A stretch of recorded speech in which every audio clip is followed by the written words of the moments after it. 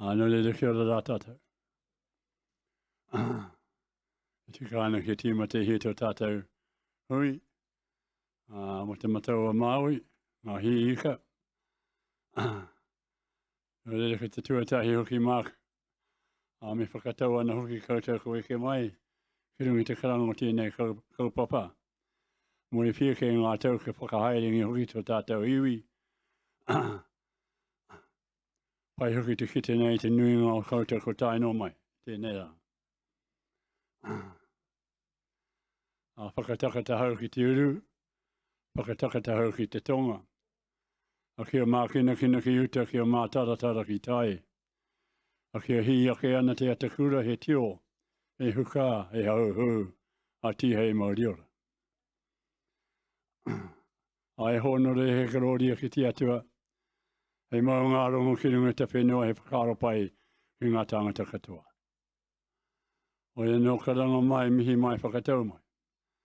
E ngā leo e ngā mana, e ngā mātawa. Ngā te kahungunu whānui.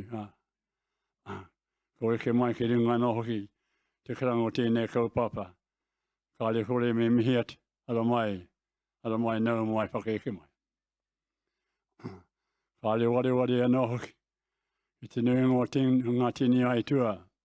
A koe he atu tunu rātou. Rātou e rongo nui ana e mōhio nei. Tēnei tātou.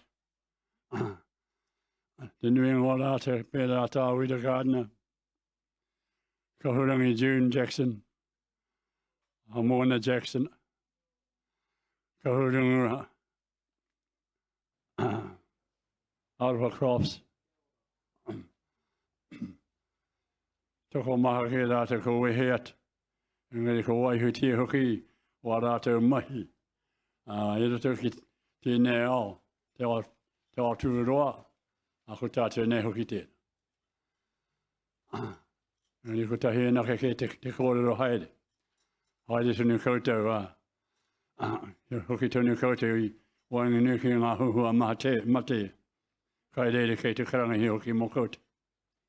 Ke tai tunu koutou I te tahata trona tapu o I hoa. Mana tunu koutou katoa ngā mate e manaki e tiaki mo ake tunu atu. A hoki mai anō hoki he tātou. Tātou taunga ora. Anei ra hoki tō tātou tari. Kei kone ke tō tātou he mana. A Baden Baba. Mi tō tātou pōri. Mo te kaupare hana iwi o Ngāti Kahunu. I whakawāte mai hoki, tēnei kaupapa mo e whiake ngā tau ko pahuri ake nei. Engari kei te haere tonu, ke mahi ngā mahi hei kōrero tahi ana hoki mo tātou. Pe hoki kei te whakahaere ngā mahi mai te wairo, tai no ki roto ki te wairara. Ngā mahi taha moana, taku tai moana, ngā mahi hi ika. Re kāre kore, me mihi atu ki koutou. Hara mai, nau mai piki mai. A tāhua nei hoki, ki te nei. Koutou ngā me kāre tūtaki mō ngā tau ko pahuri ake nei. Ngā pakeke. Ngā kau mātua o tērā o ngā rohe, puta no ki roto ki Ngāti Kahungunu. No le hara mai rā koutou. No le kāre tōroa no hoki māku tēnei wā. Ngari kia kaha, kia maia, kia utunu koutou ki roto ki nei āhuatanga. Hei mahingia hei pāngaitanga no hoki mo tō tātou iwi. Mā pakake tai no mai ki ngā tamariki mokopuna. Le whene ki he te mihi atu, a kei te mihi atu kia koutou. Tēnā koutou, kia roho ki tātou katoa. Tēnei wā, Tima te mai, te karakia ke tima te hito tātou hui. Wai muri ake o taina ka waia ta mai hoki tō tātou hi mene. E honore he karoria. E roto hoki tō tātou hai. No re mino hoki tātou. Ai te māngai me ngāna hera pona te toka tōru tapu. Ke tatu mai ne koutou ki wainganui tēnei whakamuimiti o mātou. Hei tātari katoa hoki ngā kupu e whakapua ke ne mātou e roto ki tō koutou kroriatanga. O koutou nei hoki te tīmatanga me te whakaotinga. Mai o mātou e tūmanaku tēnei rotu ki toko te kroriatanga. Ka koe anō ki te maanga he tautoko mai, ai nei ake nei ai. E te maanga i minga ana hera pona te toka tūritapu. Whakaungia mai nei mātou ki roto ki te arohanua. Mā koutou ki e mana ki te mai nei hoki tō tātou. A rōpū tō tātou ui ko eke mai ki rungi te karangi tēnei rā. O te rā ke manaki nei anō ki rātou. A moto rātou hoki tanga ki o rātou kāinga. Hei tūteke anō hoki ngā whānau. Kei reire kāre tai te hara mai te rāne. Nō reire te maanga i minga ana hera pona te toko tūritapu. Whakaungia mai nei mātou ki roto ki te arohanua. Pai here here tia tēnā mātou. He roto ki te rangi māri ngā wā katoa. Ka koe anō hoki te maanga hei tautoko mai. Ai nei, ake nei, ai.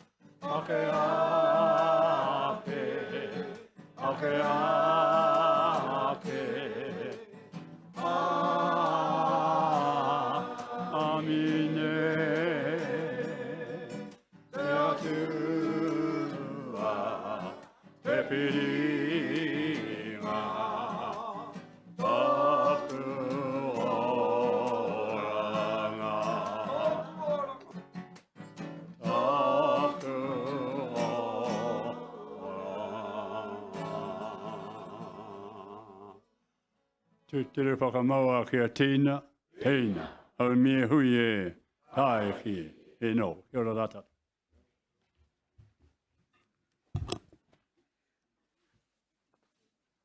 Kei taku rangatira, kei taku pāpā, karanga pāpā, e korohāmi tēnā koe.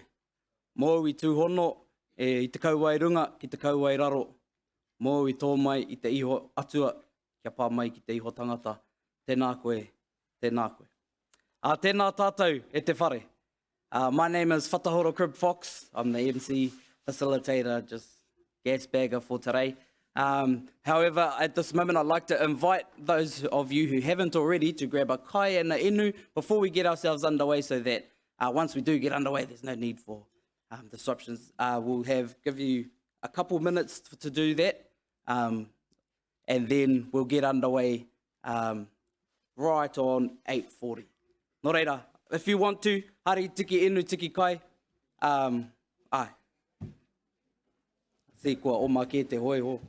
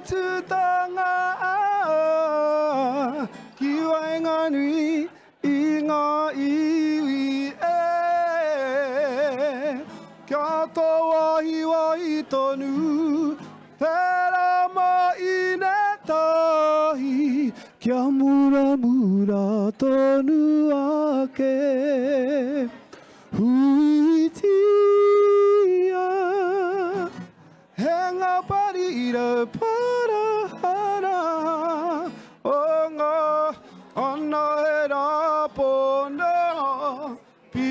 te ora, te ka me te maramatanga, kia tau te rangi mari e.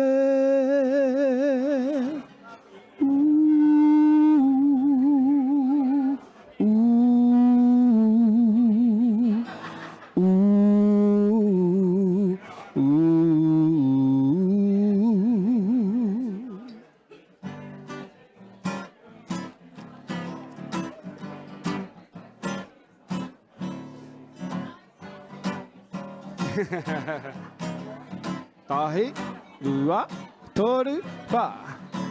Kua rongo rongo ake ahe. Kia re ana koe taku tau.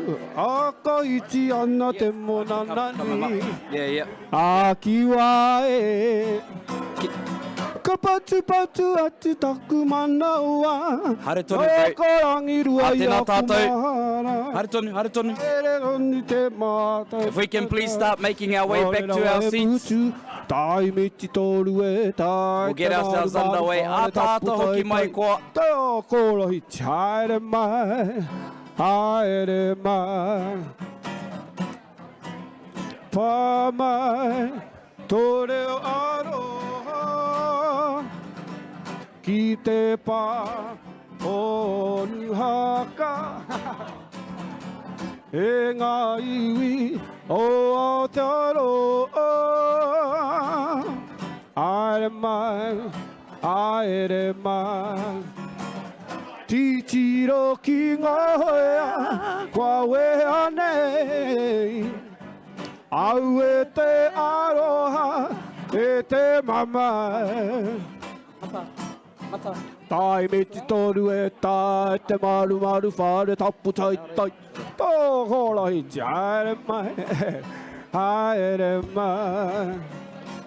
Tahine taru kino, mai whai aipo. Kia ora tātou. E te wehe ka, aroha ka uana, haere mai rā. Kia ora tātou. Kia hau nei rā, te aroha tino ni, haere mai. Morini waka, hi tere waka, hi tere ki whea, tere titaha, tere ki tai, tere ki uta, eke panuku, eke tangaroa, haumie, huie, tai ki E te iwi e te whānau, tō tātou kai waiata, Pereri Kingi.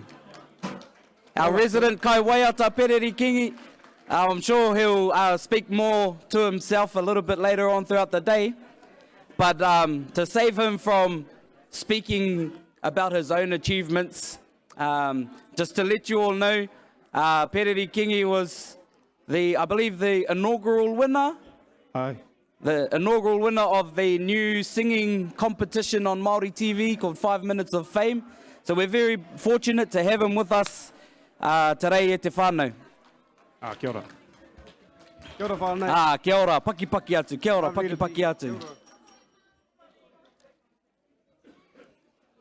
We'll get underway with some housekeeping so we can get the boring stuff out of the way and get into our speakers.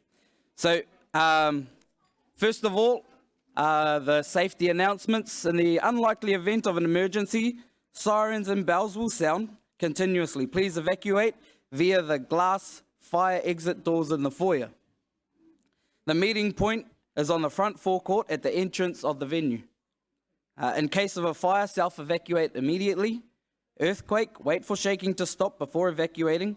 If it is longer than a minute or strong enough to knock you off your feet, we are at risk of a tsunami. Self-evacuate via the external stairs to the right of the Scenic Hotel, Te Pānia, across the road. First aid kit and defibrillator are in the office at the reception. Toilets are located either side of the lift next to the reception in the foyer. Another set is located off the foyer next to the expo. This is a non-smoking venue that includes vaping.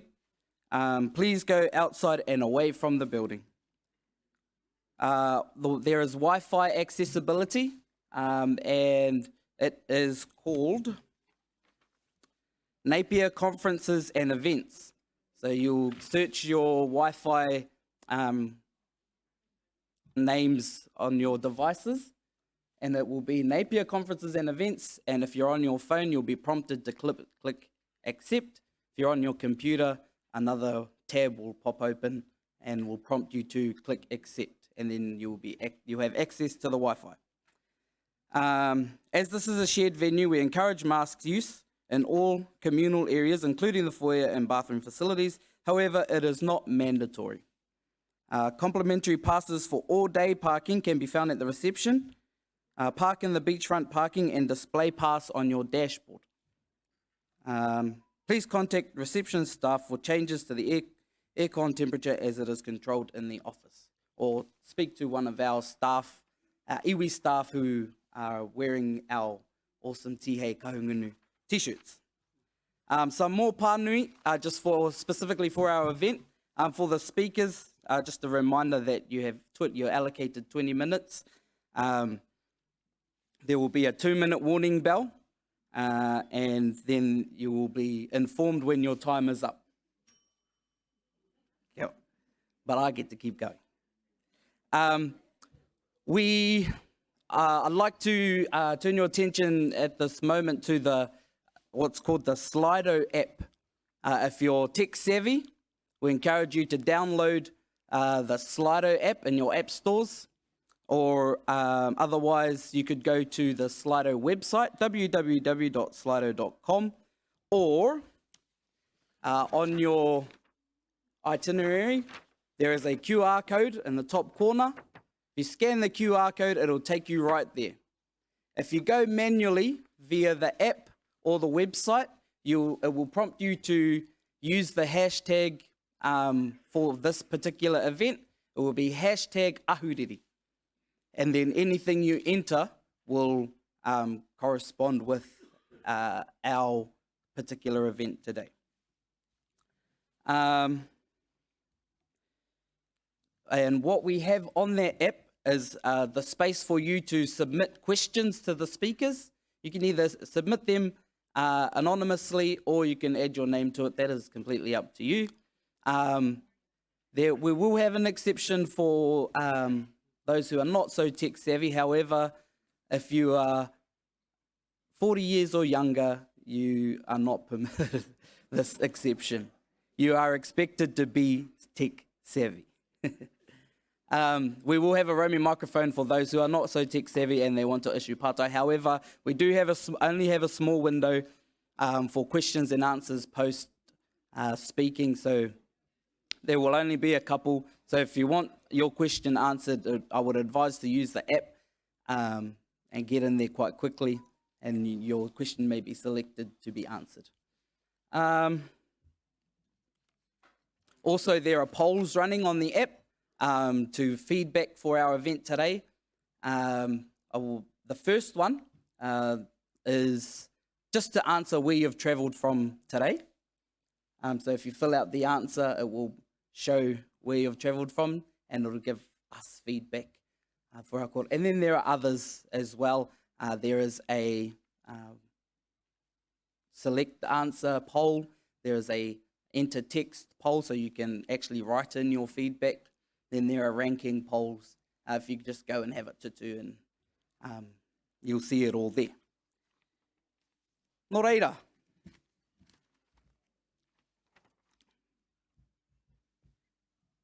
We'll now get our kaupapa underway. There we go, see? Live feedback. Our first speaker will be the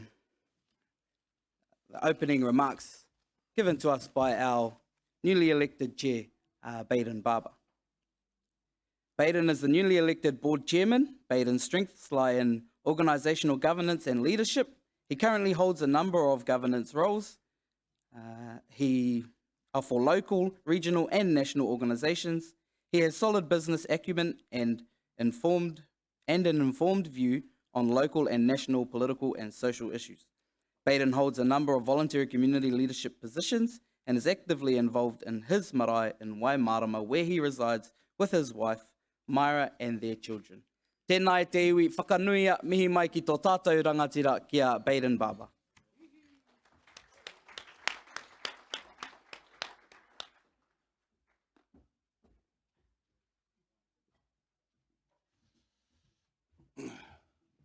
Hoi no tēnā tātou i te iwi. Mihi nei kia koe, uncle. Te pā whakawairua, ko whakawairua tia tātātou nei kaupapa tēnei rā. E mihi ana ki te hau kāinga, ki tēnei ngā haki, te mana ahuriri, te tai whenua o te Whanganui Aorotu. Ia mātou e noho nei i tēnei wāhi a tāhua. Ka pūrangi aho taku te tiro ki te moana, ki ngā ngaru e papaki mai nei, ki tēnei ākau, te Whanganui o Ruawharo. Matarua hau maunga e tuake nei, pātū wata o heipipi o tātara. Te Waitukukiri o Tūtaikuri e rere mai nei ki tau moana e mihi ana. Nō reira koutou ngā kārangaranga hapu o te Whanganui Aorotu ahuriri. Mihi mai karanga mai kia mātou kua hara mai nei ki tēnei o ngā kaupapa nui whakahirahira. Nō mātou te whiwhi a koutou kua whakarite mai tēnei kaupapa mā tātou tēnei rā. Nō reira tēnā koutou. Hoi no, kua rāke a matariki ngā whetū i tarangi e kōrero nei mo ngā mate o te taukua hipa. Nō reira matariki tā puapua matariki whanaunga kore, matariki ko haorau. Tēnei te tangi atu rā ki a rātou katoa kua hinga. Hinga mai hinga atu. Nō reira ngā mate haere. Haere ki te rua o matariki ki reira oki ai. Rātou ki a rātou tātou ki a tātou te hunga ora. Tātou kua pai mai nei tēnei rā tēnā tātou katoa. Kia ora everyone. Good to see a big number of our whānau here today for the kaupapa kei mui a tātou tō tātou nei pūtaiao. I think the Fishhook Summit, I think it's about 10 years no tōna timatatanga nei, JB. And of the 10 Fishhook Summits or so that we've had, I've had the opportunity to attend over half of them over the years, and they have been an awesome opportunity for us as Ngāti Kahungunu to come together and to talk about our wins, our challenges, and ngā tino take e hāngai puana ki te pūtaiao. And so, welcome and haramai. Haramai tātou. Haramai tātou ki tēnei kaupapa. As I was thinking about what to talk about in the office last night, Shade was playing a video. It just happened to be playing on his computer screen. I said, "Oh, I know that place." Anyway, I'll get him to play it because I want to talk about kaitiakitanga. And this is back in October 2015. So at Waimarama, we talk about tō tātou nei awa ko Waingongoro. But for 50 years, our Waingongoro River didn't flow. Kua maro ke katoa te wai, we had a whenua, we had the old riverbed, kāre he wai. And so, there's Uncle Robert, moi mai rai te rangatira. But Uncle Robert led a battle with the regional council over that. You know, he was the chair for 30 years, so 30 years, but before that there was our aunties and uncles that led the charge to try and get our river returned to Waimarama, past the Marae, past the Kaumātua Flats, past the Kura, past the Upa, nā te mea ko tō tātou nei wai. Tupuna tēnei, Waingongoro. And there you go, turning on the tap after 50 years of not having water. And we watched that water flow down the riverbed. You know, our kids chased it along the riverbed, played in the water. It was a great occasion to be able to do that. But how did we get to this point? How did we get to that point? After 50 years of not being able to come to an agreement with Regional Council. So ko tāko e ki nei, ka tae tātou, we were able to get win situations. Oh, there you go. Flowing past the marae, Kaumātua Flats here, the marae is right here. And my cows at the back having a first taste of the water. They're not there anymore. But here we go, Here we go. This is what it looks like. I took a photo on the way home last night. Last night, I shot down to the marae. You know, it's a thriving ecosystem, native trees, tuna, heaps of watakirehi. There you go. Nui te kai, iananga, you name it, it's all there. Ngā manu, me ngā kōrero. Yeah. So, as kaitiaki, you know, that's what we're trying to achieve. You know, many of us, I'll just taihoa for a second. And how we got there was basically that the council needed more water for drinking consumption in the village. And we said, oh, well, you know, kei te pai, we've got a lot of our whānau live there, they want water too. But before we get to that, let's talk about something that has some unfinished business here in our community for 50 plus years. And so we were able to sit down and say, okay, it needs to be a win for Māori, needs to be a win for the marae and hapu, and it can also be a win for the community and making sure the community aspirations and needs drinking water are met. So we need to get to those win-win situations. It doesn't always have to be lose Māori, win everyone else. Ne? Yep, haere tonu. So this is 2020, December, where we put a rāhui on from Wairua ki Whakapau. Wairua, Karamea, ki te Tonga, Whakapau ki te Raki, that stretch of coastline, because we were concerned about the power and the numbers of boats that were coming in, and the boats were getting bigger and bigger and bigger. The crews were getting more and more and more, and their ability to come in and go out, even on the roughest seas such as today, was, you know, and so our power stocks were getting thrashed, and we knew that, and you know, enough's enough, and kua whakai mai ngā hapu o Aimārama, ngā kaitiaki o te moana, kia whakarāhui tia e rā moana. O te rua tau for 2 years, and then we will see where we get to. But we've already had a hui, and we're saying that we probably need a couple more years. So our rāhui finishes in December 2022, and we'll probably look to extend that to 2024. Kia ora te pere. But, and this is where we set the kawa for the rāhui e hoama. And so, in terms of a whaka wāhi ngā kōrero mo tēnei rangi, so let us think about kaitiakitanga. This is a win-win-win situation. It's a win for Māori, it's a win for Pākehā, it's a win for everyone, because, you know, the power will still be there for our tamariki mokopuna. And as kaitiaki, koutou, tātou, that's what we want. Yeah, that's what we want. And it's not about anyone losing, it's about us all winning. Nō reira, kia kaha tātou ngā tika hungunu. Kia kaha tātou ngā tini hapu o ngā tika hungunu. Te tiaki nei, tō tātou nei pūtai ao, ngā tāngata, ngā hapu, ngā marae, huri no tēnā koutou, a tēnā hui tātou.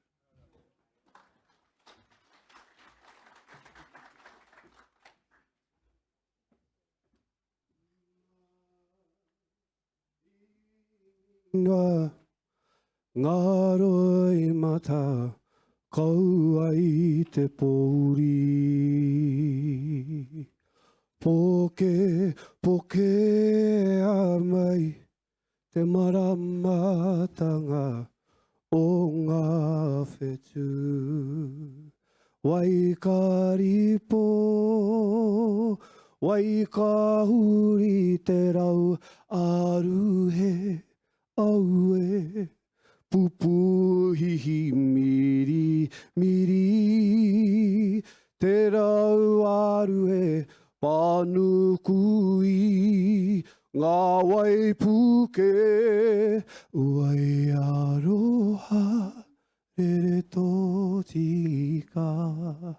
Rere tika ki te moana, kaua e piko tanga kia yo. Te re re re re. Kaua e papa ki kino te wai. Me tā whārau e maru nei. Kaua e piko tā ngā kia aio. Wai aroha. Wai marino. Tēnā koe, a tāhua rau atu.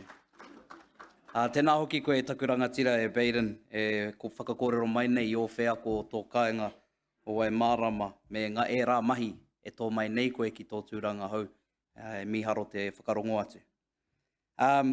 Can I just make one more pānui to our speakers, if you could please do us a big favour, and if you know you're up next, towards the end in the question and answer space, maybe make your way to the front and then we can have a good continuous flow going on. We're running a tight ship today, Te Whānau, and it's on me to try and, and me and my timekeeper over here to ring our bells and try and keep us on a stringent schedule. Our next speaker, Te Whānau, is Hori Reti from Te Whanganui a Orotu. Hori Reti is, mihi atu. Hori Reti is the chair of Te Tai Whenua o Te Whanganui a Orotu and represents the Tai Whenua on Ngāti Kahungunu Iwi Incorporated Board. He continues to strengthen our distinctive culture and language by driving education as the forefront of our success. Hori is also a rātana minister and has a personal desire to help strengthen his whānau hapu community to ensure everyone is supported and has a chance to flourish. Kei a koe te wā.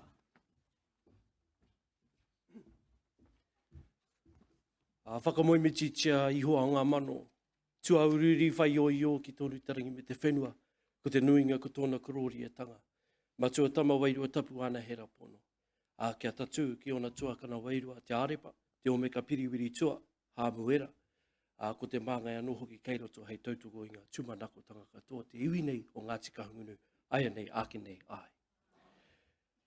O ka rere ngā mihi kia koe Uncle Hami, ngau nei whakatūwhera i tēnei a tō tātane wānanga. Nō rera mai ngā tihi o maunga hāruru.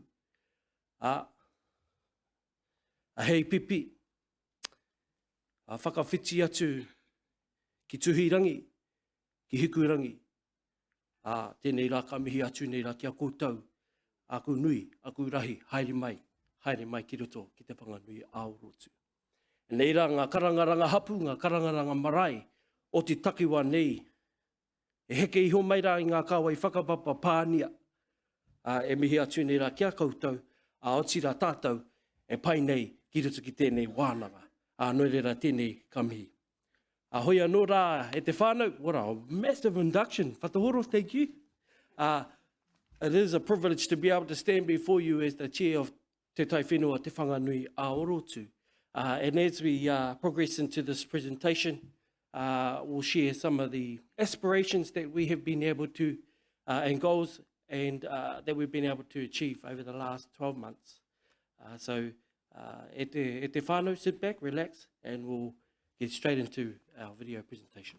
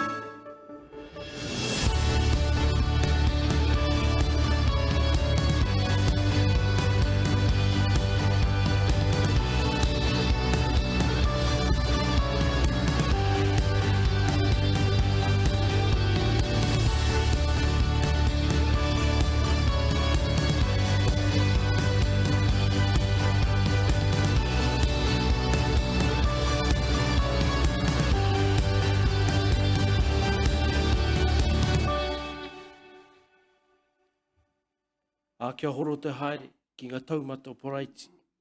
I rere i pepe hātia e o mātou nei tīpuna. Ko te rua te paia, ko te whanga. He kainga tō te ata, he kainga kāwatia, he kainga kahi ahi e. Hoi anora e te whānau, our 5 key pou are aimed at providing services for our whānau across te whanganui a rotu. Te rua te paia ko te whanga is the encompassing goal of our was the storehouse for our ancestor that never closed. That was Te Whanganui Aotearoa. And so how we've been able to bring that into contemporary times, because no longer can we fish our whanga because of all the contaminants that are going into that, into our taonga. So we're able to harvest the essence of our people by providing health, housing, education, employment, and of course, connecting our people back to our taiao. So those are the 5 pillars of our tai whenua. And without the governing board of Te Tai Whenua, we wouldn't be able to achieve any of those aspirations. So I want to acknowledge the marae here, Te Whanganui Arotu, and particularly our representatives from each marae. They make up the governing board of Te Tai Whenua Te Whanganui Arotu.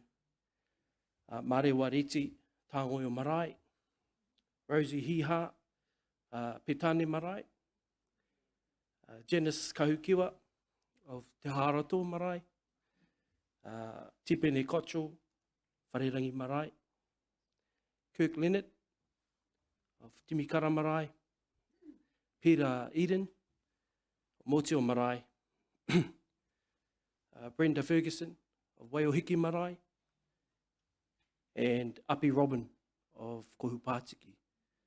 So these are our governing board members who set the aspirations for our people at Te Whanganui Arotu. So I thank you very much for those driving goals, those driving aspirations to reach the potential of our people.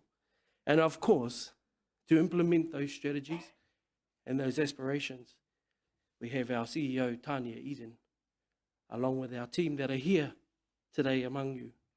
In fact, our Tai Whenua team are walking around, will be walking around assisting you if you are needing any help throughout the day. Ka piti, kuia, koroa ma, tonu atu kia rātou.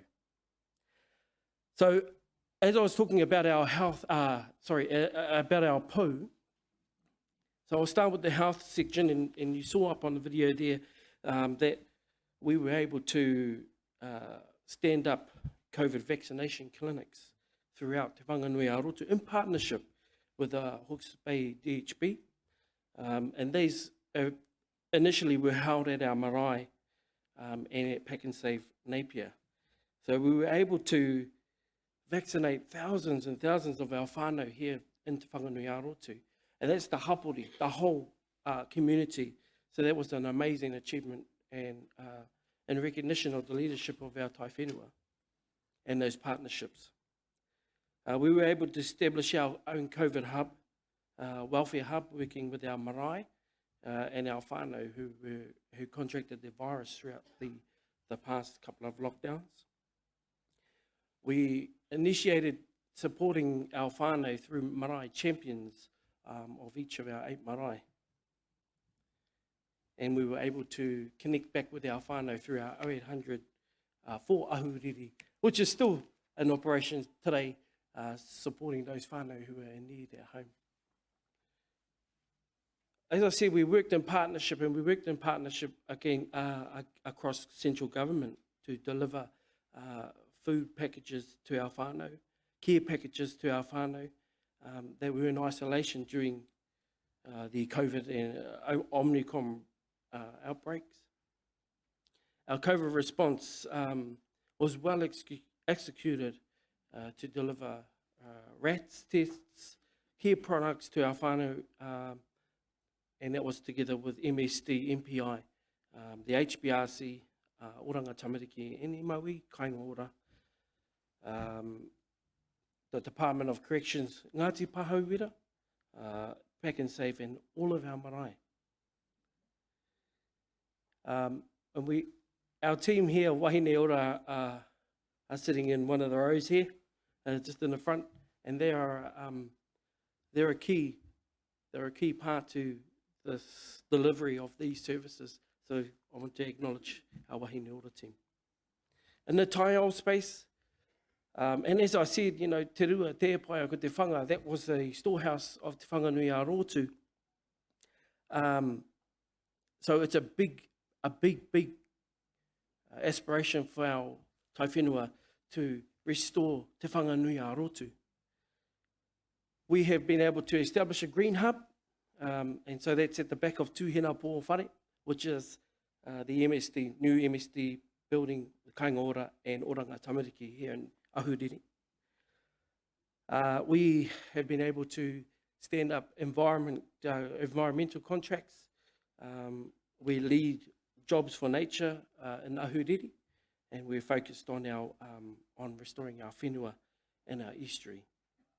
We've employed 7 whānau who are working on spraying, clearing, trapping, fencing, planting all around the estuary. And also upon our sites of significance here in Ahuriri.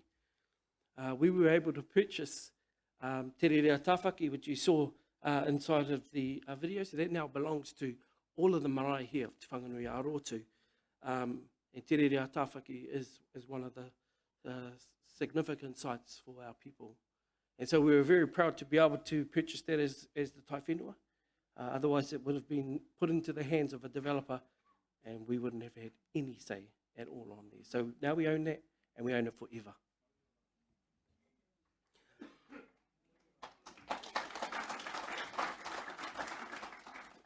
We're able to work in partnership with the Ministry of Environment on Te Manao Te Wai. So that's a major kaupapa for us and a major, moving into the future, certainly going to be a big part of the tai whenua. We work in partnership with Biodiversity Hawke's Bay, and that's to restore Te Taha, which you saw up on the video as well. And we only had that blessing of that site a couple of weeks ago. And Te Taha is located just straight opposite the airport, and it was the sand dune of old times prior to the earthquake, and our people walked that to get here to the city.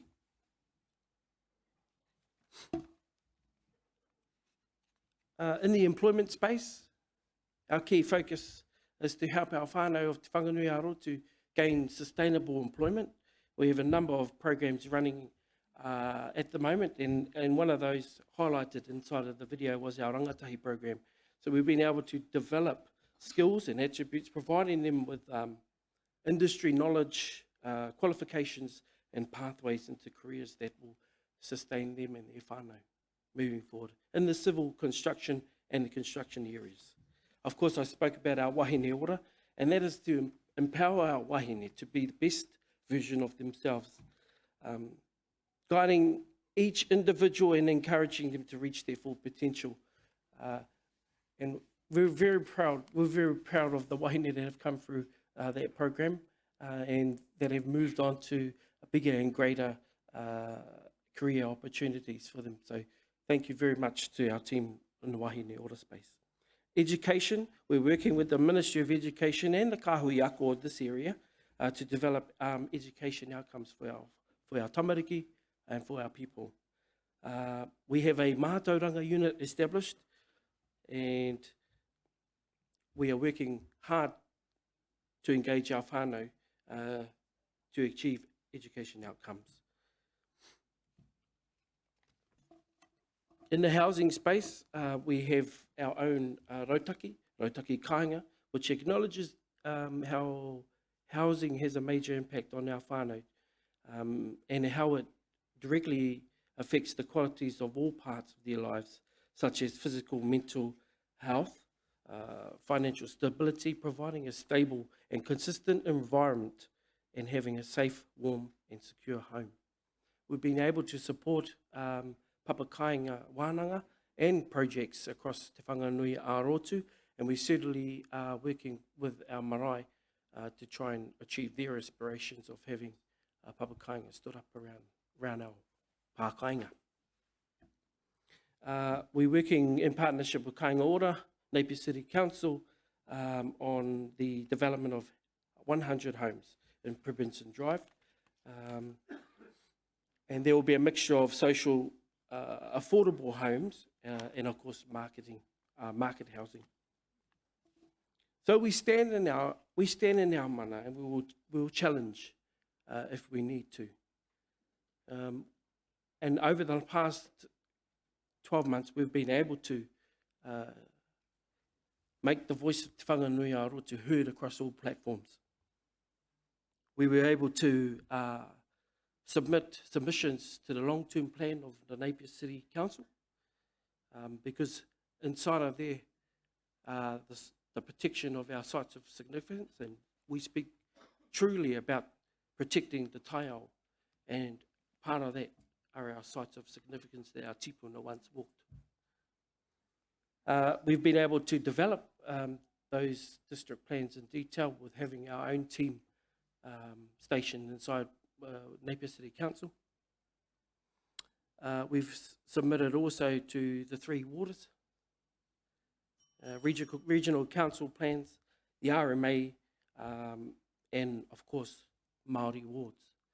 And so we're very proud to be able to say, as a tai whenua Te Whanganui Ārotu, in the last 12 months, we've been able to achieve a lot of milestones for our people and for our taiao.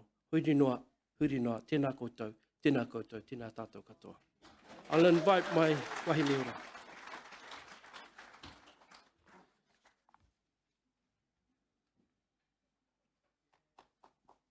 E muri, tēnā, we do have a pātai, so that you fellas have the last word. There was a pātai that come up on the Slido app. Shall I read it? Oh, it'll come up on the screen. Is that the one? That's the poll. I'll read from the laptop. This is the question here. Do the Despotitos still have our customary fishing rights quota? And how long, if they do have that agreement for? Well, I think that's the pātai for the Kātikanguni Iwi board to answer. But certainly, Te Tai Whenua Te Whanganui Ārotu, we don't work within the quota space. Kia ora. The only quota we have is our people in achieving goals. Kia ora. One more, does Te Whanganui Ārotu have a plan for first homeowners, specifically those younger whānau who are growing into a volatile housing market? Yeah, so we've been able to stand up housing wānanga with budgeters that have been able to come in to steer our whānau into the right direction, to speak with, to look at all the financial options available to them. So we have been able to stand wānanga for our marae to help whānau into their first home. Ka pai, tēnā koe, tēnā koutou, kei a koutou te wā.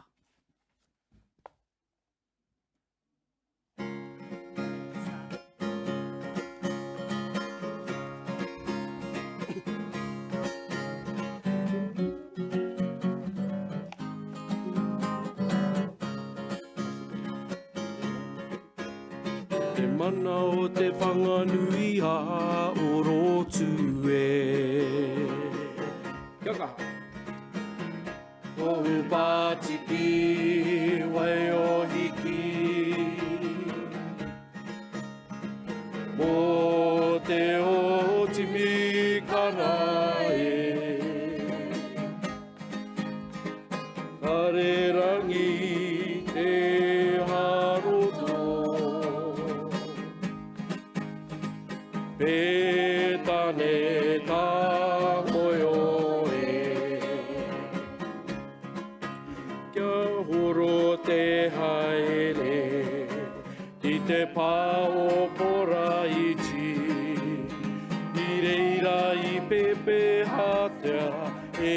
tātou mā. Ko te rua te paia, ko te whanga o tipuna, he kainga tō te aka, he kainga ka awatea, he kainga hui ka ahi ahi e. Tuhiki tiara, tuhiki tiara, tuhapa ingara, te mana o te whanganui a orotu e. Te rua te paia, ko te whanga o tipuna, he kainga tō te aka, he kainga ka awatea, he kainga hui ka ahi e. Tuhiki tiara, tuhiki tiara, tuhapa ingara, te mana o te whanganui a orotu e. Te mana o te whanganui a orotu e. Hei ha! No reira, tēnā koutou, tēnā tātou katoa.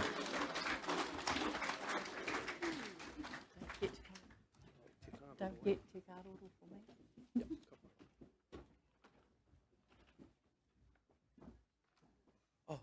Sorry. Tēnā koe, e te rangatira tēnā koutou o te tauwhenua o te whanganui a orotu. E whakakaronuhi mai nei i tō koutou rahi. Straight on to our next speaker, e te whānau.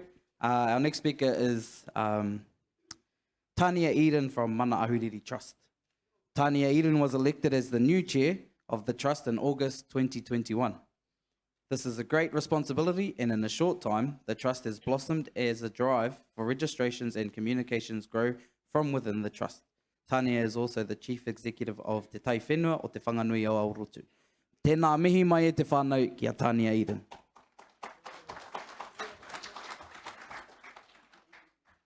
Tuatahi me mihi ana ki a koutou katoa kua tai a tinana mai I tēnei rangi. Tautoko ana a hau ngā mihi kua mihia, tēnei te mihi nui ki a koutou, kia ora koutou katoa. Kia ora, can I have the video please?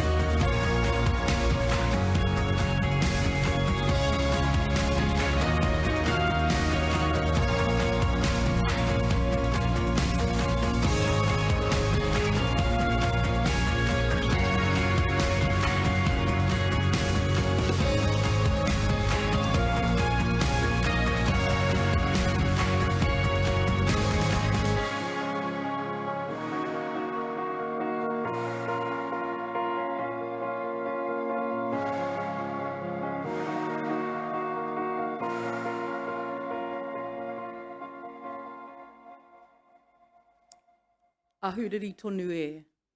Ka hoki nei au ki te orokohanga o ahuriri. Hei pipi ki te raki, te tohu o te mana o te Māori o Whatu Māmoa. I here taunga waiho, e te orotu waiho ki a Whatu Māmoa. Nō taku, kiripango, nā waira, ki te whanganui aorotu ki ahuriri. Ko te upu ataraia, ko te māra a tāwhao. Ko ona tini ki rongo, ko ona tini ki raro. Kāti ana a maunga hāruru, tuwhera a tangitu. Kāti ana a tangitu, tuwhera a maunga hāruru. O tātara ki te tonga, kohu ki te uru, matarua hau ki te moana. Kei tua ko pānia te tupua, no te iwi puna turi e. Omi o te whenua, ko ahuriri tonu e. E tū mai a Ngāti Hinepare, Ngāti Māhu, Ngai Tāwhao, Ngāti Tū, Ngai Te Ruruku, Ngāti Pāro, Ngāti Matapu, ko ahuriri tonu e. Kia ora tātou. Kia ora e te whānau. My name is Tania Eden and I am the current chair of Mana Ahuriri. I'm also very, very proud to say I work with the Tai Whenua. Both entities represent our whānau, our marae and hapu of Te Whanganui Arotu, and I'm so privileged and honoured to represent and work for both. I'd like to take this opportunity to thank Ngāti Kahungunu Iwi Incorporated for hosting this event, and in particular Ruth, who's not here today, and also Tracy. I've been to about 4 of these over the years and have loved every one of them. And I think it's a really good opportunity for all of us as PSGEs, our Mana Ahuriri one, which is the newest, because we only just settled, and also Tai Whenua and other groups to actually let our people know what we're doing. So I mihi to you all. I mihi also to Ngāhiwi and also to Chrissy, who I'm not sure are here today.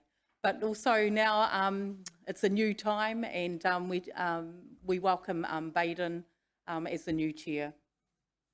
And also to Heinz, please don't ring the bell on me.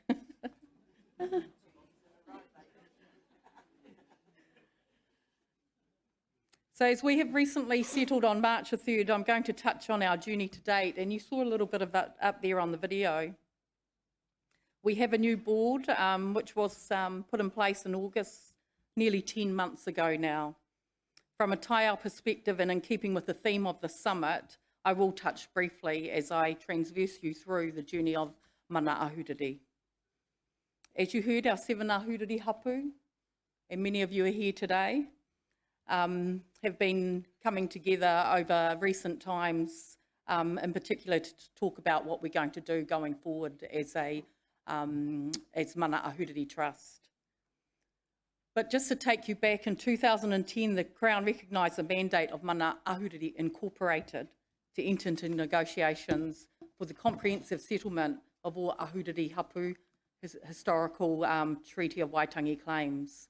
And on December the 19th, 2013, the Crown and Ahuriri hapu signed an agreement in principle which formed the basis for this settlement. In June in 2015, the Ahuriri hapu deed of settlement was initialed and then signed in October 2016. On December the 8th, last year, we travelled to Wellington and had our 3rd reading. And then just on March the 3rd, this year we settled. We remember many of our people who worked on this claim, and you would have seen a few of them, their beautiful faces on the screen. And many of our people that have worked tirelessly on this have now passed. We remember and honour them all, for as you all know, it is not an easy passage to get to a settlement, which returns less than 2% of what we were actually entitled to. Since 1850, our people have had our land stolen from us, confiscated through military rule, had legislation like the 10 Owner Rule, Public Works Act and other statutes passed to confiscate our land. Had land taken through credit and debt arrangements, acquiring here in Te Whanganui Arotu 51,000 acres of approximately 54,000 acres. And to add insult to injury, The Crown in 1874 set aside all of Te Whanganui Arotu as an endowment for the Napier Harbour Board.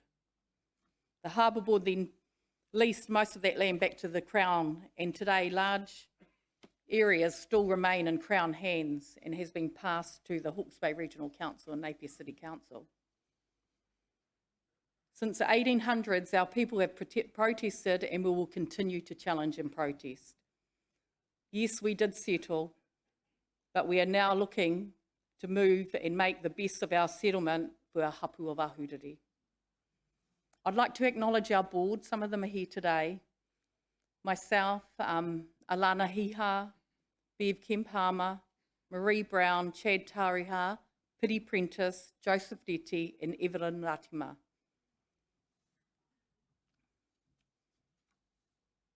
Mike Tane has recently left. He's moved to Australia, and we'd like to acknowledge him as well.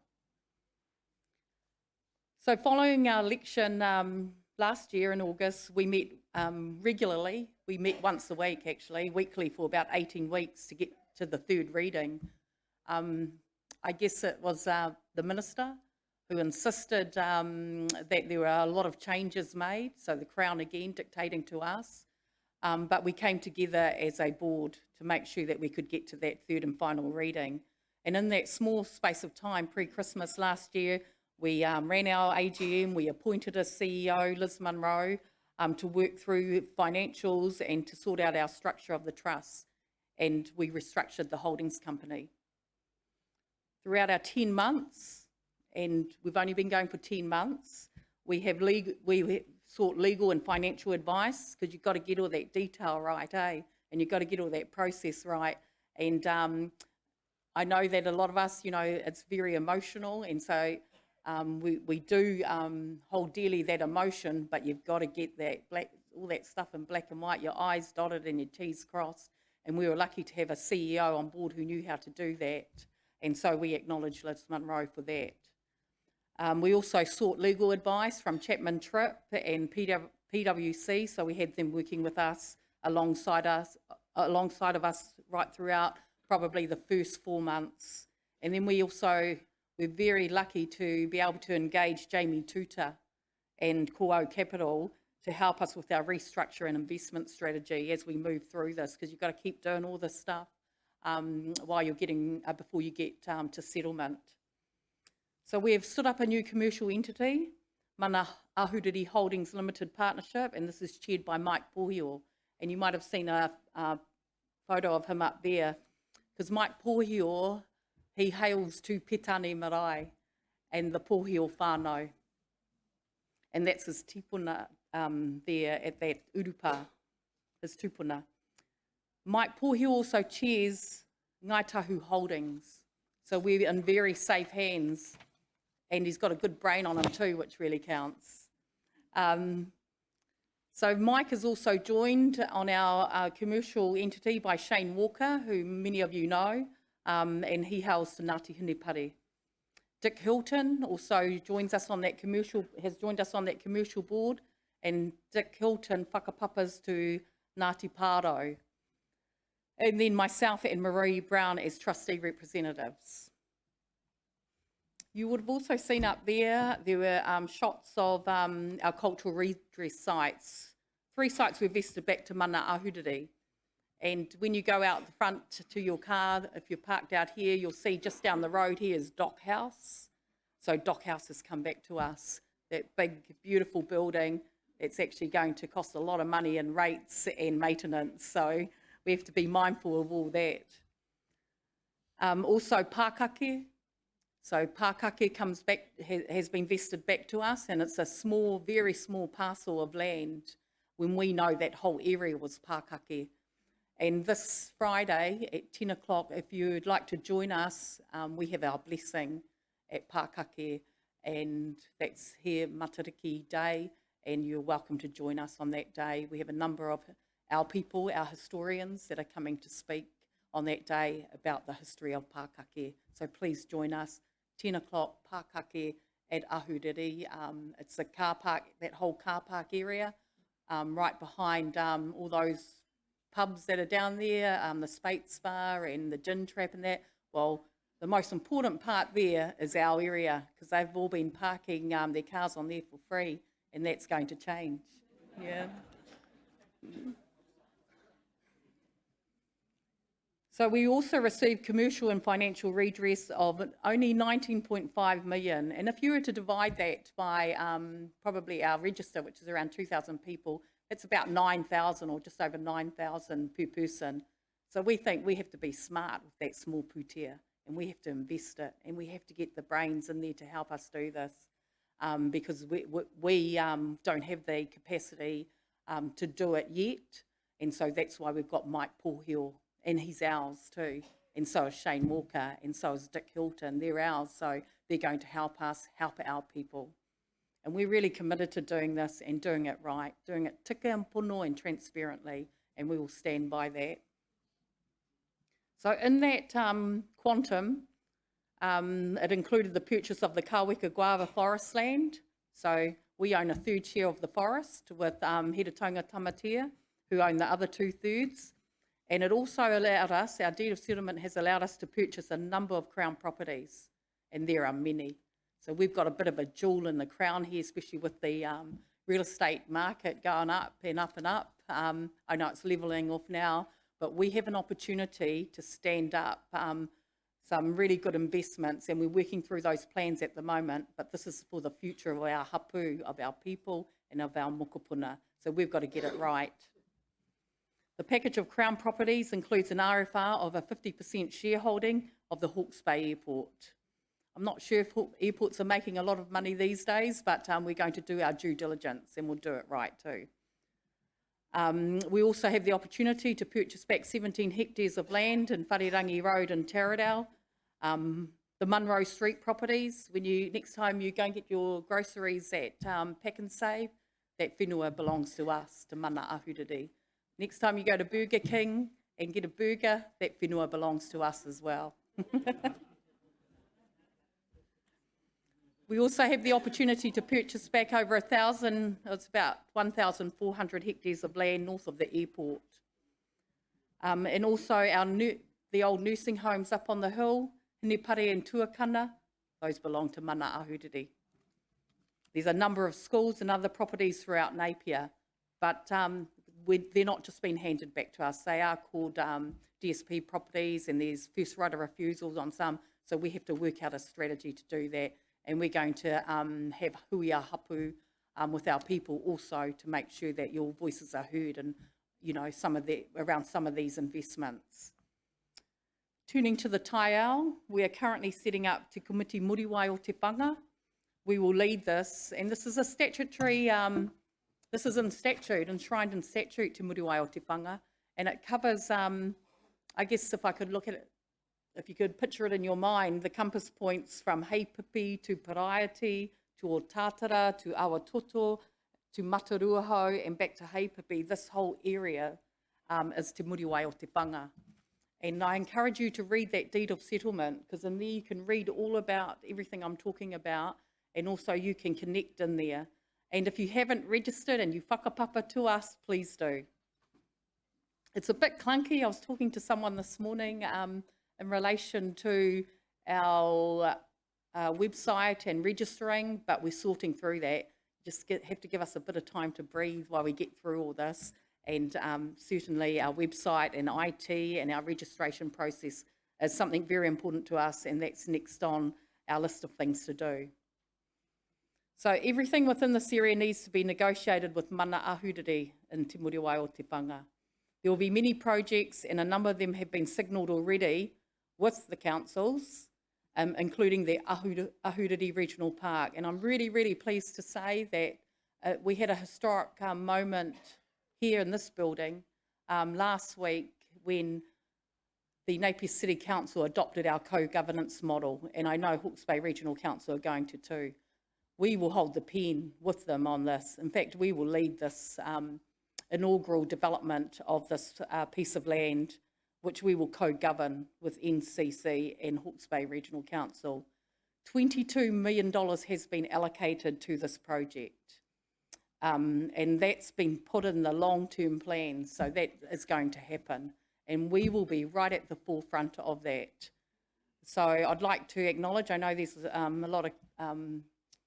there's a lot of comments being made around the councils and that for various reasons, but that has been one good outcome for us to get that across the line quite fast. And there's two people actually I'd like to acknowledge for that. Hinawai Ormsby, she has been leading that piece of work on behalf of Hawke's Bay Regional Council, and she's been leading it with the Deputy Mayor Annette Brosnan.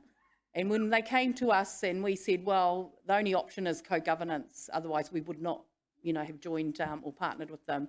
And they didn't even bat an eyelid. They went back to their people and we got that across the line. And remember, we're ratepayers too, so they're not just their people, they're our people too, because we pay their wages, I guess, or whatever we pay to councillors. So they're there for us as ratepayers as well. And I know Toro says this all the time, so kia ora Toro if you're here.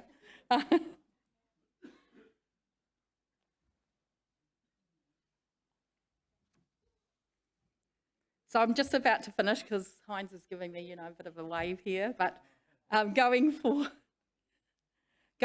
we'll be involved in the co-design and co-governance of everything in Te Muriwai o Te Panga. So just to summarise, we settled 3 months ago. We restructured our holdings company, and tomorrow we have our first commercial board meeting to go through a potential investment strategy, which will identify areas of focus and establish our key principles around our people and our objectives to meet hapu needs. We'll also be meeting with our registered members to develop our mana ahuriri strategy. From the day we were elected, we have had a clear plan in place, and we will continue to do what is best for our people. There's been a lot talked about around this claim, and it has been a journey for many, and it will continue to have its challenges, and it will continue to have its opportunities. And we're coming together to look for those opportunities. We've started regular webinars, and I always call Baden the social media king because he does really well on social media. So you like him opening up and doing those webinars for Ngāti Kahungunu. Thank you, Baden. Those are fabulous. We too are doing that with mana ahuriri, and we had our first one a few weeks ago. So please come online and join us, and you can ask us all the questions you want. We're transparent. We've got nothing to hide, and we've got everything to gain as a people working together. Taiao is a priority for us, and we want to work as a collective of PSGEs, Niki, Ngāti Kahungunu, and Tai Whenua. We have the Te Kahui Ohanga group, which is set up, and that's going really well at the moment. But that's predominantly looking at the regional economic development strategy for Hawke's Bay, and we come together quite a bit. So for all you that don't know, the PSGEs, we meet regularly, and we're now starting to talk and bring things together. And I'd like to acknowledge Robin Hapia, I think he's in here somewhere, who's the chair of that and is driving that with us and bringing us together. So kia ora, Robin. Oh, there he is over there. Kia ora. So almost 4 years ago, we met to look at that collective model. I know it still hasn't happened as our people have relied on the councils to set up structures such as kotahi, which this is in my own personal view. Ka pai to you, but I think that's fundamentally flawed as they sit under the panekuti of a crown construct, and I don't agree with that. We need to pull away from these and set up our own taiao unit, and we charge the councils for our services. That's my personal opinion. It does not reflect the view of Tai Whenua or mana ahuriri, but I'm sure there's plenty in there that support that. Oh, kia ora hori. We are the pen, we're not the sword, and we need to lead, co-design and co-govern these groups and constructs, not the other way round. Councils need to listen. And I mihi to those that are our people that are working in the councils, because I know it's not an easy job. So this is no criticism of our people that are in there. Health, housing, education, employment and te taiao are key focus areas for us all. Let's work together as people, whānau, hapu marae, PSGEs, Ngāti Kahungunu Iwi Incorporated and Tai Whenua. Our strength is in the collective, and as others would say, at scale. We can scale together, we just need to be bold and do it. Nō reira, tēnā koutou katoa. Kia ora. Tēnā koe, Tānea. We do have one pātai that's come through the... Haere tonu mai. We have had one pātai come through the app, and we'll also take one from the floor from our taipakeke. the pātai. What is your plan to grow capacity within the hapu to succeed the roles that you and your colleagues currently occupy? Kia ora for that. That's a very good question. We're setting up a number of internships. We have challenged some of the groups that we work with to have our people in on these groups and grow our people. As we know, a lot of the commercial entities are very white, and so we have to make sure that we can put forward internships for our rangatahi. So that is going to happen. In our deed of settlement, we have a rangatahi area that we have to abide by and bring our people in there. So there is a plan. Kia ora. Tēnā koe. Thank you very much. If you have a pātai taipake ke mā from the floor, please raise your hand. If you have a pātai for Tania. You can come and see me after Ai. lunchtime. Ka pai. Oh. Tangi tarara mai i runga o tapu te ranga te pātiki taha nui o tiere te pawa pātoto mai i runga o tahinga te puputangi mai i runga o pataka rohi e te kiore pake nui o ni mariki jaru he maua nui o puke kohu e. Tērā tātou. Kia ora.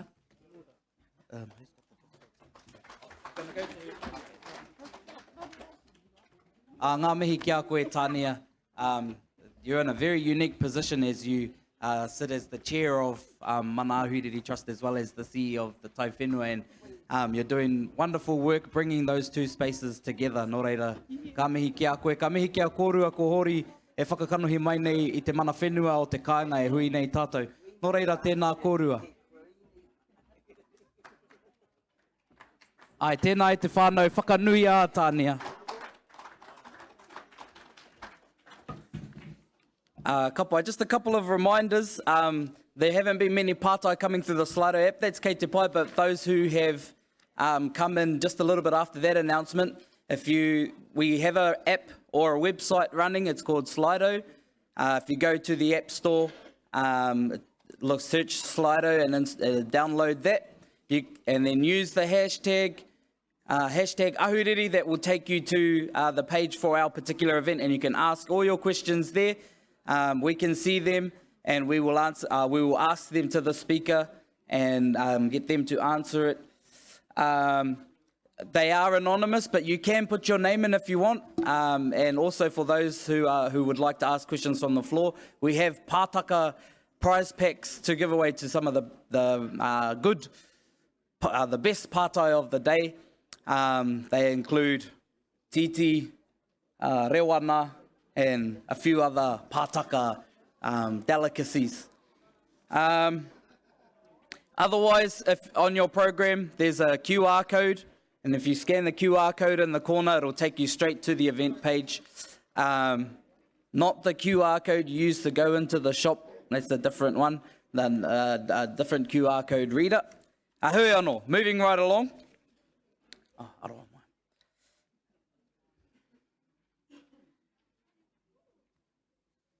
Our next speaker, from Wairoa Tai Whenua, Katarina Kawana.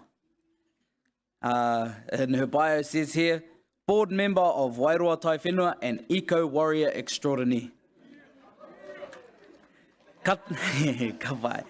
Katarina is from Wairoa and works in iwi environmental issues, specialising in water and land solutions for hapu and iwi.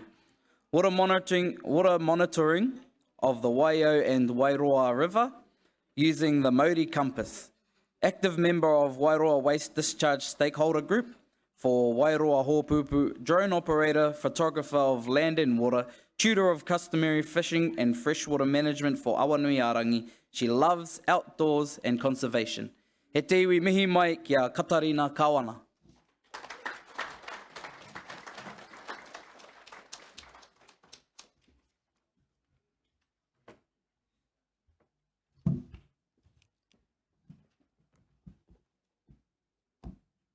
aku rangatira, mauri ora.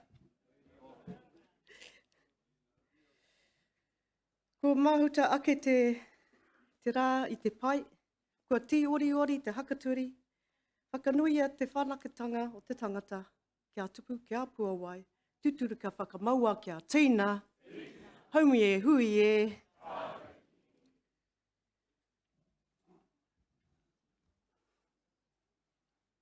It's always a pleasure to come here to the fish hook. I think I've been coming here for about 9 years.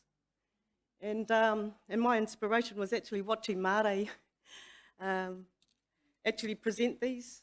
And I was gobsmacked thinking, oh my God, we've got to follow him. So I'm going to do my best. So we're just going to flick through these pretty fast because these 80 slides.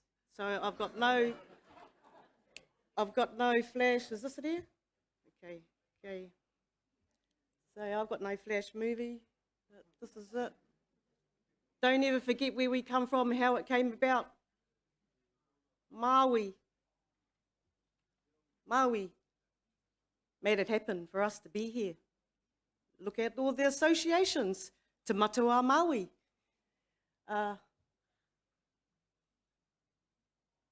Look at that waka. Look where he's positioned. And never forget how our maunga was foul-hooked. Whakapunake a te mātou a Maui tiki tiki a Taranga. Also, let's also remember that there's other atua. Never forget our atua, that it's because of them how we even get to be here. Also, ko Waituwaka, coming through the Wairoa River, ko Waituwaka, ko Takitumu Tuwaka. Always on the watch in Wairoa, we have to be.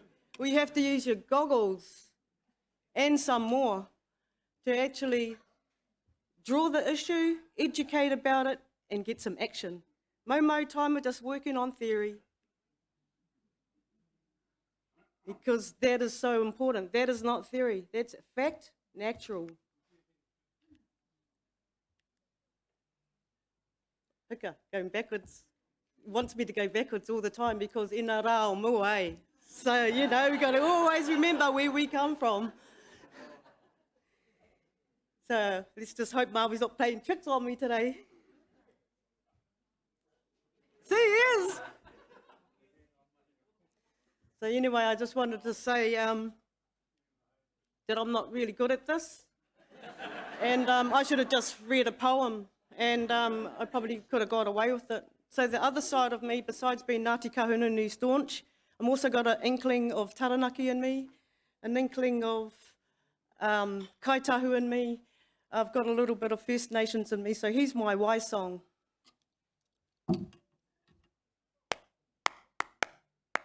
Ni biwa bo Indian, ake miskwe. Ni biwa wo, hey ya, hey ya, hey ya, ho. We were reminded just recently of Cyclone Bola. Wairoa witnessed 14 to 15 days of flooding. It was really full on.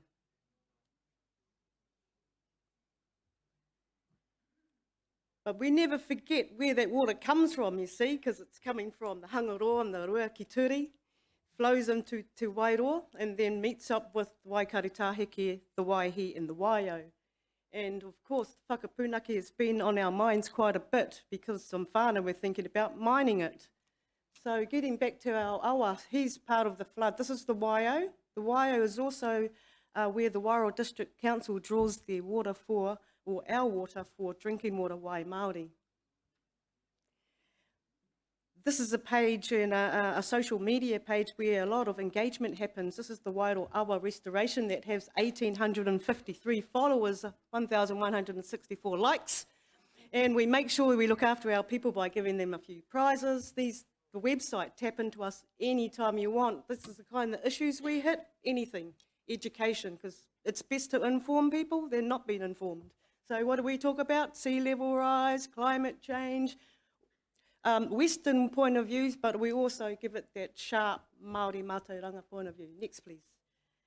On top of what's happening with Ruaumoko, what's happening on our coast, making sure that we're engaging with the scientists to see, well, what's going on and are they putting a Mātauranga Māori kōrero over the kōrero. Because things like this start to happen, we start getting stressed out. See the red zone, that's us, and there's a lot of pressure, so the kākahi that should be up in the higher reaches start coming down to the lower reaches. And so you get pieces of land like this that's been farmed over years. Back in the day, our forefathers and all that decided that they would cut it down for some reason. And here we are trying to replant. And what you can see there is some fence line here in Wairoa, where we're supporting kaoro te whenua. And this is all happening around our Māori blocks, around Aniwa, around the back of Whakaki, and that backs onto Mangapoike. But the whole idea of this is really to get plants in the whenua. We were talking about a couple of years ago with Ngahiwi's lead about, you know, the korowai of Papatuanuku recloaking her. So this is not going to stop. So here's some of the nurseries all working hard, all small as well. And we're just going to carry on planting and fencing and pest controlling as much as we can. So we're really grateful for Right Tree, Right Place. And we're also grateful for for our rangatahi that's jumping on board, that, you know, we're trying to teach them intergenerationally, walking our talk, and like they're loving the whenua. You can see it in their body work, can't you? You know, they're having a little break at the moment. But their body language, because they are the future, you remember tamariki, so we make sure that the rākau gets around everywhere, and it's a koha from the Hina Mihi Awa Restoration and the nursery there in Wairoa, where it starts off from a thought, then a seed, and we share the seeds. They're all locally sourced, and we've got some really awesome people in the background working with the nursery. Arātsi, we work with also the native nursery in Wairoa and the Whakaki nursery. So it's all about relationships and building them and keeping them close. See, more seedlings, the more we share around and the more we get into the ground, the more we can cloak Papatuanuku. So we don't just stay in Wairoa, just our little niche, we spread out and go out to Pāhuera and help poor Teresa. And there's Michelle and I trying to do a rapid habitat assessment to see if there's inanga in the Awatere stream, and we found them and we're quite happy. But also we're also happy to give some advice to how the diggers go in there and drain out the drains by removing tuna. Okay, this is happening in the Waio, where the Waio meets the Wairoa River. That picture says it all. We're going to move to the next one. It's all caving in. This is the Frasertown Bridge. Look how steep it is. I used to be able to walk out a good 30 metres. You cannot do that anymore. You cannot do that anymore. And the Frasertown School is on the other side on the left. We might have to have a huge conversation about retreat. Retreat, it's not a kaupapa or a kupu I wanted to use. But there's some people, that was a reality a few weeks ago for a lot of our people, isolated, especially Ruaki Turi, Tauranga. Yeah, it took quite a few days and they had to have supplies flown in by helicopter. There we go, the bridge was closed even. It was hanging by, I couldn't get the picture, but it was hanging by a digger. I mean, could you believe that? But the Port Tauranga Bridge came down to, it closed, so it was quite weak. There's one of the pylons there. It's now okay, but only light passengers or light passenger vehicles may cross that. So there's the awa, in many ways, encroaching on the roads. It's huge, thanks to the help of Kitia and the visit of the Hawke's Bay Regional Council, and our ministers come to visit to come and see and what kind of package they could put together for our farmers. Look at that, it's pretty bad. That's erosion on a big scale. So that part of whenua mea, what are we going to do with this? Where do we go? Look at this road. Frasertown School's just on this side. Are we retreating? The infrastructure's going. A tree can't hold that up. That's on the other side. That's Pakowhai Marae, where the fence lines are all. We have to remove all those. And I've just spent the last 3 years working with Pakowhai Marae around their cultural impact assessment. So these are just typical pictures. We were isolated on the Waio, and we just had hui together and offering a cup of tea. There's our whakapunake up there from, this is a shot taken from Marumaru.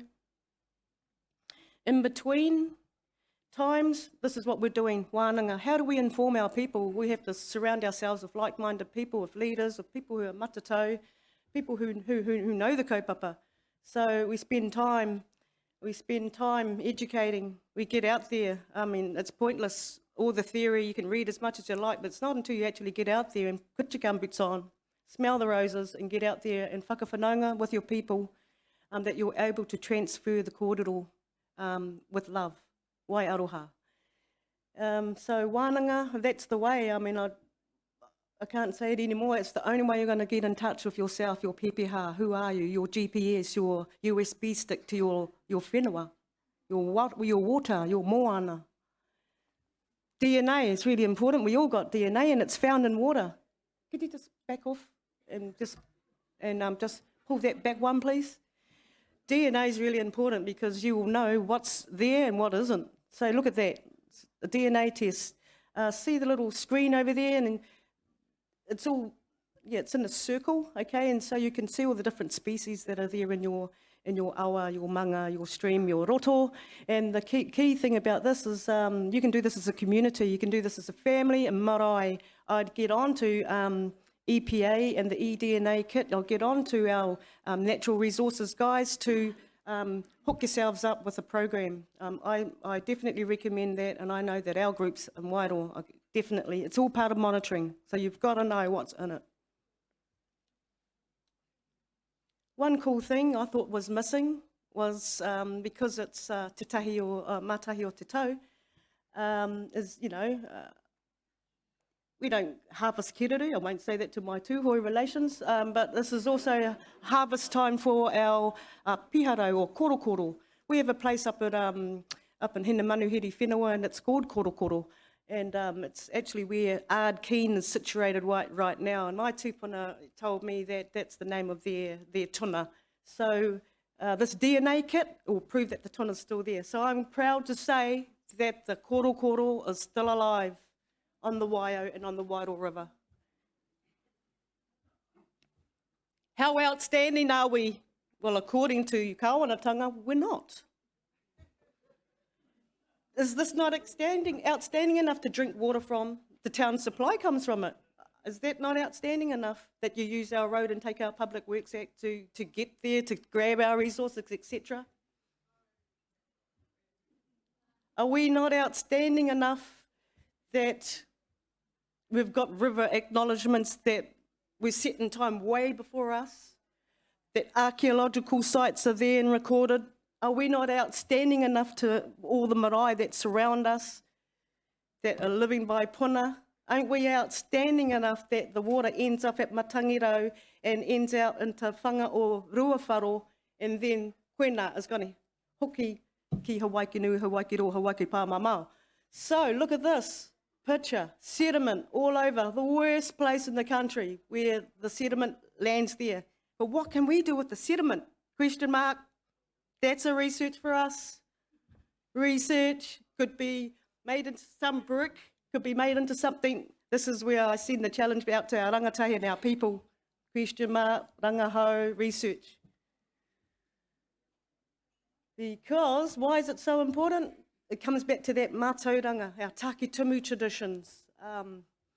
It was all set before us, whānau, all set. So people come into our lives to just give us a little reminder, and you go, yes, that's right, thank you, thank you.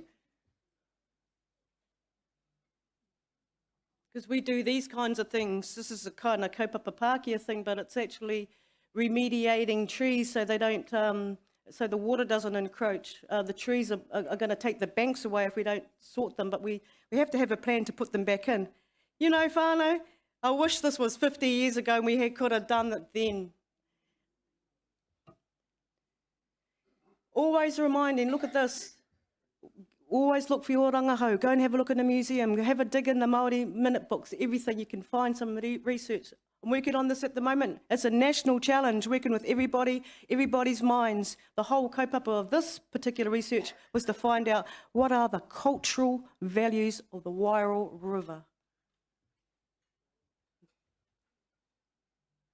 And so this is part of a wānanga that I held at Hinamihi Marae, just showing the bros how to do a bunt, not properly so the tuna don't leave the net. And also, I think I'm just talking about the water. If you can't see your foot, whānau, if you can't see your foot, get out of the water. You know, you've got to look at clarity. So that's the Māori way. If you can't see your foot, get out of the water. Usually that's a metre long. That's how long that clarity thing is. Weir construction. So there's a lot going on in our taiao, not only just in Wairau, but even outside Whakakī Nui Ārua. Look, Whakakī is one of the biggest wetlands in Aotearoa, and we've got to save it. We've got to save it. We've got to learn from everything that's happening in that wetland. And these relationships that have been built up amongst the Whakakī people, over 30 years worth. And we should be learning from their lessons. And all the engagement they've had with GNS, with all the universities, all the scientists, it's all about having a living taonga forever and ever. One of our jobs is to get in front of the minister to have influence you. So that's what we do. You just mingle and you try and attend these hui, because at the end of the day you want to say, hey, our wetlands munted, our whenua's had it. How are you going to help us, Doc? How are you going to help us? Because back in the day, we remember this. We remember kahikatea. Our people has changed. Our climate has changed. And so, look, in 2021, we're planting kahikatea again. Because we must put Papatūānuku's clothes back on. We have to do the best we can to bring Moana Nui i te repo back. She's been murdered. We have to try and bring her back as much as we can and plant that repo out, else we can't search for eggs. We need that inanga. We know you're going to be getting your eggs together pretty soon, because you're going to be frying up those little things pretty soon. I just know it, because you can't help yourself, because it's in your DNA. You can't. Just a little bit of tote and a little bit of pepper and you'll be all good. But anyway, there's some research going on with our inanga, and it's really important we do this research, because it shows us where the salt is in our water. And just to let you know, the salt's coming. AFCO. Need I say anything more about AFCO? I'm not allowed to say too much. But anyway, we've got some restorative justice going on, and they pleaded guilty. I'll just say it now. We've just got to go through the process of them. So, wastewater. Here's a case that should go all around the world. The Wairau wastewater. It was in the stakeholder group. 64 conditions. Thanks to Shade and Niall Tuka. We wouldn't have done it without you. Thank you, my bros. Michelle and I are just lay people. We just work with the mana whenua, the mahinga kai. We like to bring gumboots. But you guys brought expertise, you brought marine science, you brought your analytical minds, you brought things that we couldn't bring to the table. And for that, we owe you forever. You're my brothers forever. And thank you so much, because we see things like that and we want, what do we do with that? What do we do? That's a paru. That happened to us while we were having karakia. Would you believe that?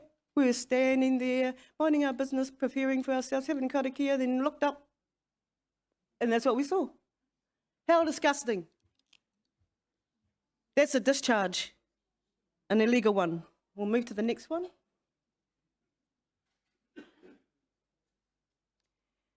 Paradise? Question mark? Look at the erosion, though. Look at the moana. Yes, it is paradise. It is. And so proud. But we have to think about, what the Rocket Lab's going to do for us in the future. I mean, let's get real. NASA's in town. Next.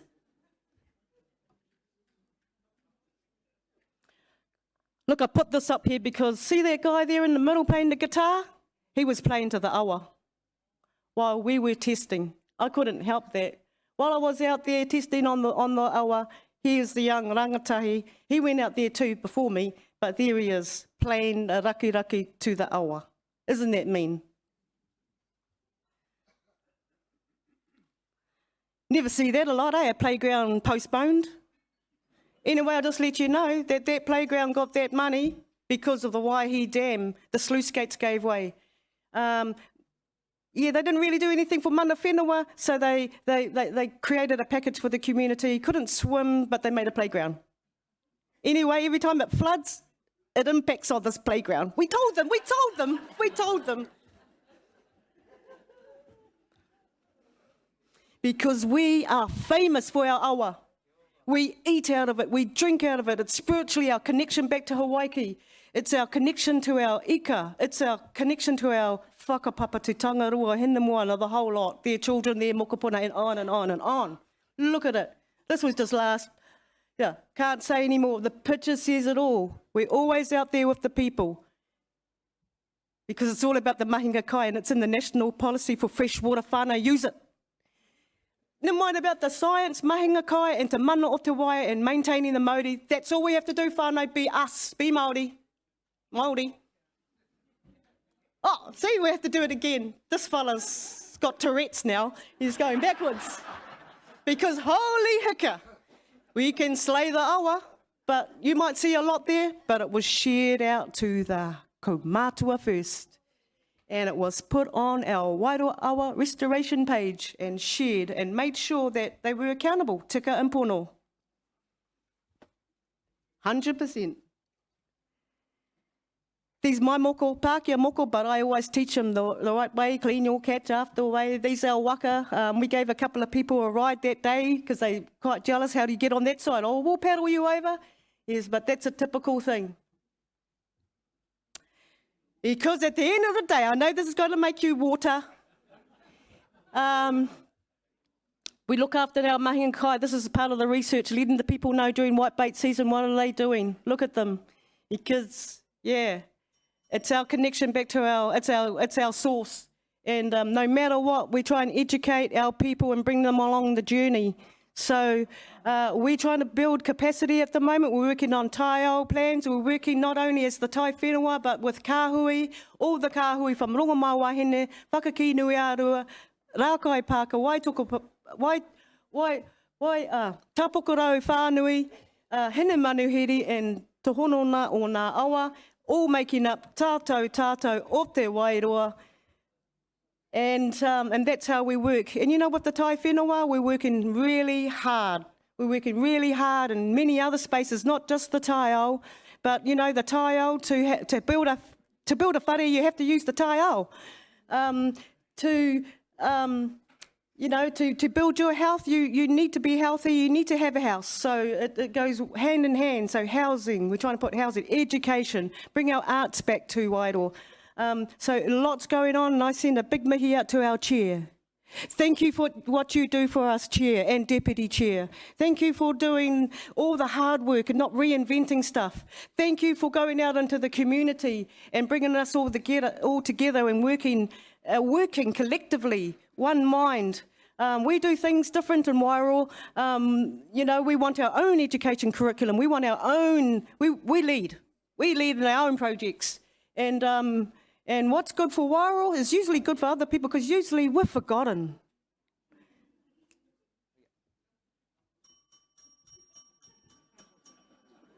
But don't forget, remember last year I went hard out about Māori constituencies? Oh my God, we're sick of just advising and then waiting.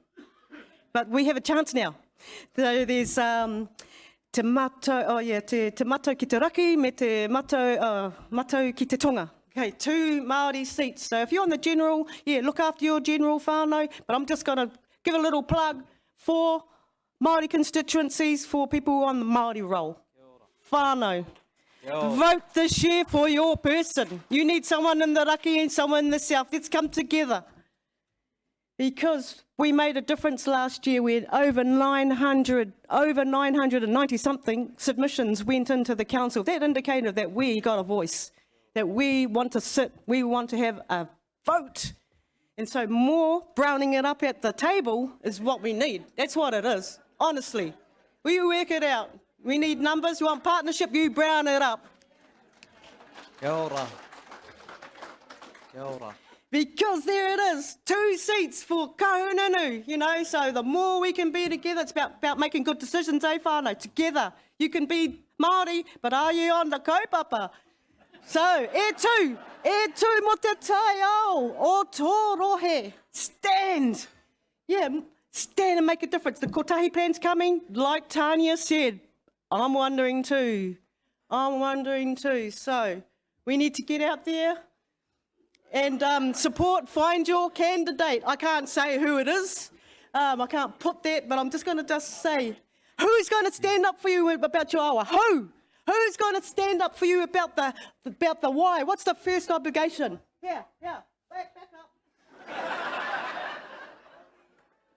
One more. So really, we want this. This is our first and only one. That's for the human needs. Yeah, that can happen, but only after that. Only. You know, I've been seeing the opposite. We don't want to see the opposite. When, you know, we've got kōrero where they say Papa Tuanuku makes 80%. We need to protect that 80% and take into account climate change. So I can see that third priority will be something for you to think about. Anyway, money comes and goes, but we still have to protect that awa. It's our responsibility, and it's for those tamariki in your mokopuna, our mokopuna. It's their future. I think there's one more. It's their future, and it's because of that why. That's why it's so important. Wairua, mana, mauri. That's where we were last year, inside and out. And I'll see you same time next year. Because we've got to share our kōrero. We've got to represent for our people. We've got to speak up with love. So I only say this based on Waiaroha. I don't do this for my selfish self. This is for our people. And I thank Ngāhiwi. I thank our past leaders. I thank you, Matua, for opening up our karakia today. I thank you all, young and old. I think of Ril. I think of Bill Blake at the moment because he's not here today. Is he? Matua, I didn't even see him. Kia ora, Matua. Awesome, I thought we left you behind.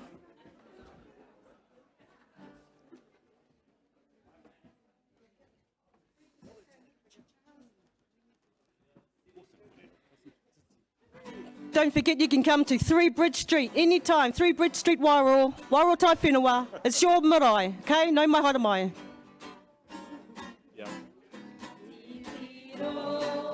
Ki whakapuna ke, ki te maunga whakarongo ki nā tai.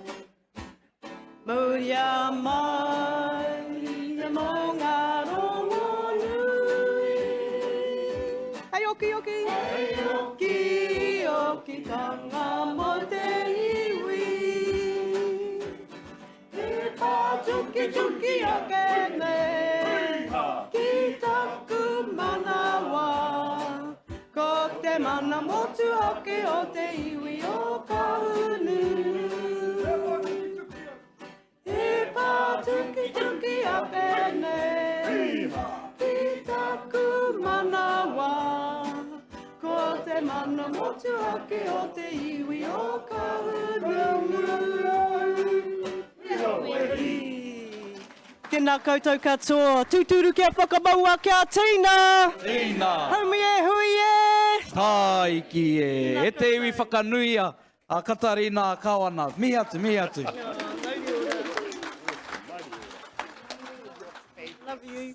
I just want to read out a couple mihi from our Slido app as well. We have a few anonymous saying, Rawe Katarina, you hit it on the head. Ka pai wairoa whānau mean mahi. And Api Tapine says, Katarina, you are a rock star and continue to inspire generations to take up our kaitiaki roles. With mana, mauri and manaki, you inspire me.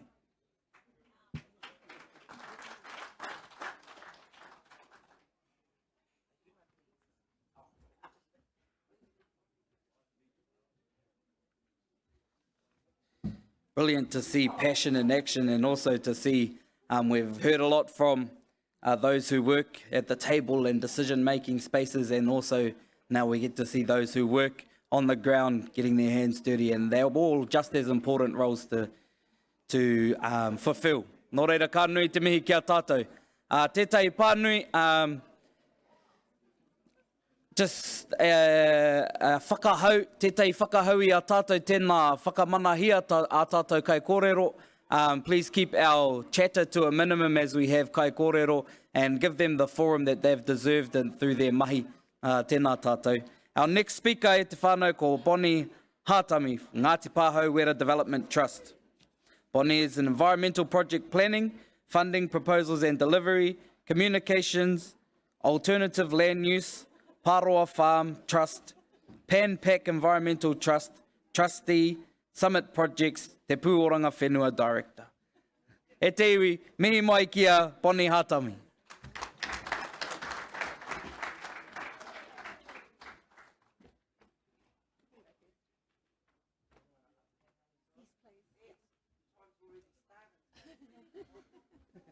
Kia ora tātou. Hey, Susan. Kia ora tātou. Me ki mihi atu ki a koutou, nā tohunga, nā kaitiaki, e noho nei ki te whakarongo nā kōrero puta ake, mo te ahutaia. Nō reira, I raro I te puawaitanga a Matariki, tēnei anō te mihi atu ki ngā raurangatira. Ka tai ngā roimata, I roto I au, ki a kite e tahi, nā te me ki te māpango haere o te makawe, enari, anō te puawaitanga a Matariki. Nō reira, I raro I tērā, tēnei te mihi atu ki a koutou, e hau mai nei, ki te whakanui ake, te tiakitanga o te ao tai au, ngā tini a Tangaroa, ngā tini a Tāne, tēnei anō te mihi, kia ora tātou. Kia ora, I know we've introduced Bonnie and Catherine. They're going to lead our kōrero today. For those of you who don't know me, I'm Robin Huppy. I'm the CEO for Ngāti Pāhau Wera. And the reason why I hand it over to our team is because as a CEO, you need to have a good team. And that's from the governance level. And Toro's here, and Teresa's here, and a few of our other trustees who take a leadership role in terms of the organisation. And I congratulate Baden and the team from Ngāti Kahungunu for facilitating this forum for us to come together. And as you've seen, a number of our kai kōrero have delivered on the mahi that's going on. So I'm pleased to be able to bring my team in to talk about the good things that are going on in Ngāti Pāhau Wera, but they just contribute to the whole taiao tiakitanga that's happening across Ngāti Pāhau. I say Ngāti Pāhau Wera, but across Ngāti Kahungunu whānui. So I haven't seen Ngā Hiwi, but certainly mihi atu ki aia. He'll come later, but certainly he's been a trooper for the developments for many years, and I pay tribute to all of those tohunga, those kaitiaki, who have assisted along the way. And I guess I feel like one of those old troopers who get to hand the mantle over to the younger generation to facilitate and to take the next generation into taking care of our land, our waterways, and indeed our world. So, I rongi tērā, mihi atu ki a koutou, and I'll hand it over to... Stick around. Oh, kia ora tātou. So I'm Bonnie Hatami, Program Manager for Whenua for Ngāti Pāhau Wera Development Trust. So I both deliver and oversee different mahi within the trust. We've got a lot of really good things to update on today. So I'll be talking about the trust, but then also, like Catherine's going to talk about some of the more interesting stuff that we are doing on the ground. So the first thing is to just acknowledge those who've passed on and those who have left their aspirations for us to carry on. So this is our mission and our goals. So this is our 100-year plan based around the names of different hangi stones. Like others, we've received our whenua back and are looking to make the work we do sustainable in that we're not reliant on government cycles and funding. So our taiao goals are in the annual plan, and they cover the things that the Trust would like to achieve. The vision of Ngāti Pāhauera is Te Oranga Nui o Ngāti Pāhauera. We represent 85 hapu. Our marae are Te Huki, Waihua, Kahungunu, Putere and Waipapa a iwi. Our staff are currently around 90% Ngāti Pāhauera. We've got farms, forestry, a working orchard in Tangoio, another one being proposed just before Raupunga.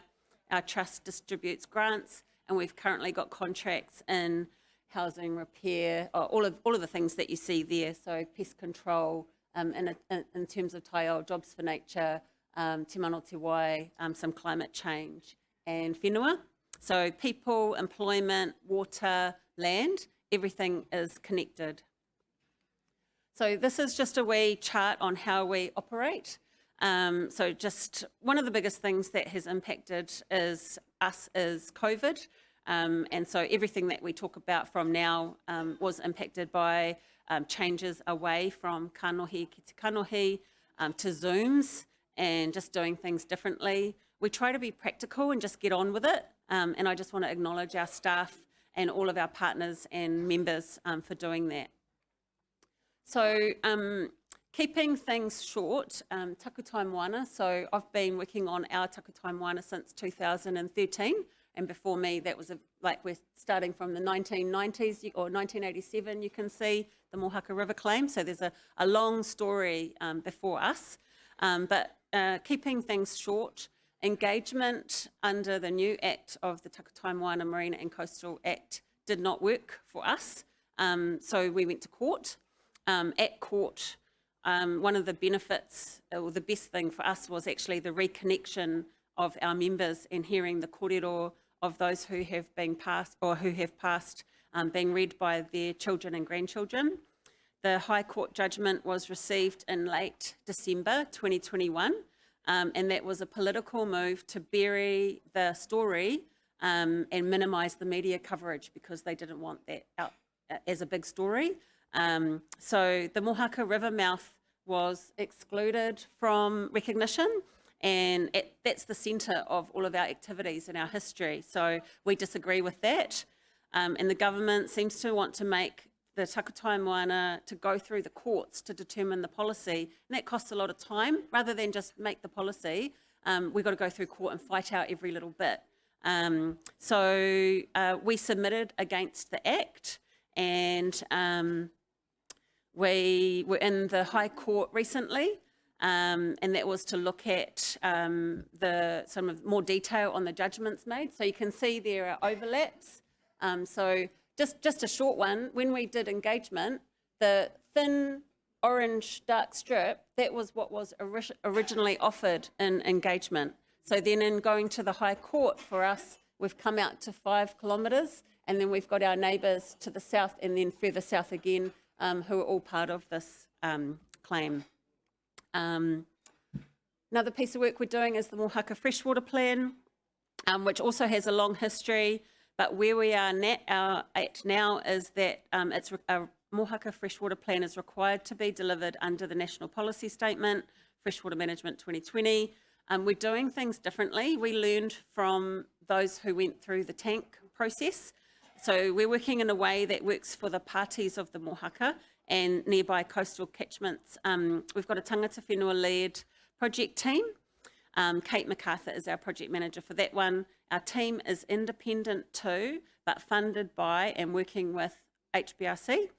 And as you can see, there are 5 phases planned. In terms of the process, we're working with iwi and Māori land trusts of the Mohaka and other catchments. So we're doing the Mohaka River and all of its tributaries. We're also doing coastal catchments, including the Waihua, which is between Wairoa and Mohaka. We have a leaders ropu that is the conduit that feeds back to its people, and anything that goes to HBRC is reviewed and approved by the leaders ropu. And there's already been a couple of mentions of kotahi, and we are interested also to see how that's going to play out, because we're already quite far through our plan change, and so to put another process or another whatever it is, over the top, that we've got concerns about that. Pest control, did you want to do this one? Okay. So we've got a big contract with TB Osprey for ground-based pest control. So our members are opposed to aerial 1080. So that's our policy. The Mohaka forest is 11,000 hectares. It's divided up into 7 strata. We've got the memorandum of understanding with TB Osprey. The work is subcontracted to Lewis Pest Control. Trapping of possums is based on learned knowledge of the terrain and habits of possums, that shows the best trapping lines. And then you can see how we're using technology. So GPS data is collected. That helps us determine the grids. In the Mohaka forest, we've got a couple of areas which are very dangerous cliffs.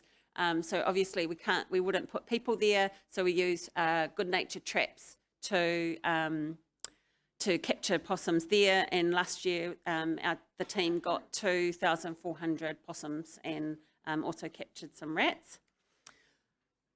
Ngāti Pahuera Development Trust supports our hunting club, so we do a lot of the administration. We do that from our Wairoa office, liaison, hunting permits outside of normal hunting times are given for cultural purposes, and we assist with gun licensing and rangatahi days. One project that I've been doing for a while, working with Māori land trusts and scientists from Ag Research.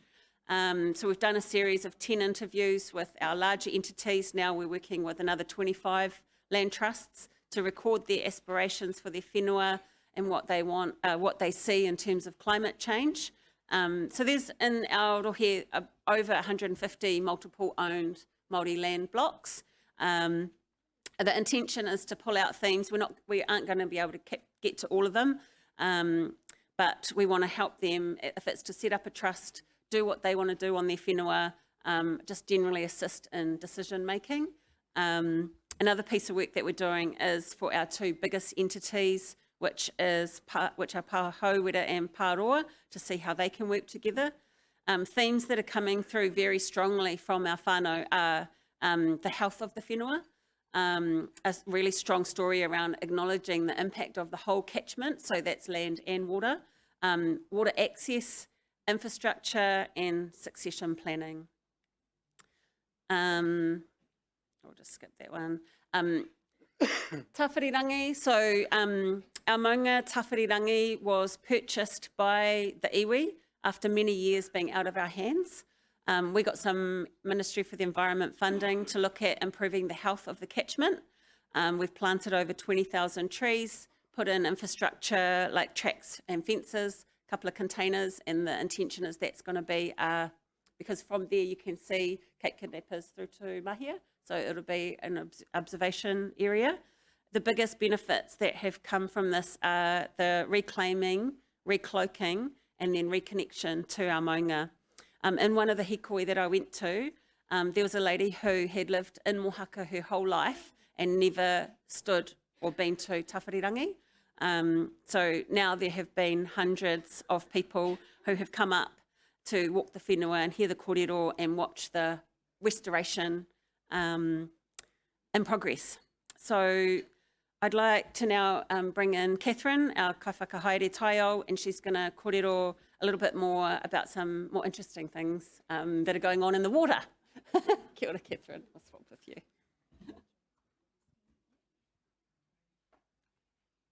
Tēnā koutou, ko Catherine Gale tōku ingoa. I work with Bonnie at the Ngāti Pahuera Development Trust since October last year. I grew up down south, so it's a story of reconnection for me, and what better way to do that than working for the iwi. So I'm really excited to be here. Tēnā tātou.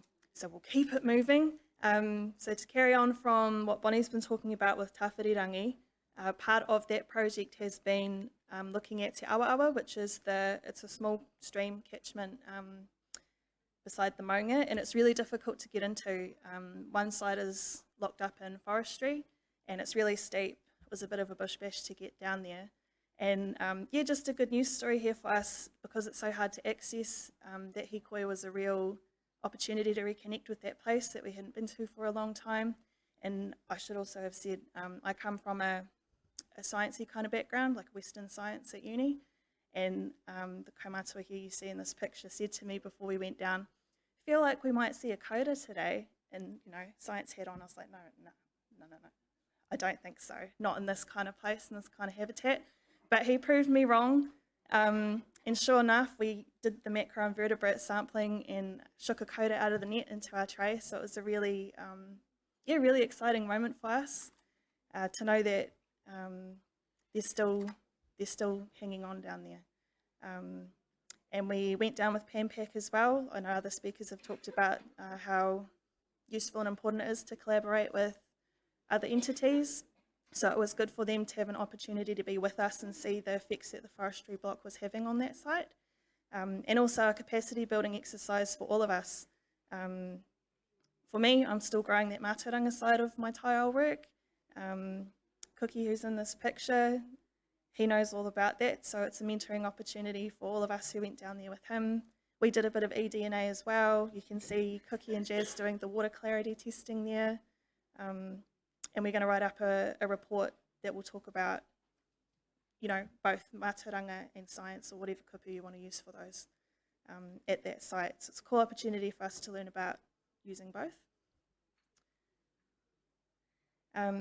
Which is a good segue into our Jobs for Nature and our Te Mano Te Wai projects, which is some of the mahi I work on. So they complement each other. Jobs for Nature is that real whenua focus, getting it done, plants in the ground, riparian fencing, pest control, all that good stuff. And our guys don't like having photos taken of them, so there's a sneaky, faraway, blurry one you can see of 4 of our 5 kaimahi. They're doing some riparian planting at one of the lakes at Putere. There's also a photo of some riparian fencing at Pāroa, one of our iwi-owned farms. Part of this project is Ngutu Kaka protection. They're one of our taonga in our area. So we'll create some enclosures to look after them. The picture of the lake at the top is also, you can see some of that riparian planting. And a little plug for our Pahawera honey. You can buy it from our website. And it's relevant to Jobs for Nature because we're bringing that together. You know, part of the Jobs for Nature kaupapa is employment for our people. And so while they're out in our places looking after the hives, they can also, oh, there's some weeds here that need to be sorted out. You know, we can combine our restoration with that honey work. We're also doing some restoration with our relations at Pokawa. Did you want to speak to this slide, Robin? As part of that Jobs for Nature project, so similar thing, get rid of some willows, plant up some of those natives that we want to see. We've got plans for improving whānau access to the area, so floating wooden platforms, boardwalks, so people can get in there. Yeah, that's enough about that. Yep. Keep going. And our Te Mano Te Wai project we've mentioned, which is another 5 kaitiaki roles. Shout out to the Te Mano Te Wai people who are with us here today. Some of them have come here as part of that capacity building to hear from everyone about what other parts of Kahanganua are up to. And the kaupapa for that one is increasing our capacity and capability in freshwater. And it's been really cool to be part of that project because we don't have to be really narrow in what that means. It doesn't mean you just go off and do a bunch of science qualifications. You know, if we're going to engage with government about what we want in freshwater, we need to understand that for ourselves and be strong in our pahueratanga. So we're able to bring in lots of different kaupapa into that project, including the gravel monitoring. Probably don't have time to go into that too much, but we have a good relationship with Hawke's Bay Regional Council about managing the gravel in the Mohaka River, which is really significant because our hangi stones are there and we don't want those taonga to get crushed up and put on roads. So that's an important kaupapa, and also important to mention that this is really significant succession planning for us, training up new people so we can spread all the work so that Bonnie and I don't have to do everything all the time, and, you know, get new people in. And I'll just quickly talk about an EnviroLink project we have at Putere. So again, mihi to Hawke's Bay Regional Council and also to Aotearoa Lakes, their volunteer organisation. And it's been really awesome to work with different entities, but in this project and also in the Mohaka plan, Pahawera can lead it. We're the ones that are gluing it all together and making the decisions about how it's going to work, and with support from other groups. And I think that's... Is that a little loud? Okay. So one of the big problems that we've identified for those lakes at Putere that has prompted this whole project was the hornwort you can see in the top picture, which messes everything up in a nutshell. Smothers habitat, it's just bad news. So we've been doing monthly water testing. We've sorted out these floating platforms that mean you can step out into the lake to get a good water sample, doing lots of planting and all sorts of restoration measures to look after the lakes. And this is one of my favourite photos. We just recently managed to, with the Aotearoa Lakes divers, they did a kākehi survey for us. And it was really satisfying to see that they are still there. For me, it was, you hear all these stories, people said they were there back in the day or 10 years ago or whenever, but they are still there and they're holding on, and you can see in this photo they're surrounded by hornwort, so it's a real prompt to really get onto it and look after them and make sure they're still there in the future. And they also had a tana come and... We won't tell you where that is. Yeah, no. Keep an eye on them, which is really cool to see as well. So, all right. All right, kia ora anō. I just want the team to come up now, our workers to come onto the stage.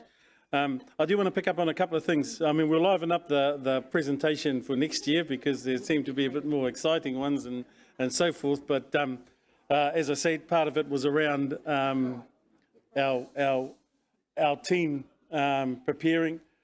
I want to pick up on a few points around the Te Kāhui Ohanga about about our ability to work together. That's not just around investments and so forth, but around the Tiaki Taiao. So, you know, Ngaio, Shay, and the team from Ngāti Kahungunu Iwi Incorporated. Just want to endorse the good work that you're doing today, and for us to be part of it. We do need to bring our collective wisdom together. As I say, we have a freshwater scientist, you have your own scientists, and when we're talking about that Te Kotahi plan, I know, Tans, you mentioned that, but really the Mohaka plan change was around us taking control and having our experts under our control. So that's why I wanted our team to be able to talk to that and to show the succession planning, because it's important that we do have our young people coming through, and the potential for our shared common goal to be brought together and for us to be doing this a bit more often. So, i runga i tērā. Boss, you want to have a...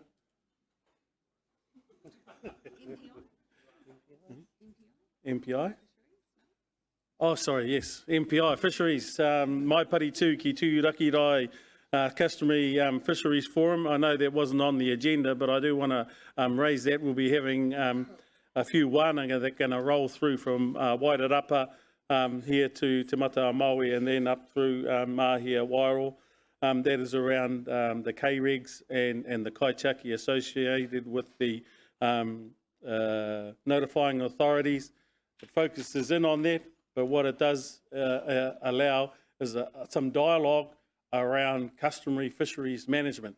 Now, Nikki, you are the deed of settlement entity that has our fish, and the counter to that was the notifying authorities and the customary regulation network, and we need to be supporting both aspects. So I just leave it there and say that have a look on the pānui, that'll be sent out to all the Kaitiaki to come along to those wānanga, because we do want a bigger investment, because managing, we're talking about our waterways, we're talking about the management of our kāpata kai, which are barometers for the health and the biodiversity of our waterways. So it's an important part, and for you to take the leadership again, because your origins as an MIO come from that legislation, but it still binds us in our whakapapa and what we're trying to do today. So tihei mauri ora ki a koutou. Ko tāwhirirangi. Oh, come on, Bob, lead.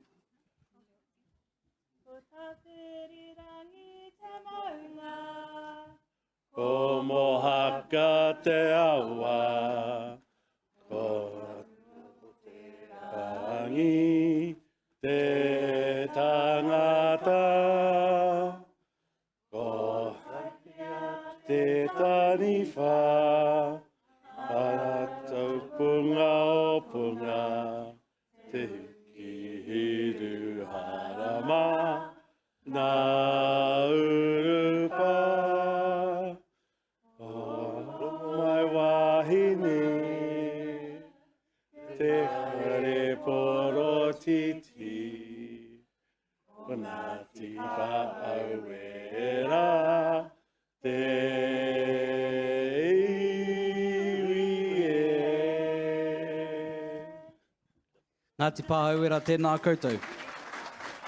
Just to our speakers, we do have a couple pātai that have come from our app. First of all, forestry and feedlots. Does Pāhauera support feedlots? Why? If so, how is Te Mana o Te Wai's first obligation to me? Are you currently in negotiations in the High Court with Ngai Tahu? The first two are directed to Ngāti Pāhauera. So forestry and feedlots.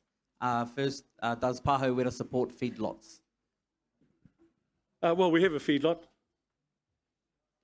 It's currently not operating. It's in abeyance at the moment. But if we build a feedlot, then we must support feedlots. Kia ora. And I think just so that we go on record, we, as the boss will say, have a quadruple bottom line. So when we enter into commercial operations, it's certainly not without serious regard for the impact on the environment. So to assume that if we were an iwi, we don't take and want to take care of the environment is a misnomer. We would not enter into any activities if we didn't take into account the environmental consequences. That's why we have our scientists and our Te Aki Taiao, the whole Taiao presentation is because we look after the environment. So feedlots is just a commercial way of raising cows in the most effective way. Now, provided they don't impact on the environment, they're actually better than having a whole lot of cows running on the hills, especially for some of the pumice-prone soil types that we have in the high countries of Pāhauera and Te Wairoa. But anyway, we won't get into that.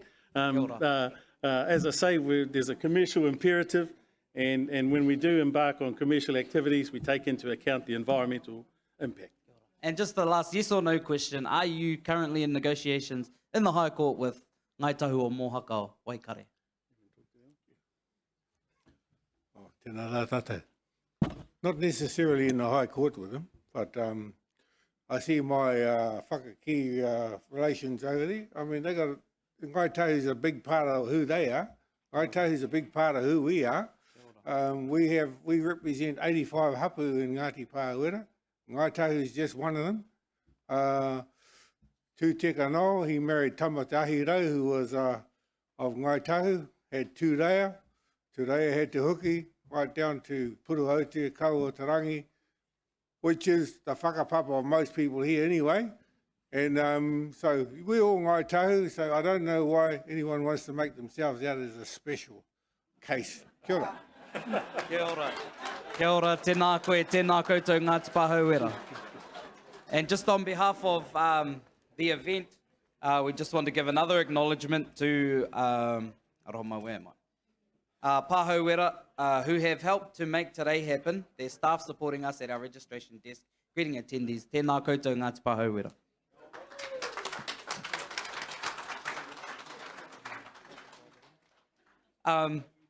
And just a note, for contributing to our app and with pātai and comments, one of our regular commentors is Api Tāpine. If you want to go see Ngaio to collect a prize, Pātaka Kai prize, which is Titi Rewana and Puha. No reira, That's what you get when you contribute to our wānanga today at Te Whānau. So just to try and entice you to have some pātai ready through via the app, otherwise our tai pakeke mā. At the conclusion of the speaker, tai pakeke mā, we will be able to take one question from the floor. If you have a pātai for your speaker, just put your hand up. Our next kai kōrero e Te Whānau was a little bit too humble and didn't send through a bio for himself. But we did a Google stalk and found him anyway. So our next speaker is Lee Grace, Maunga Haruru Tangitu Incorporated CEO. And on their website, his bio says, Lee has more than 20 years experience as a chartered accountant with qualifications in both accountancy and commercial law and experience in managing Māori businesses. He is well placed to continue the great mahi of the past and to continue to progress the aspirations of whānau and hapu. Lee has a passion for healthy lifestyles, whānau and community. He is a trustee of Te Rangihaiata Oranga Trust and until recently Rugby League Hawke's Bay. He helped set up a well-known community events, Kai in the Bay, Battle for Life and Iron Māori, and has been a trustee for Te Aranga o Here Taunga Marae since 2012. Just a reminder, at Te Whānau, we have 2 more kai kōrero and then we break for lunch. So, kia au tonu mai, there's plenty of us to go around. We're not fading away. Here we anō. Mihi mai kia Lee Grace.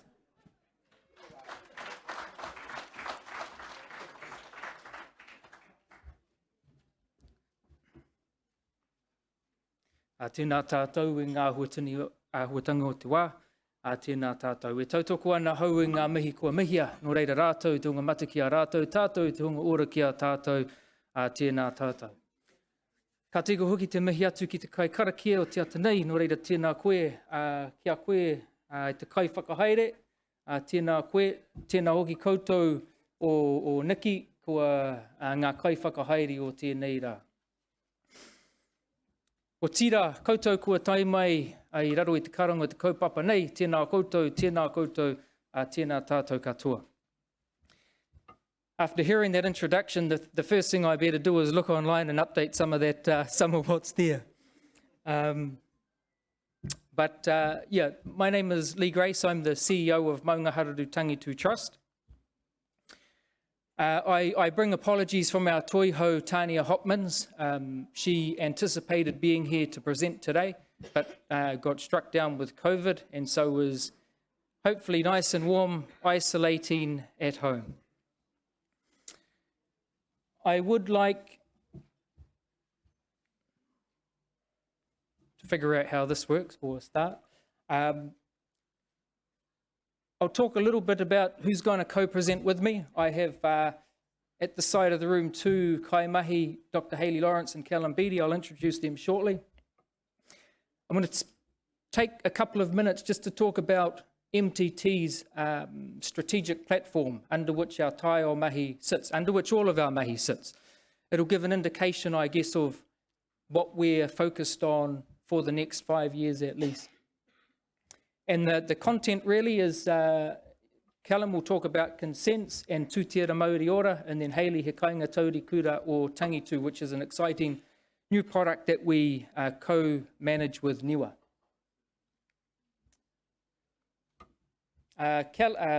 Hayley, has worked for MTT for nearly 10 years and is a member of our hapu through her partner Rangi Taurima.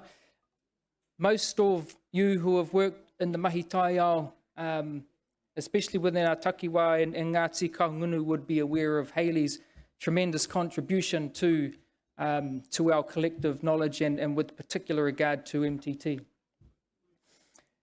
She's here today to talk about he kainga tauri kura o Tangitu, and Kelly May, who is also a member of our hapu working for Niwa, is the project lead on their behalf. The good thing about Hayley's presentation today is it's entirely feasible. She may not have to say a word, but that depends on any pātai that you may have. So we've got a nice video put together for that project. We're also joined by Mr. Callum Beattie, who's trained and worked as a lawyer in Auckland. He's our kaitātari kaupapa here and engages with the councils on our behalf with respect to all of the consents that apply to our takiwā. He also does lots of projects in our taiao, and he'll speak today about cultural monitoring, not only in his work life, but in Callum's home life. You'll find him riding the trails in our takiwā, and on weekends and public holidays, him and his partner or his mates going and checking out the boundary stream pest traps. So that's who you will be hearing from today. After each section, there'll be a chance for some pātai, but really quickly, I want to talk about this to give some context. And what this is our strategic direction. And every 5 years, the last time was in 2019, we get the hapu together and the whānau together and reconfirm what's important to MTT. Our Hawaikitanga Pua Waitanga Te Pua Wānanga helps to guide us and to help us consider what's important as we go about our daily work. And our taikura or core purpose down the bottom, existing to enable the holistic growth of our hapu, building the capability, capacity and tino rangatiratanga of our people, culture, economy, and we're heading to very shortly our environment. So under that framework, we have 5 aronga nui. Right in the middle, you'll see here, he kainga tauri kura. We're here to talk about the work stream that we have for this year under that pou. We have 6 work streams this year with the resources that we have available to us, and we'll be discussing 3 of those. Under that pou is a little sentence about what that means for us. So caring for and protecting our environment, kaitiakitanga, building understanding, connectedness and involvement with our environment. I'll try and go backwards and stay here. And Duke, if we can switch presentations, and I'll invite Mr. Kalambidi to the stage.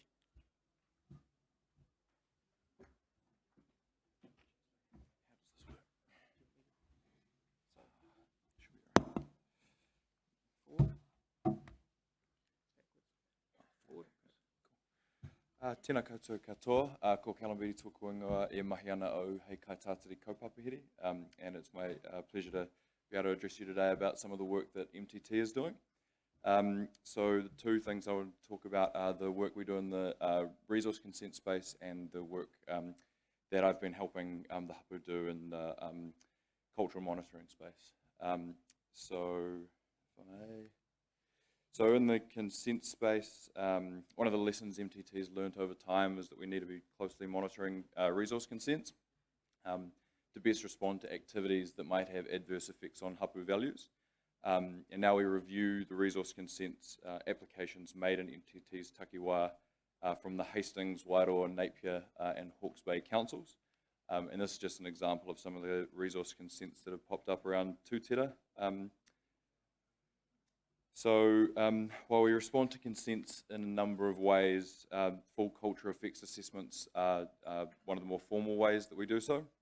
And with the input of hapu members, we have prepared 2 culture effects assessments in the last 12 months in respect of activities requiring resource consent. And I just want to take you briefly through those. So a forestry company proposed the construction of a forestry road within 2 metres of a wāhi taonga south of Tūtera at a site called Te Puku. Te Puku is reflected in Kōrero Tukuiho as a key place of refuge against siege at Tūtera, following a battle which is fundamental to the identity of Ngāti Kuramokihi. And he's just got a couple of photos of the site.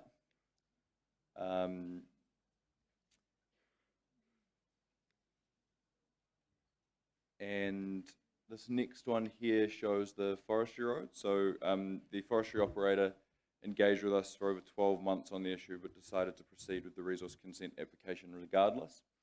The difficulty in this situation is, as you can see on the board, on the slide, they were able to put the road just outside the extent of the wāhi taonga. And so while it's protected in the district plan, the regional council was unable to consider cultural effects because they could design it just outside of that wāhi-taonga. So it was a major lesson from this kaupapa is the importance of mapping the full extent of wāhi-taonga sites and advocating for rules that restrict activities that impact wāhi-taonga, even where the works are not going to be done inside the site. So it was a lesson for us. We've also been working with Hawke's Bay Regional Council, assessing the potential cultural effects of discharges of treated wastewater from approximately 40 residential lots at Tangoil Beach. And the subdivision site is here. That's the plan. The Tangoil Beach area is the primary mahinga kai for the hapu, and in speaking with hapu members, the tolerance for risk in this area is very low. The applicants propose individual treatment systems, with the treated wastewater being discharged to land on each lot following treatment. The advice we've received suggests that these systems may not operate reliably in the context of a high-value receiving environment, but however we understand it is possible to implement a system that greatly reduces that risk. Once we can be confident that effective treatment will take place, discharging the wastewater should allow Papa Tuanuku to further treat the water spiritually and physically. And there's just a couple of photos of the beauty of the site there. Moving on to Tūtira Māori Order, so the cultural monitoring program we are implementing at Tūtira. Tūtira is an intrinsic part of hapu existence, once providing wai, kai, and rongoā, as well as a place to fish, hunt, play, and swim.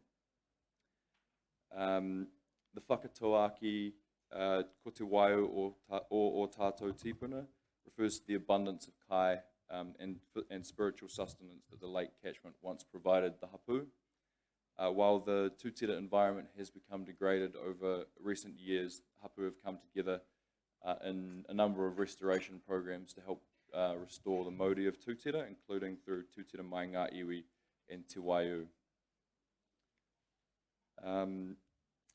As part of the Te Waiu project, whānau came together to collate mātauranga and moemoeā about what they wanted for the Tūtira catchment.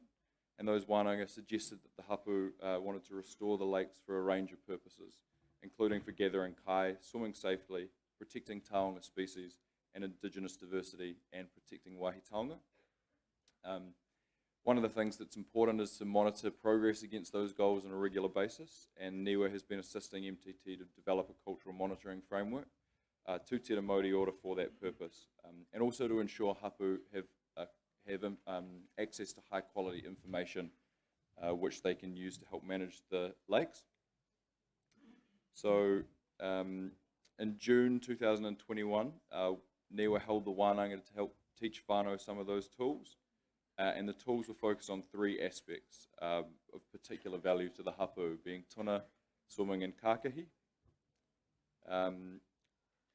NIWA assisted whānau members to test the clarity, temperature, suspended sediment, nutrient levels, and pH in the various water bodies. And whānau also set hinaki to catch tuna and their kai, and conducted surveys on the kākahi present in Tūtira. Over time, these measurements should provide hapu with more information, direct information on the maintenance of taonga species and the restoration of the lake. Just an image of the monitoring locations there. So 5 locations, 2 of the awa and the 3 lakes in there. And whānau are all involved. This is the first wānanga that we did with NIWA. And then since then, the tests were repeated by the Manu Taiko, our crew funded by Jobs for Nature, without NIWA's assistance at the end of 2021 and the start of 2022, and a further wānanga with NIWA is scheduled for the end of the month, and we're hoping to build our understanding of the monitoring tools further. Kia ora.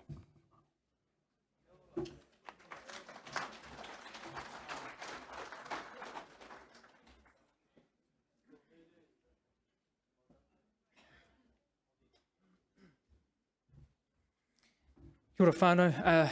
Most of the mahi we've done in our taiao has been on land in Maunga Hararu down, and this next project is our first foray into Tangitu, into the Moana. Duke, can we play this video, please?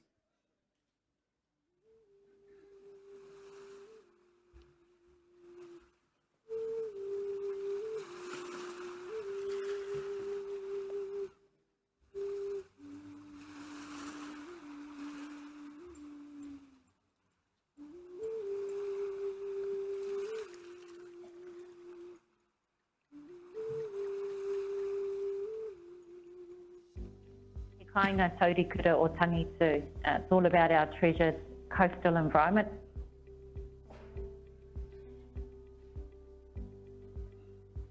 Our reef is located a short distance from the marae. It is important for many reasons, because of our connection with Tangaroa, our whakapapa to Tangaroa, and the importance of Tangitu, which is the name for our sea off our coast. And it's also an important mahinga kai, being so close to the marae. We know it's been impacted, and our kaumātua and our tipuna in days gone by have told us about the stories of how it's continued to be impacted by what flows onto the reef. It's just offshore, and it has two awa that flow onto it, the Pākuratahi and the Te Ngārui streams. And those rivers themselves are obviously impacted by land use upstream that's now flowing onto the rivers. We're in a bad flood zone. It's mostly pasture and some forestry in our takiwā, and it's hugely exposed to erosion, sedimentation, pollution, overfishing at times. Those are all issues that impact on our kuku rock, and we don't want it to deteriorate any further. We want to ensure it's not just its survival and those kuku, their survival. We want to ensure that they're abundant for their own sake and as a mahinga kai. That's really what this research is getting to the heart of. The idea is obviously to exercise kaitiakitanga, and to be able to do that effectively in today's environment, we need to be able to understand what is the state of this kuku rock. So one of the key parts of the project and the research with NIWA that they will be assisting us to do is to get a baseline around that rock and those kuku to understand what state it's in. And from there, we also want to develop a framework which helps us to monitor the health and well-being of those kukus. And when we can do that, we will be able to show, we hope, over time, the impacts that these various uses and inputs into that system are having on our kuku. And if we want to be advocates, we need to have that information that we can share with regulators so that we can strongly encourage them to make change. NIWA is going to be helping us to identify technology we haven't used before as whānau. So our whānau are divers and providers, and they have a strong sense by just purely observing changes over time when they're diving, what's happening. But we also want to look at some technology around things like remotely operated vehicles to also look at other aspects of what's happening in gathering information from the kuku rock. So that technology we've never used before, so we're going to be learning all about that. And ultimately, we're trying to draw together mātauranga hapu and Western science with NIWA's help to give our whānau the most information they can source to be advocates. That's all part of being kaitiaki.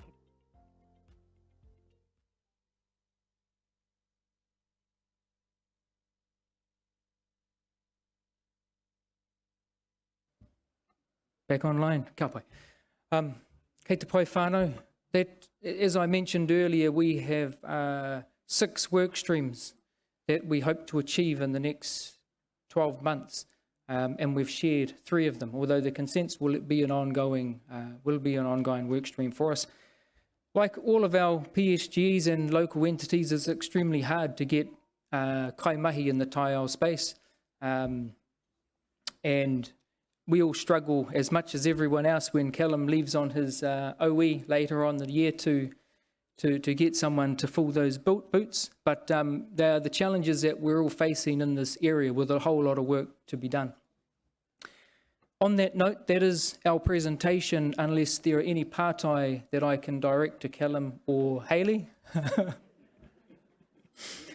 We do have a couple that have come through the app, but also Pakeke Ma, if you've got a couple that you want to ask us, whakatū mai tō ringa, and I'll bring a mic over to you. First, does the Trust have any planting program dates for Tūtira? Hayley, are you best to answer this? Sorry. Or Callum. Kia ora. So our hapa have been planting at Tūtira for quite a few years now, and it's really exciting to see the plants growing. I remember taking my son, and now the plants are, much taller than him, so that's exciting. And with our collaboration with the Hawke's Bay Regional Council, there's some planting happening at Kahikanui Stream, which leads just into Tūtira, and our Kaimahi for Nature crew, the Manu Taiko, they've been planting there just very recently. I'm not even sure if they've finished yet. They might be still planting there. So it's definitely our goal to get as many plants as we can in there.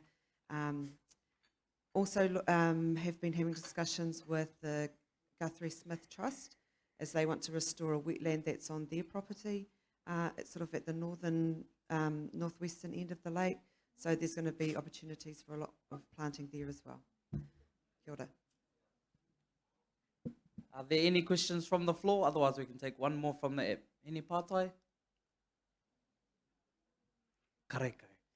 We do have one more, but just a reminder to those submitting questions on the app to put your name in, and then you will go in the draw for Pātaka Pack. So don't forget to add your name to your partai. But the one question that we do want to ask is from an anonymous asker. Will the outlet area whakarongotuna be restored? I think. Will the outlet area whakarongotuna be restored?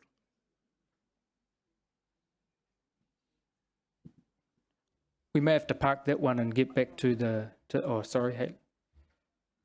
I'll just make a brief comment on that. There's a lot of Māori-owned land at the northern end of the lake, and so the council are working with the whānau landowners there to talk about opportunities for reconnecting Papakiri and restoring around that area. There's a stream that flows, used to flow into Tūtira, and then one close to it that flows out, so I think that might be what the Pātai's referring to. Kia ora. Kia ora. That'll do our partai for today. So thank you very much. Maunga hararu tangitu, we'll hand the time over to Pereri to give us a whakangahau waiata.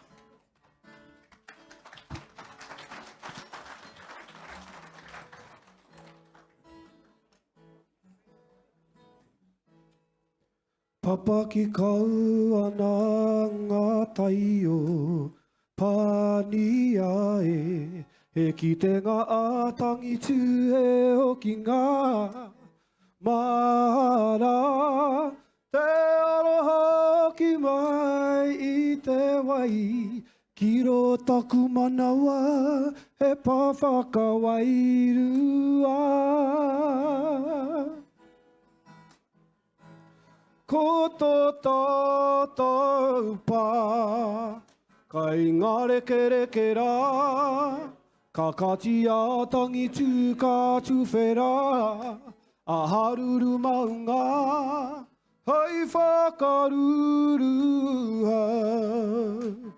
I te tangata o tēnei takiwa.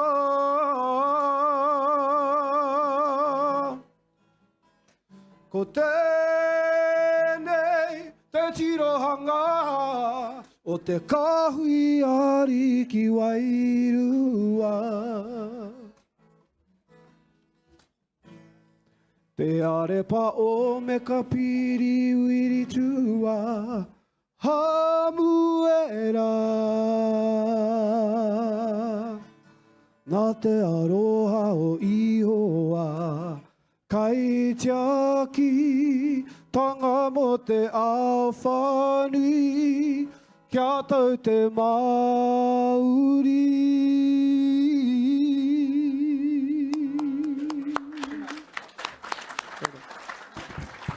Tēnā koe Pereri. Just before I introduce our next speaker, just a reminder that after the speaker will be our lunch. But before we break for lunch, you'll see on our itinerary, we want to move our whakaminenga out to the grass area, just to the side of the conference centre for our annual photo. If we can do that quite quickly and promptly and follow those who will guide us through that, we'll take our photo and come back in for lunch. Yeah, and then we'll resume after lunch. So our next speaker was a little bit likely and was too humble to send through a bio, but unfortunately, not likely, his digital footprint wasn't as prominent, so Uncle Google had no help there. Except to say that our next speaker is Renata Bush, chairperson of Ngāti Hineuru. Ko titi o kura te maunga, ko mōhaka te awa, ko te haroto te marae, ko mātātua te waka, ko te rangi hiroa te tangata, ko Ngāti Hineuru te iwi, ko Renata Bush, te hea mana o te tarahati o Ngāti Hineuru. E te iwi whakamihia, whakanuia tō tātou tangata a Renata Bush.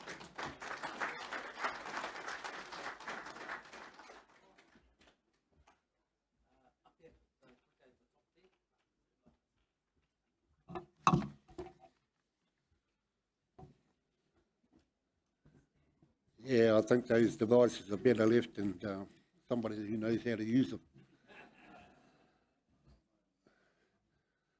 Kia ora whānau.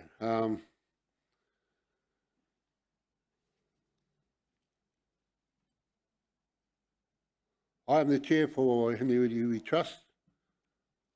I want to thank the organisation of this event for the opportunity to share with you all a little about our iwi, Hineuri, and a few thoughts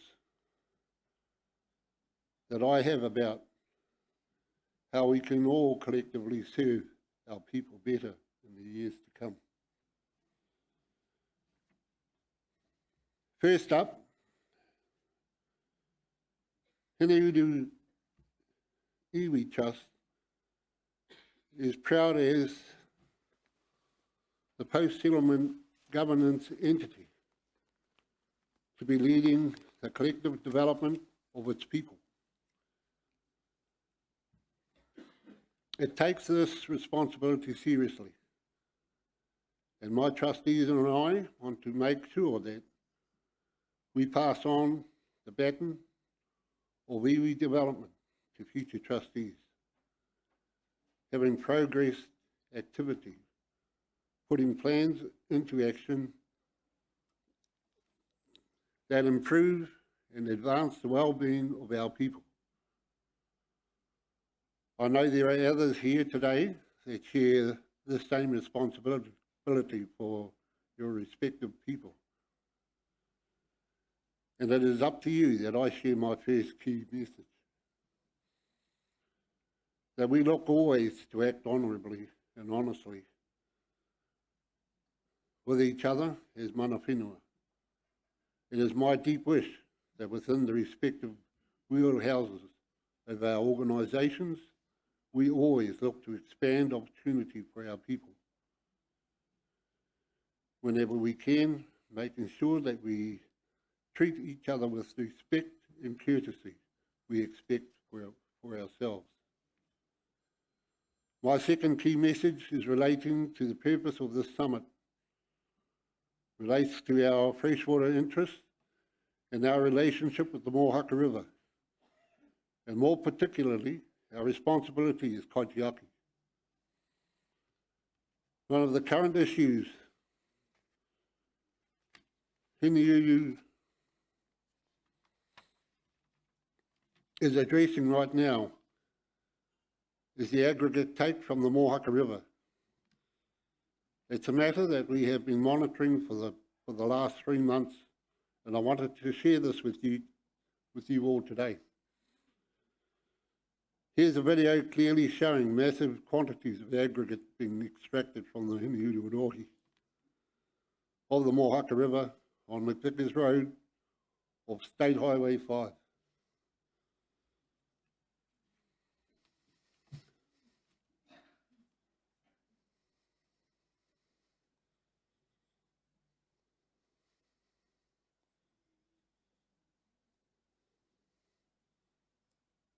This here is when you first go into the McVickers Road. It's just down off the left side.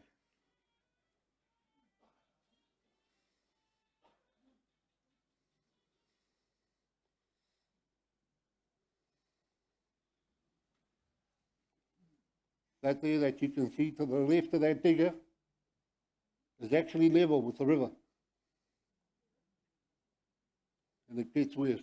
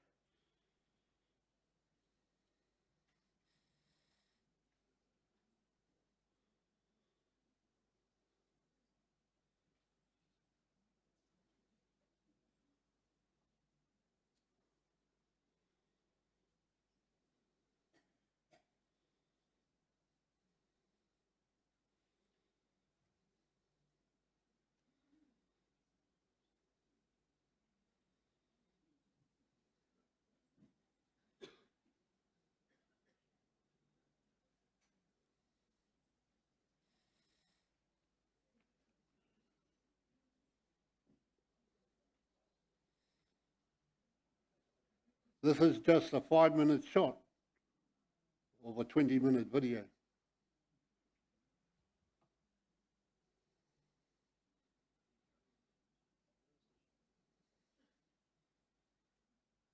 That's been taken over 3 months.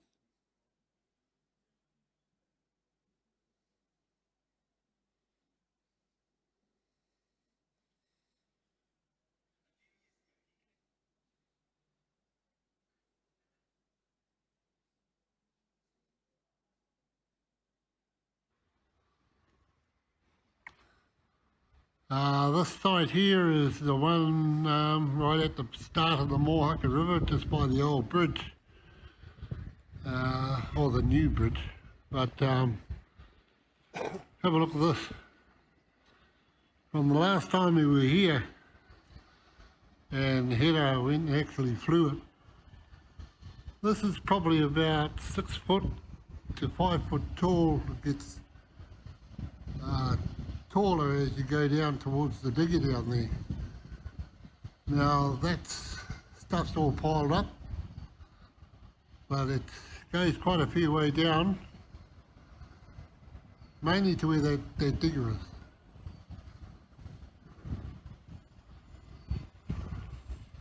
So you can see that they've dragged a lot of stuff up from the river's edge to where the digger is, right to where I'm standing now, which is, looks like a track that's just running up here in front of me. But, so again, I'm not sure how far back they're going to go, whether they're going to go up to that line of trees, down to where their pile is in the back there by the truck,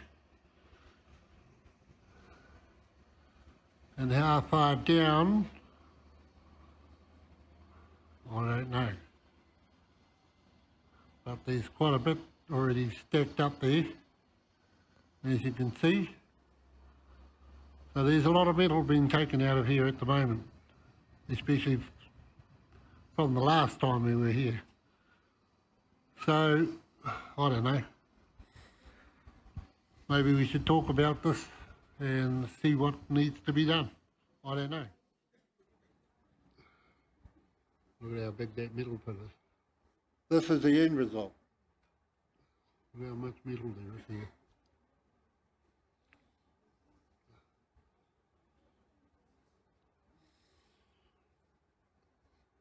Where that metal was extracted is actually was level all the way across from the river's edge, all the way to the tree line. So that's how much metal. We don't know how much metal has been taken out of it.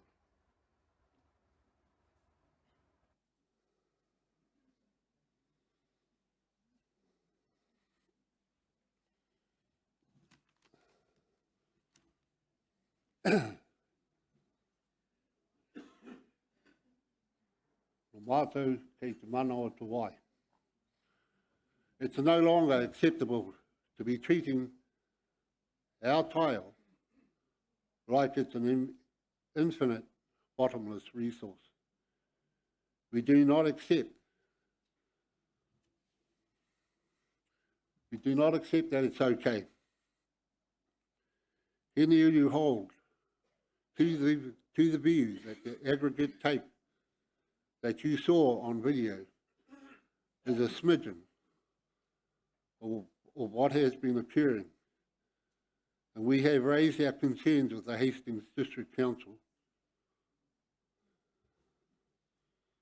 For those of you with rights and interests in the Mohaka River upstream and downstream, from us, I want to share this information with you so you can review what the consequences are, if there are any, in your own rohi of the awa.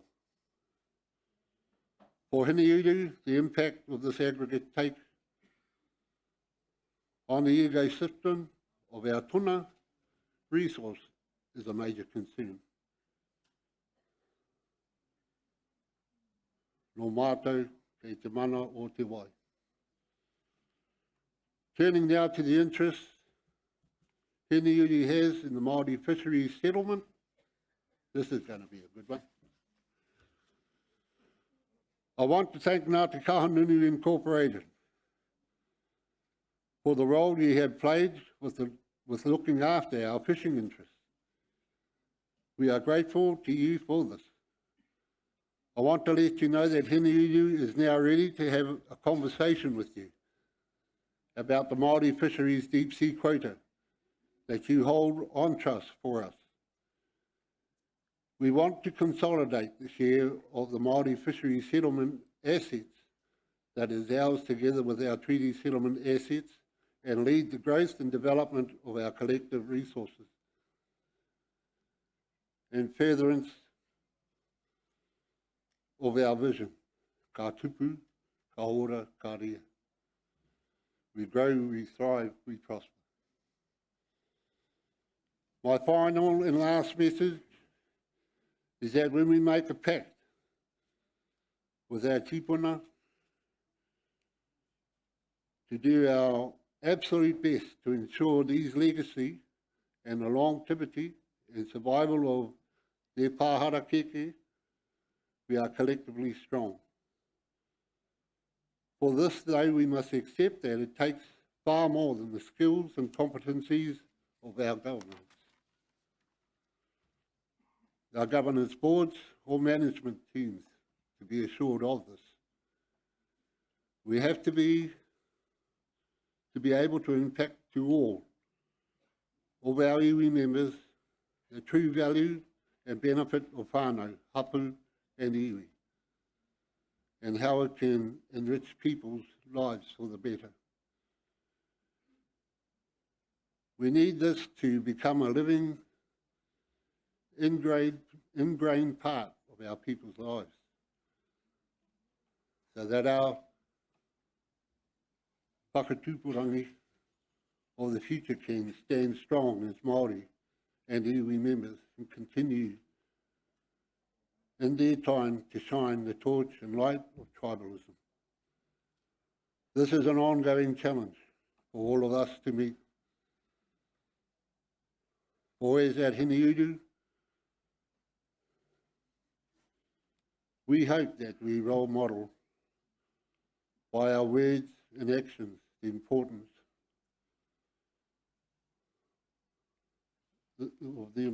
of this,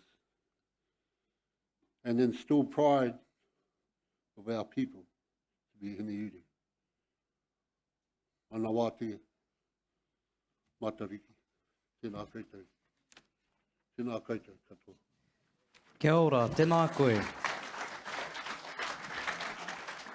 We do have a couple pātai that have come through, and we have the time to ask them and have them answered. So if you look to the screen, what are your views on working with tai whenua, PSGEs and the iwi? Is it necessary?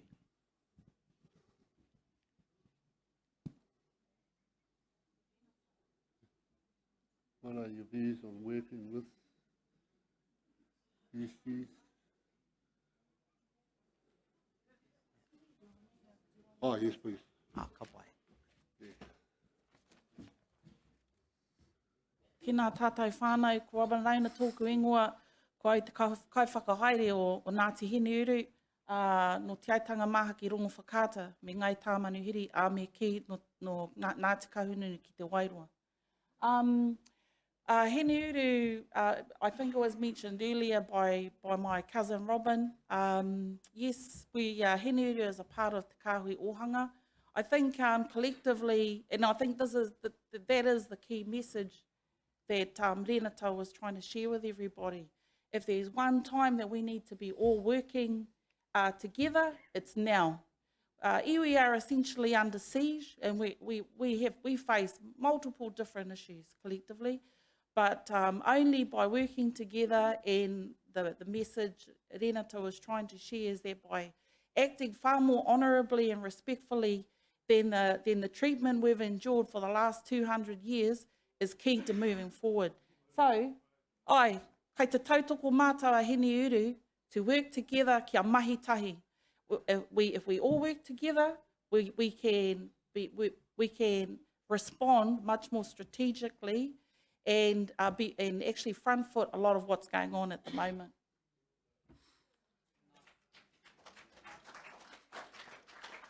As for the digging up of the those people that are down there, we do know who they are. There are two lots that are actually doing it in different parts of the Mohaka. I won't throw them under the bus. But we know who they are. We know who they are. We know who they are. Ka pai. Ka pai. And another question that has just come through. So the first question was from Te Ao Marama. The second question was Tai Atini, I think it was. And then another question that has come through. Have you completed a cultural impact assessment on the Mohaka around gravel extraction? The assessment, so we haven't done a formal assessment, but we have seen with our own eyes, and it is enough for us to know there is desecration. There's no other way of doing it. My trustees went on the 17th of March to go to the first part of their video is close to Hiniuru's one of its cultural redress properties. You know, it's called Te Pūrotu, right? That falls. But honestly, the name and then what's going on right beside it just doesn't reconcile. So kua mahi tērā, so as a cultural assessment, kei te kino te mahi, that's enough for us. The challenge is what we have laid before, and Pere kei konei ia.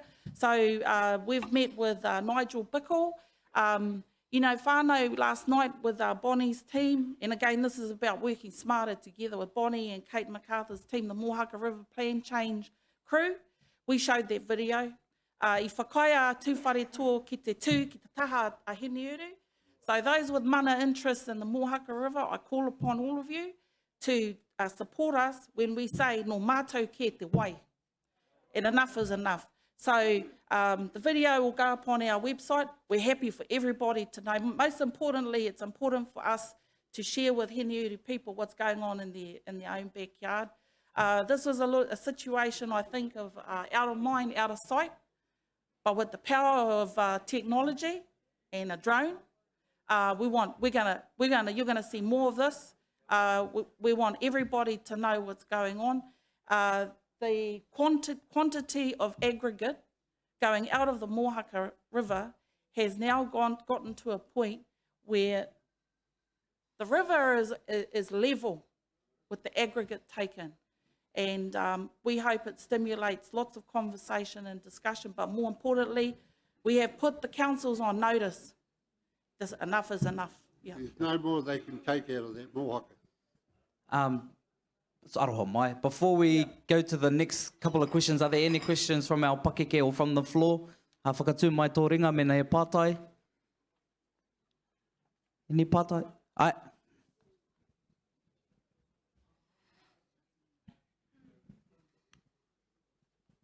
Tēnā tātou katoa. Kōrero from my mother, and I wonder if anyone else has heard this or knows this, that in the Mohaka River, they say when someone has been swimming there or there's been bodies in there, that there are tūrehu that come and pick those bodies up, put them up on the shore of that river. Do you know that belong to whānau? So when whānau, if they have an accident in that and there's been bodies there, they are recovered. Those tūrehu pick them up, put them on the shore. That's a kōrero from my mother, who's direct descendant to Te Haroto. And so I'm wondering, are you aware of the spiritual significance and the activity that goes on in that awa and around that wāhi? Oh, yeah. And the deep significance of that. I just wanted to, ask if those facets have been taken into consideration as well as just physical. I mean, as just like aggregates and water quality. There's more to our tai ao. And that's my question. Kia ora tātou. Tēnā. Kia ora.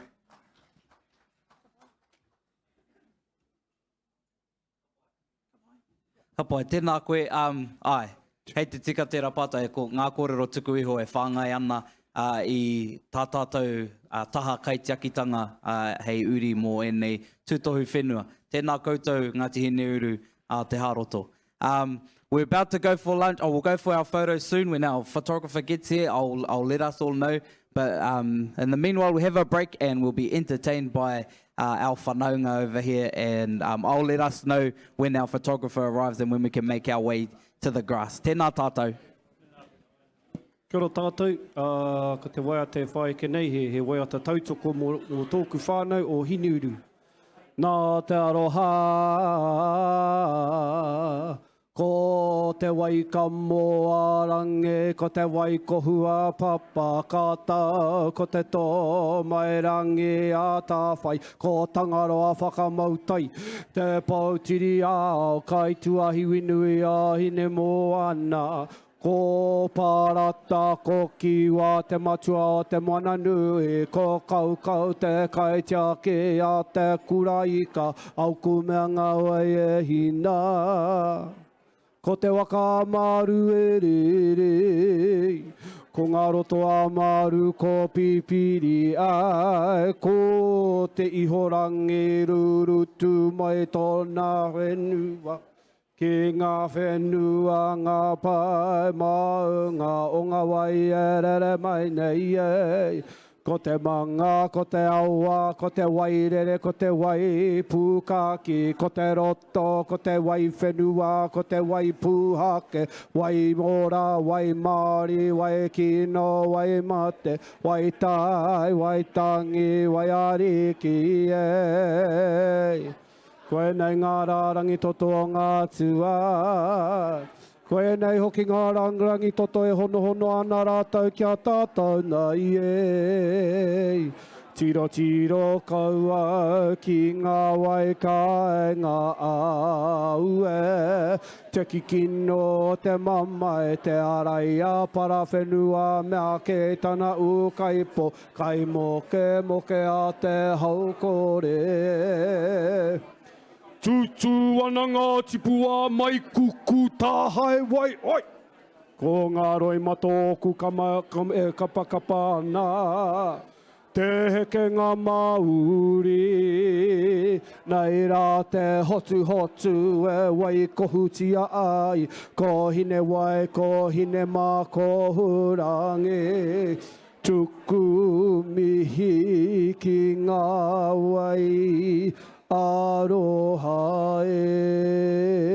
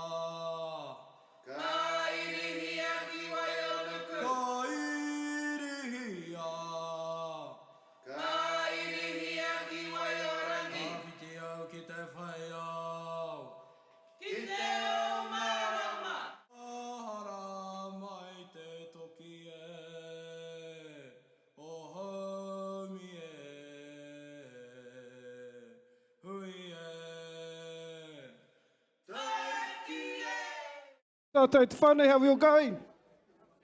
Still all right? Now, as the MC, I struggle with that question because I know everyone's a little bit tired, had a bit of a kai and all of that. But I'm really honestly asking, are you guys all good? Ka pai.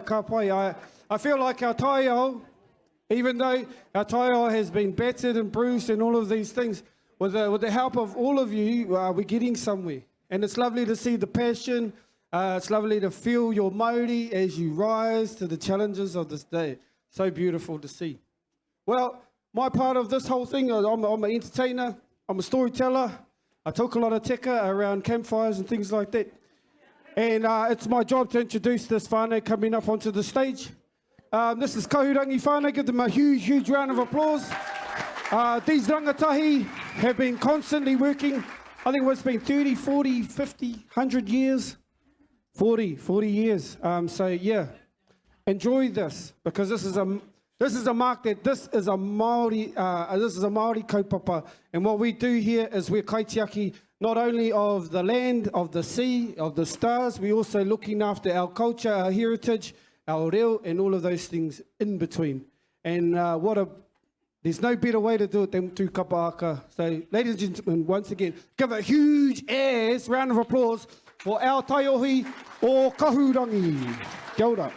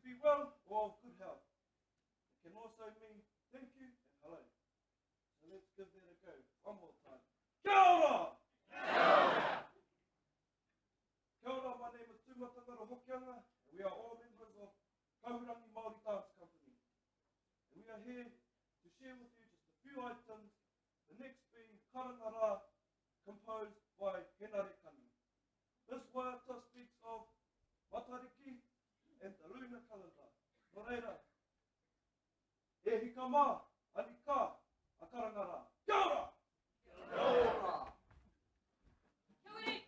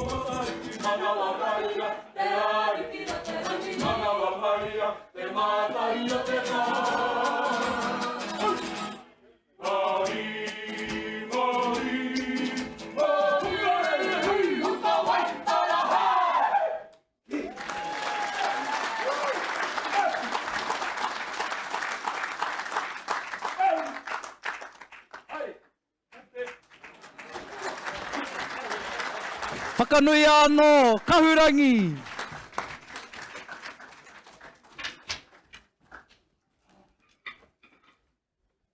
Absolutely stunning.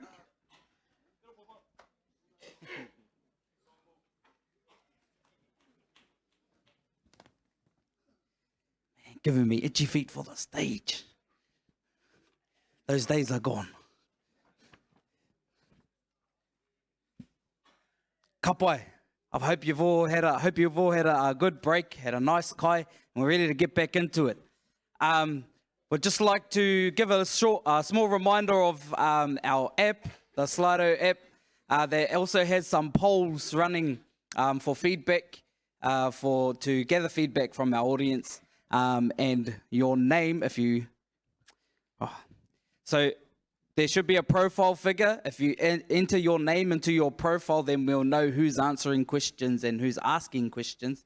And that way, your name will go into the draw for our Pātaka Kaipek. I heard people getting excited over some TT and some rewana. So the way to win yourself some TT and some rewana and some puha is to engage with us on our Slido app, asking questions and answering the polls. So the first one was, where did you come from? The next question would be, please rate your preference mode of digital engagement with the iwi. And then there will be a couple more where there's a text box where you can write feedback, and then a couple more after that for ranking different services. Nō reira, kia haere tonu tātou. Our next guest is Mare Apatu Te Kaihautu o Te Tai Whenua o Here Taunga. These are Mare's words.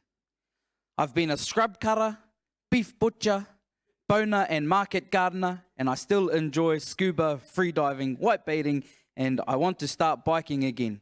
Except for that last part, I'd love to be your friend.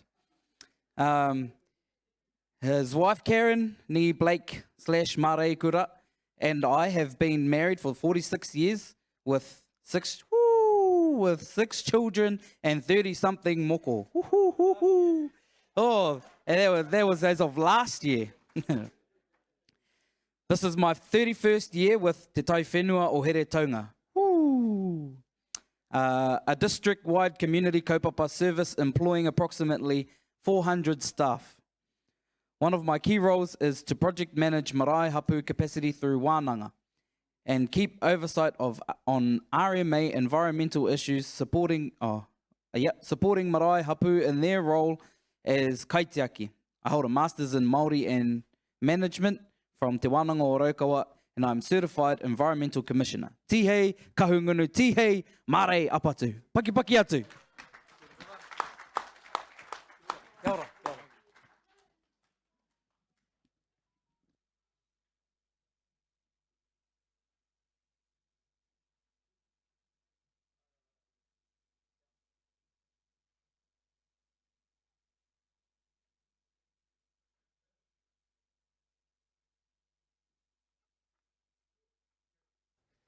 Oh well, te waira tahi mauri ora ki te rangi, te waira tahi mauri ora ki te whenua ko Here Taunga hauku nui ara rau hāro te kahu takoto no ringa hora. A ko tēnei te mihi atu ko koutou ki te hara mai te kaupapa Fishhawks 2022. Tēnei te mihi atu mai a mātou nei, aha ko kāre taia te nuinga o ngā kaimahi o te Tai Whenua Here Taunga, ko au anake, tēnei te mihi atu. Kia ora. So this one of the luxuries about not having to have picture kucha, I must say, is that I've just read my notes just yesterday to find that there's a little bit of an extension rather than having to capture it all in 20 seconds. I think you're going to have an early afternoon with me. But anyway, in this slide here, I'm welcoming in now into the chair you, Baden. But I want to acknowledge the 40-year journey, stamina, endurance, perspicacity of Ngahiwi. Now, Ngahiwi comes up with these words, perspicacity, you know, perspicacity. I had to go and look it up in the dictionary before I put it in there. It's about shrewdness and astuteness. You know, the renaissance of our kaumātua to reconnect kahungunu ki te wairo, Here Taunga and Wairarapa into modern-day six Tai Whenua regions was the collective moimoia. The protection of our tribal borders to reclaim, reframe our te reo meona tikanga, the kaua tāki tumu was paramount and still paramount today. So which one is it? Up there? Oop.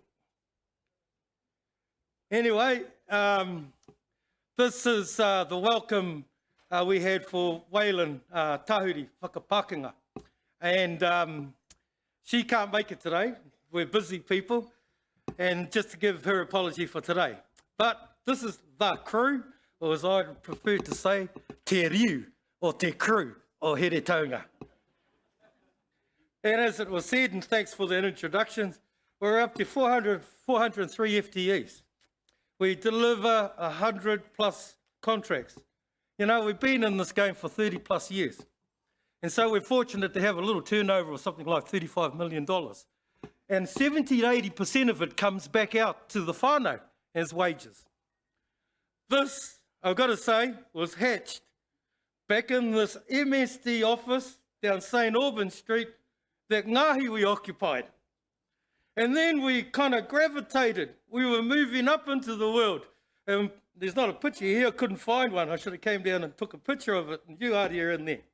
And it was the back tractor shed at Waipatu back in the early 1990s. You know, you might remember this mantra, but this was Ngahiwi. He said, I have a dream, and we're all in it. Anyway, but look, fast forward to the disruptor, the global disruptor. And in 2019, the New Zealand National Alert Level Lockdown 2020, we became, as Tai Whenua, a part of the wider community-led response. And if things weren't bad enough for Māori health providers, we were left at times last in the queue to receive our PPE, that's our personal protective equipment, our gloves, our shields, our face masks, vaccinations, but we delivered to keep our whānau protected and with a smile.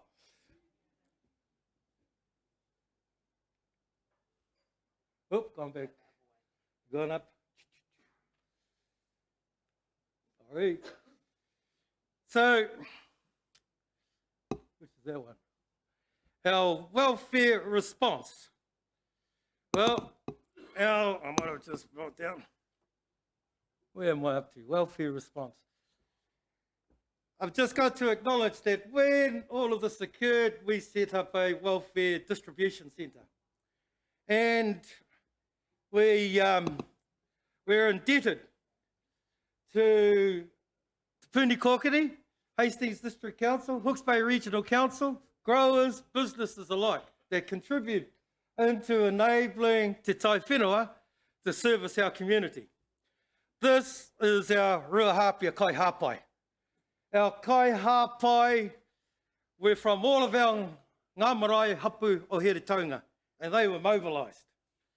Our Welfare Response Centre, as I was saying, acknowledges all of the contributions of all of those agencies that helped enable with not only money, staff, but also with motivation. And so 4,868 households supported approximately 16,000 whānau.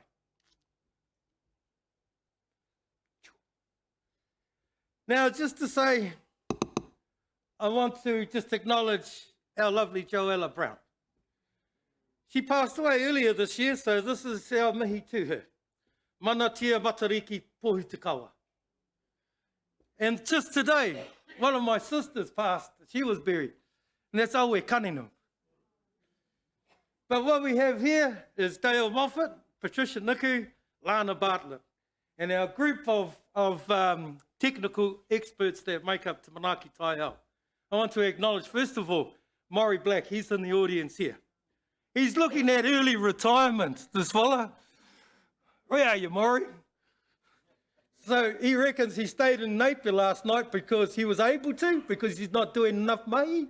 So he's in that semi-retirement mode already. But I also want to acknowledge our Ngāti Kahungunu rock wheelers, Ngaio and Shade. And, you know, we are joined at the hip. And we've got a number of different battles and frontiers. And I've only just clipped in a few of them today. And I also want to acknowledge Kate MacArthur. I think she gets a little shared around with our Ngāti Pāhauwera people. But these are people that are ngākau Māori. And of course, Dr. Anthony Cole, that I'll mention shortly. Okay, and of course, Ngahi, we may remember this, but back in the early 90s when we were doing research on ourselves with Christine Tiariki and Dr. Paul Spoonley out of Massey University, we took a research program called Kawatia. And it was an extensive research based on statistics, numbers, growth, economics, but social. And then what followed after that was the Whānau Development Action Research Program. And I was just talking to Jacob. He just reminded me. He goes, we did that back in 2006 with Carl Wixon.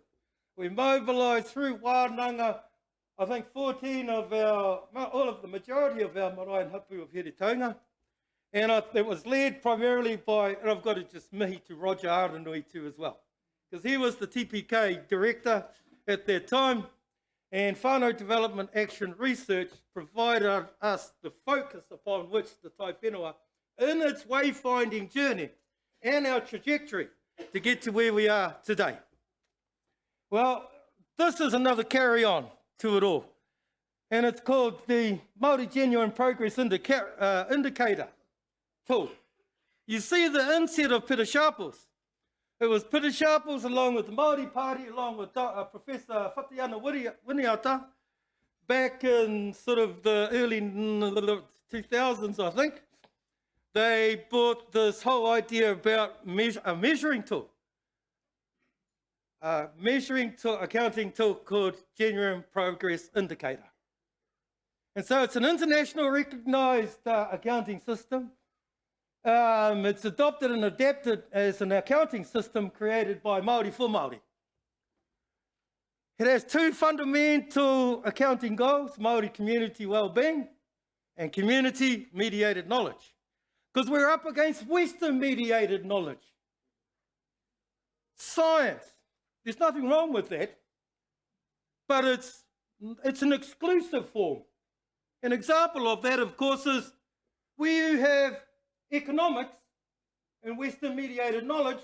Way over here is environment. Never the twain shall meet. Well, throw those out of the box. We've come up and worked with Dr. Anthony Cole in terms of 24 accounting tools. It goes beyond financial accounting of GDP. That's the national accounting tool that this country uses. But it tells a facade of real social deprivation that's in our region. It talks of economic growth, but it doesn't talk about all of those that are unemployed, that are pohara, that are socially deprived, and are lining up for homes in our communities.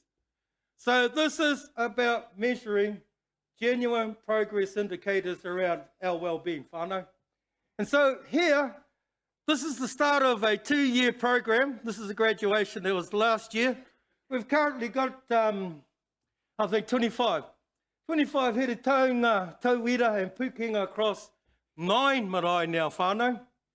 And of course, we're here to undertake what they call, instead of research, because all of that is Western-mediated knowledge, it's creative activities for the whānau, for the marae, the aspirations of the hapu. And of course, we're trying to infiltrate tamatea, as Thompson has reminded ourselves when we put this application into MV. Hey, it was Heretaunga tamatea. So I think we're in a good spot to kind of move on from this one, whānau. Watch this space, watch this space. This is about my future succession in the hope that we're growing our mana whenua. Our mana whenua. See Uncle Jerry here.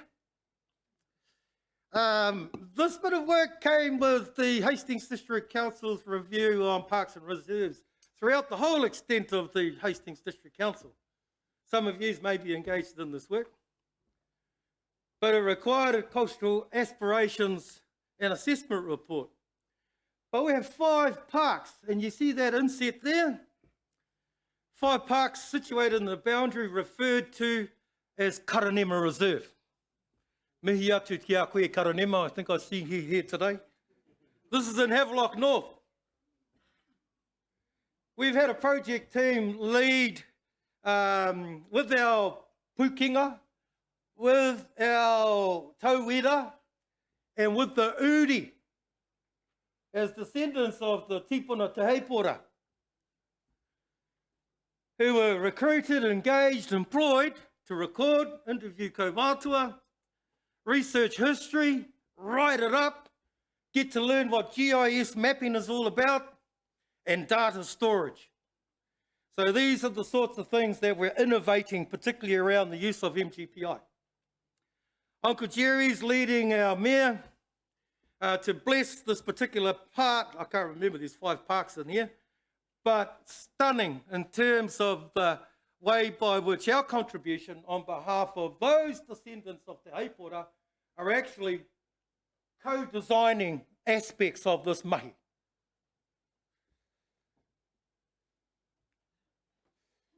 Oh, te mana o te wai.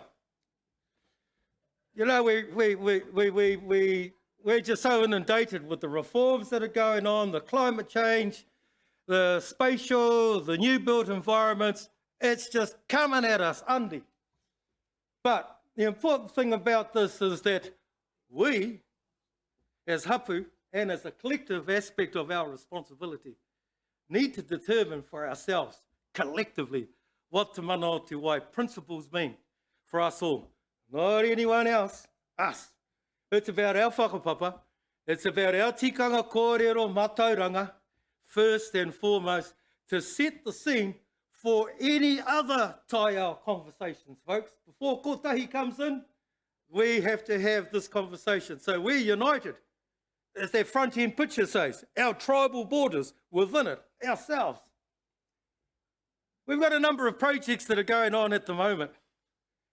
With Maury, with Dr. Jamie Ataria, with Kate, is she a doctor? Kate MacArthur. And it's led by Maury over here, ourselves, and it's called Ngāpau Matara Hau, a name that was given by Uncle Jerry. And it's a strategy that Uncle Jerry had given a name for us too as well, called Turipai Whenua.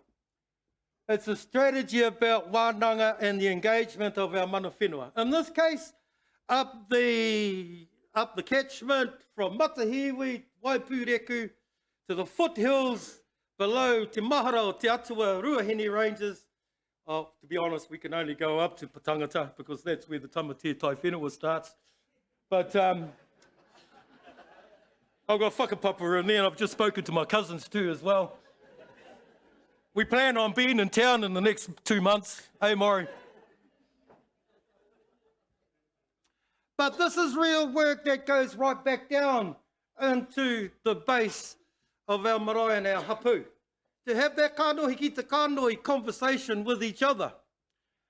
This is a bit of work that came out of the Ruatana for Water Storage Scheme back in the time when we were defending, through Plan Change 7 or 9, the approach that the Hawke's Bay Regional Council were taking insofar as building a huge dam around the Makaroro. And of course this bit of work, and I see my niece Adele, she was part and parcel as our CE back in the time, along with Kitty Allen, our new minister. We better pull a few strings on Kitty at the moment, but because we were set to task over this defining for ourselves Māori. Māori. It's like having to define what Wairua is. You know, you get a personal sense of when it is diminished, but when it is really good. And I suppose, how can you tell that with the water system, with our why? What's the kōrero of the water saying to us? If we take time out to stand by the river and let the awa speak to us. Our whānau over Wanganui, ko au te awa, ko te awa ko au. Ko te whenua ko au, ko te whenua ai au. So those relationships are joined at the hips with each other. So we've undertaken to look at what tohu. These are part of our mātauranga that give us an indicator in terms of the strength or weakness of Māori. We will talk with our fisher people. Talk to my wife about this because she goes out all the time. Along with a number of other people that are down on the river, listening, hearing, seeing everything that goes on in that space. So really at the forefront of the strength or the weakness of Māori, those people who are out there in the hills, in amongst our urutapu ngāhere, you need to speak to. On our radar, we've got this thing called Te Whakaheke o Te Wai. We've got to get together in some places around science where its contribution, a bridge across from Mātauranga Māori, actually gives us confidence. They're working with these things called isotopes that come from Ranginui down into Hine Tūpare Maunga, above in terms of Hine Koko, Kairoto underneath in terms of Hoku Nui, Muriwai Ho. These sorts of science can tell us how old water is, how old or how long the residency of water is in groundwater. So we want to capture that knowledge too as well. Ngahi and I started out 25 years ago on this thing called the Hastings District Council Waste Management process. At that time, Monty Paku, Peter Paku, Gordon Paku, all of these, plus Uncle Heitia, Tupu Tariha. We joined at the hip, folks, in terms of what used to be the Māori Council, Tai Whenua, and we took the Hawke's Bay Regional Council to task. Oh, Hastings District Council. We had our hearings, one of the first hearings at Ruahapia Marae. The outcome of this was a co-governance committee, the first of its kind in the country. And it's still going today. It's still going to go today amongst the political upheaval of change, whether we are Tai Whenua, Māori Council, PSGEs. So this is another bit of work that's carrying on today, along with the Hastings Stormwater too as well. Won't go into that one, boring. But has this got an indicator? What I wanted to show you here is to say, this is our Kia Tūpato slide. This is an example in Canterbury. And you might see this red baseline over here, National Bottom Line, National Policy Statement 2020. What the slide is about is the cause of environmental harm on a massive scale. These are nitrate levels in the Canterbury region. These are their rivers. Here's that bottom line, that perforated line, just kind of where that red orangey thing is. Look how much exceedances we got there. On the right-hand side, we've got annual nitrogen flux of some of New Zealand's agriculturally dominated river catchments. And guess what? Waikato, Manawatu, Ashburton and Selwyn figured before the Yangtze River in China and the Yellow River in Canada. And you know who beats us? The Thames River in England. So this is our Kia Tūpato in terms of those. Look, I'm not putting down, we're in this space, but we've just got to find ways in order to bring in hard environmental standards, limits and policies. The tank plan was a blimmin' shambles. It cost us, ratepayers, millions of dollars. And it should not be the preface towards this thing called a kotahi plan, korotake.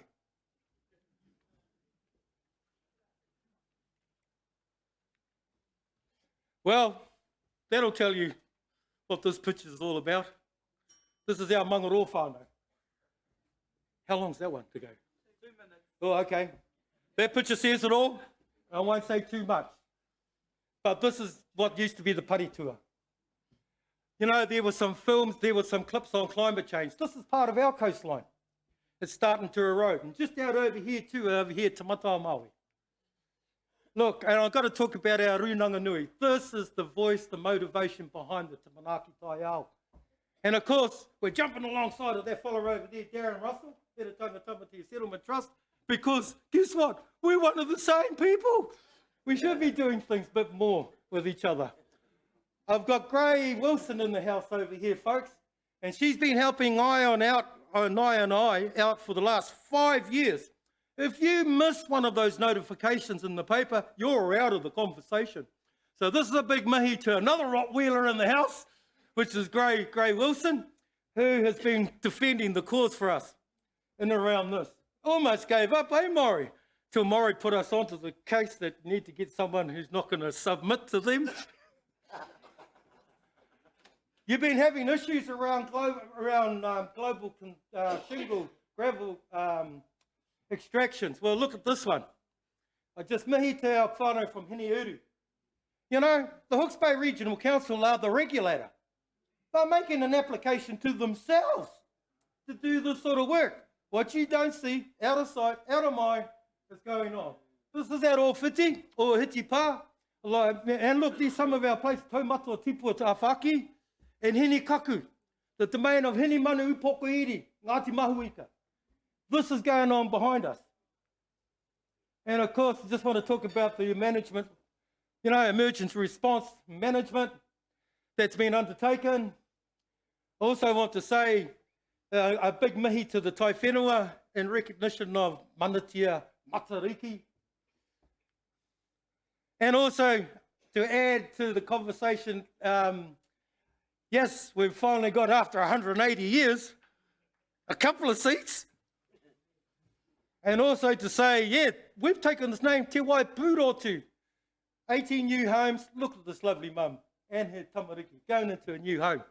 We've got now 140 homes lined up because we're a CHIP, a community housing provider. And just to say, we've carried on, and my last clip is a huge acknowledgement to this fella. And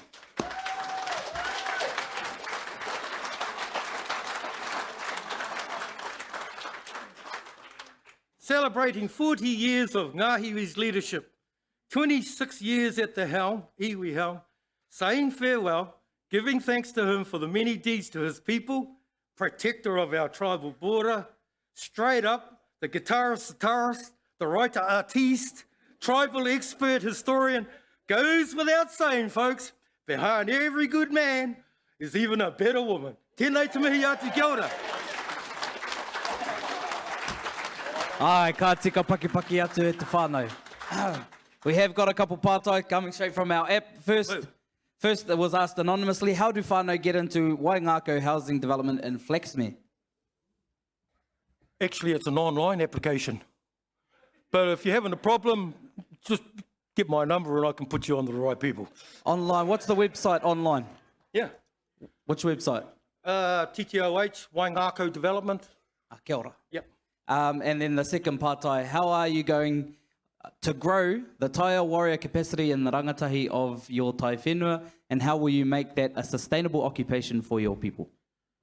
Well, you know, to be honest, pretty hard getting our rangatahi. I feel rangatahi at most times, and I'm over 60. But look, it is, it's a work in progress. It's part of that MGPI. Unfortunately, the ones that we've got on there are over 50 and over 60. Our rangatahi have got the reo, but it's the cultural memory and the depth of that. Kia ora, and we'll leave it right there. Thank you again, e te rangatira.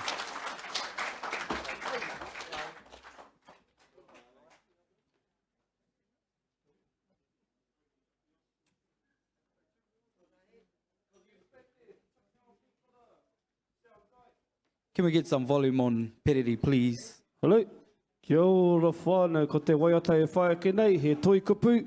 Ko te ingo o tēnei toi kupu, ko A Poem for Clarity.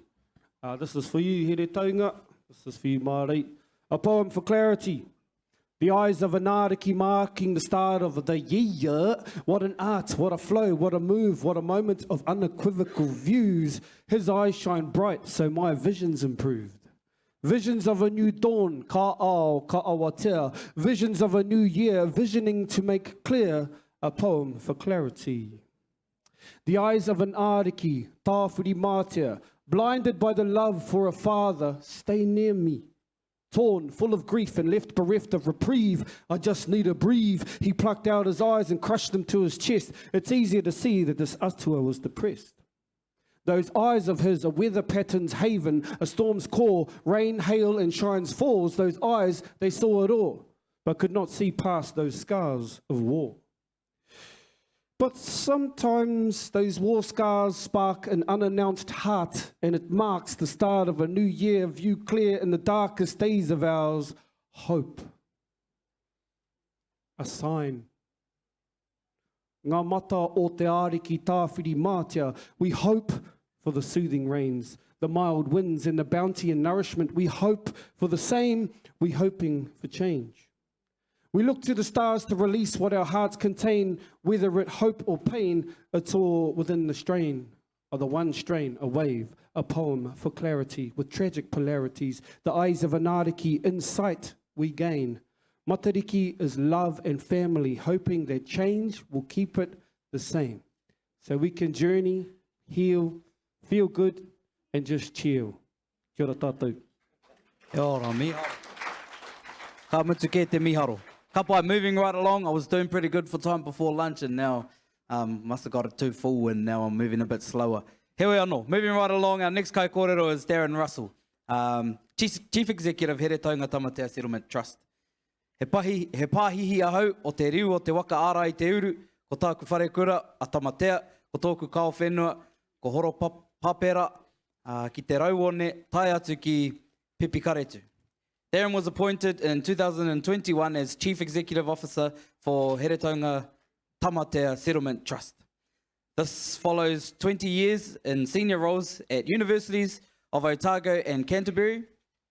Darren also retains directorship on Ngai Tahu Holding Corp, Ngai Tahu Capital, Retara Holdings, and a member of Social Workers Tribunal, and has held prior governance roles across National Crown entities, regulatory bodies, and community groups. Darren's personal and professional passion is iwi development from community work and from undergraduate to doctoral qualifications, and recognises the privilege of holding a role within the Here Taunga Tamatea and Kahungunu Takiwa. Mihi mai kia Darren Russell.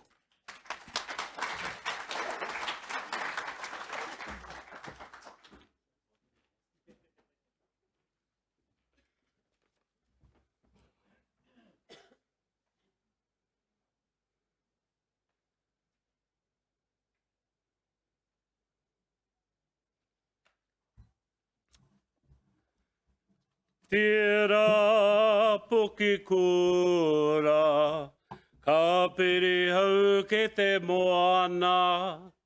I reira ka puta maena, te tui mata I Hawaii ke. Meke te akalo tau kai puke, ka kopa te a te manu haia. Tērā poke kura, taku mauka tāpu e. Hākātu tēnei ke te tautoko ana te mihi kua miha. Te tuakana o te uri o Takitimu, te mana o Kahununu. Ngā paua, ngā taua, ngā pākeke, a tēnā koutou, kāranga mai, mihi mai. Sounded a bit like a commercial online dating service that I was hooking up to in terms of the introduction. And despite asking Mare to be a very poor performer, he again failed. It is a privilege in the first instance to acknowledge my many trustees of Here Taunga Tamatea Settlement Trust that sit around this room. And in asking the chair about presenting in the summit, whether it was that she, the trustees, or anyone else may wish to present. She asked that I do so, but I do so in the acknowledgement of the mana of Tamatea and the mana of Here Taunga Tamatea Settlement Trust. I'm going to very briefly, if I think about Tāo, the esteemed speaker just before me, Mare, has led much in our community in that area. And I want to acknowledge too, in my very brief time here at Here Taunga Tamatea, Joella, and the influence she had in a very brief window of time that I had with her before her passing. And I want to also acknowledge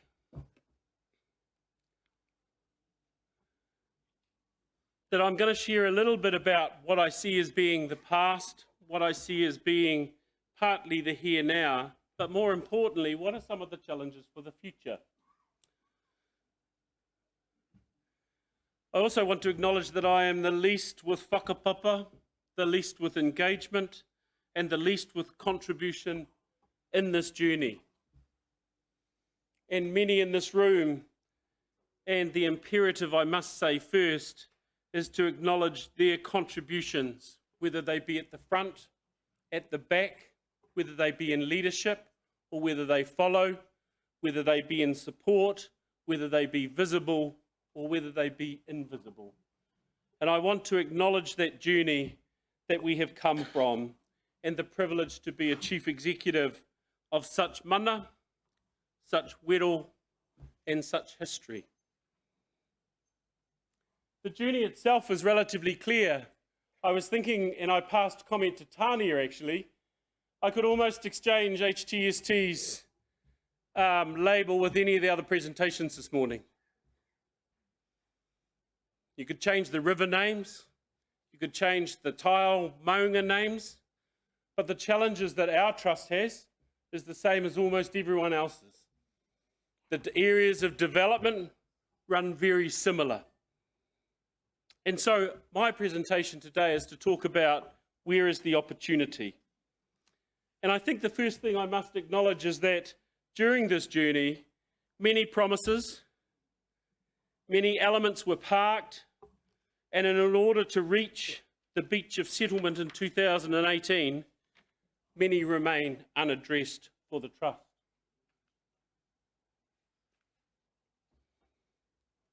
As I was saying earlier, our PO, or areas of focus, are no different than others.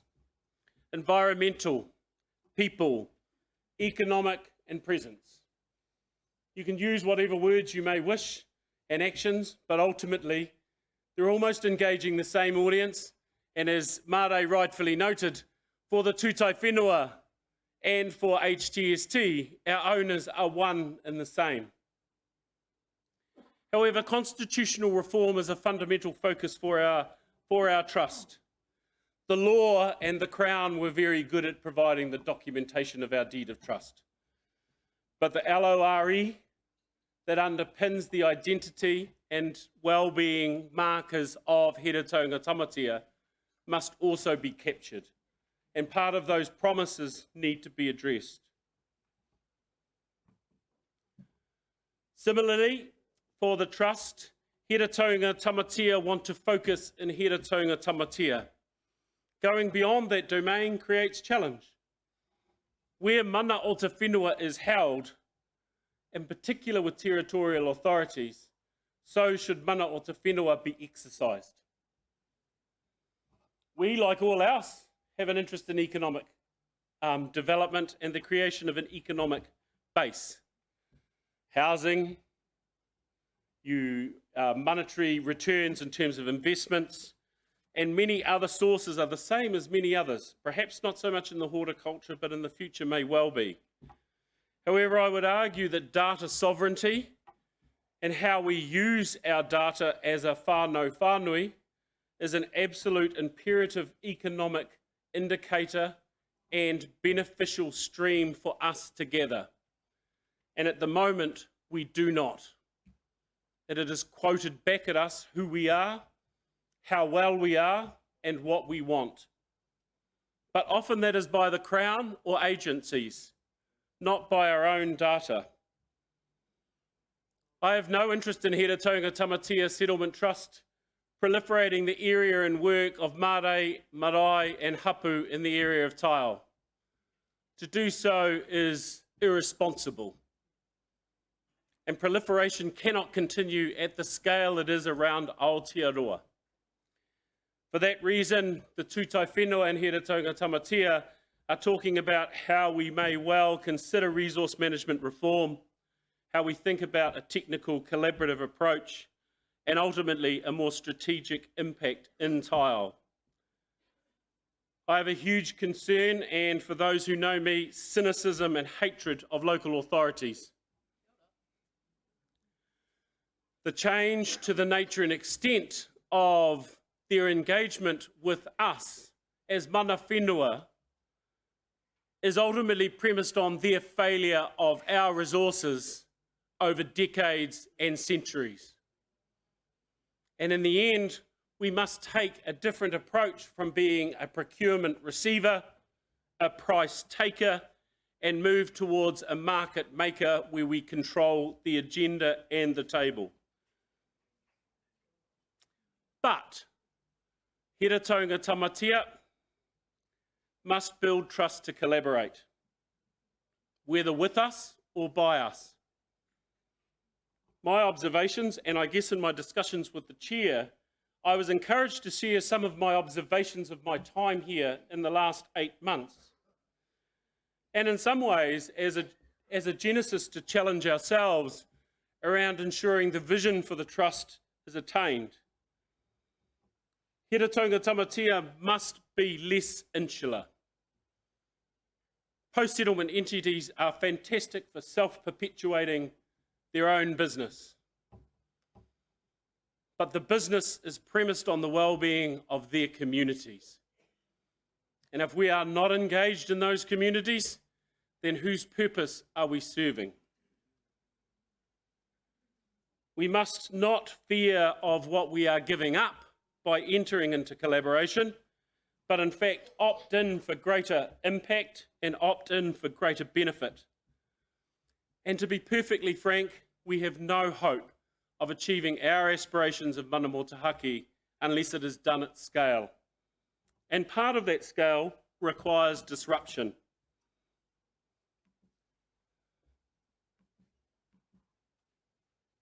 Would have been exciting if you'd seen those words a little bit earlier.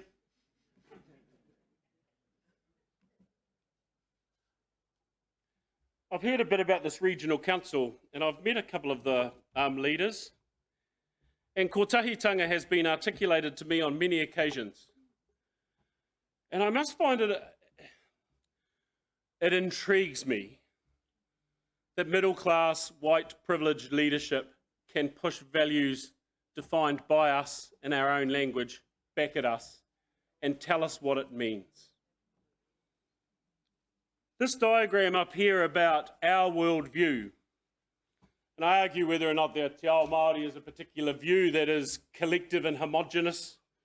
And I think kotahitanga, from my perspective, albeit that the circles are out of scale, are ultimately premised around whānau, marae and hapu. If I was to endeavour to put this into scale, the orange circle should almost perpetuate right out to the margins. Because there is no HTST, there is no Ngāti Kahungunu, and there certainly is not any iwi chairs forum, unless the orange is flourishing. And my experience and my observation here is that they are not. Not because of passion, not because of desire, not because of energy, but because they are not being supported and not being engaged by our partners, whether they be ourselves or whether they be the Crown. The reality from my perspective, as I see it, is for HTST, we have by nature, an inherent relationship with our marae and hapu. They govern us, they inform us. But we haven't worked as effectively with them as we should. Those same marae and hapu inform Ngāti Kahungunu Iwi Incorporated. And in this case, I'm conscious and put Niki in its relationship with Iwi Leaders Forum. I'm conscious other PSGs also have that relationship. We do not. So is this a rhetoric or reality when we talk about kotahitanga? And part of me left the question to ponder, and in talking with my chair, and in some ways it's a dual-edged question, is why should we collaborate? And why would we not? We're a trust. I'm unsure how much trust we have in the room. How would you have trust if we don't have a relationship with you? Trust is enormous. Whakapapa is inherent. Our taonga are inherent. Who we are in terms of our language and culture is inherent. But do we have trust? Scale is our only option for change. Economic impact is about a tribal economy that sees our money bounce amongst ourselves, within ourselves. The 50-odd billion that they refer to in terms of the Māori economy, that's Māori giving money to the New Zealand economy. I won't use a Kahununu example, but I will use Ngāi Tahu. Having been a participant in Ngāi Tahu since its inception as a tribal authority and its settlement in 1998. We had more mana, more whakapapa and more engagement in 1989 when we had 450 members and were bankrupt than we do in 2022 where we have $4 billion, 80,000 registered members than we ever have. We look and feel successful by not sharing what we are not doing well. That cannot be something that is replicated across our takiwā or any takiwā. And I don't dismiss that of my good friend Tipene or other governorship leaders. That is not my endeavour today, nor to cast aspersions on anyone or anything locally. But the inability for us to talk about what hasn't worked continues us to perpetuate those same issues. Our challenges with what's been referenced by almost every presenter today in the decentralisation of the Crown is phenomenal. Yet we continue to proliferate costs, capacity and competency in this takiwā as every takiwā is suffering.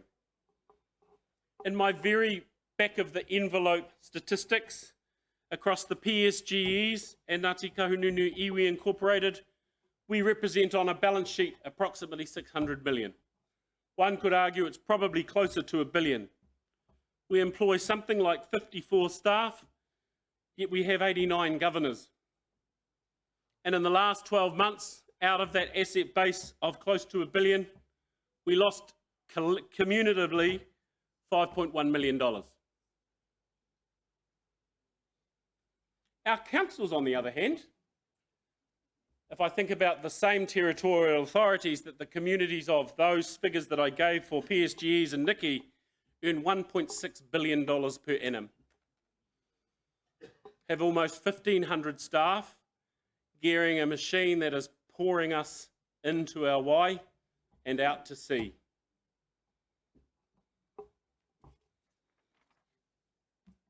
Our strategy must be about tino rangatiratanga. If we are exercising tino rangatiratanga at the marae, at a PSGE, or at Niki, we must have the whenua, the water, and our people flourishing. The last thing I'll leave you with is a statement by Gandhi. He was Māori, I think. First, they ignore you. Then they laugh at you. Then they fight with you. Then you win. We can't look at our enemy alone. We must also look at ourselves and challenge ourselves in order to be able to combat the Crown and in order to be able to ensure whai ora o ngā hapori, o ngā whānau, o ngā hapu. Nau reira ta mana ki konei o Kahununu, tēnā koutou, tēnā koutou, tēnā koutou katoa. Kei taku rangatira, tēnā rawa atu koe. We do have a couple questions that have come up on our app. The answer was no. Kapai, I'm not sure if you'd feel free to answer that. First one, how te ingoa Māori mo co-governance? Does anyone in the whare have an answer for that? Mana taurite from our chair. Mana taurite. Did you have anything to add? I think we should just, rangatira tanga. Kia ora. Forget about anything ko. Kia ora. Mana taurite made up word because co-governance doesn't exist in the Māori vocabulary.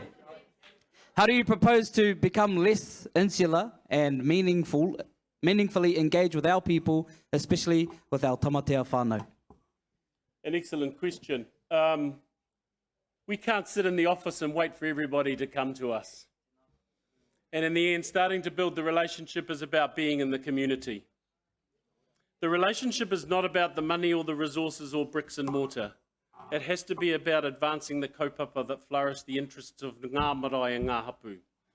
And part of our reform, I think, has to be to get the capacity in place to be able to be there and engage, but not on behalf of, alongside and empowering them to achieve that. That means I'm done. All right then. We'll No, let it you wasn't. go. It was only 18 minutes. I was only What are some learnings from Ngāi Tahu RE commercial development you can share? Interested in your views, RE appointing skilled directors for Ngāti Kahungunu Asset Holding. One observation I would make, and I'm not meaning to be dismissive of Ngāi Tahu because it is a self-perpetuating machine, and I'm part of that board. And you could argue that I'm part of that problem. But we are about to do, and I feel we are doing exactly the same thing in a proliferated way as I look at housing and I look at property development.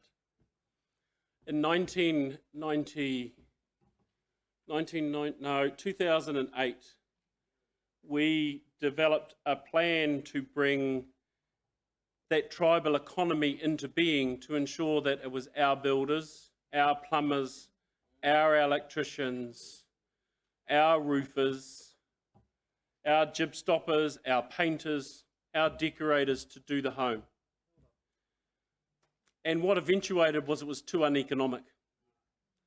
So we buy a piece of land for $10, we sell it for $20, we rub our hands together and go, good natives, $10 to distribute to our whānau, and we let $1,000 walk out into the non-Māori community to do those things. We've had a generation and a half to change that game, and we are not one bit further down that road. And as I've heard about the housing development across all partners, PSGs or iwi authorities, are we thinking about that answer? Because that door will open and close, and in the end, the development and wealth creation is about the well-being of whānau that are in the subsidiary, not the sale of the property. And if there's one thing that I would learn from that, it is hugely important. The other, saying Ngāi Tahu doesn't make you successful. If you're talking about skills and development, I think we've been very good at appointing the best person for the job, but the best person for the job we don't define. It's defined by non-Māori in terms of what good governance looks like. And we have to take that back. 2 comments and thoughts from Ngāi Tahu. Kia ora. Kia ora. One more pātai from the floor, aroha mai. Have a raised hand. Tēnā koe hoa.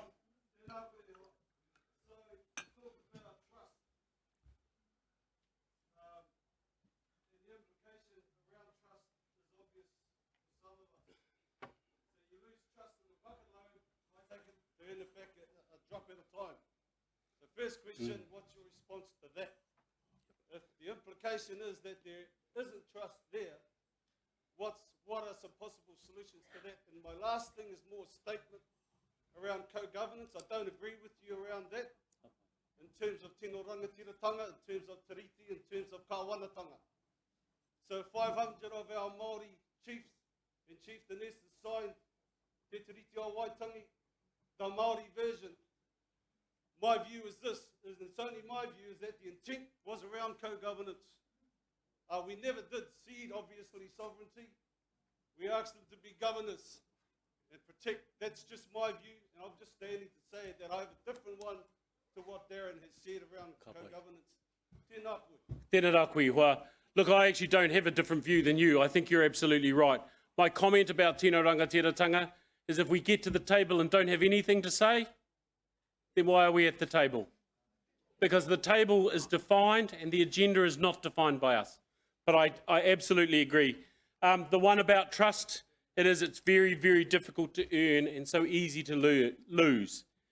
We have to be driven by purpose and principles and get rid of personalities in politics. I can work with the people I despise the most if I'm really clear on why we're sitting together. And if you come back to that, in the end, that should be what drives you forward. E te whānau whakanui anō, Darren Russell. Kia ora, Darren. Just as a reflection, I wasn't going to do this poem, but this one's for you, bro. And for you fellas too. We got to come to accept our fate. It's too late. All good. Use the plastic bags, mate. Chuck them in the river, in the sea and the lake. I ain't seen no turtles in Ahuriri anyway.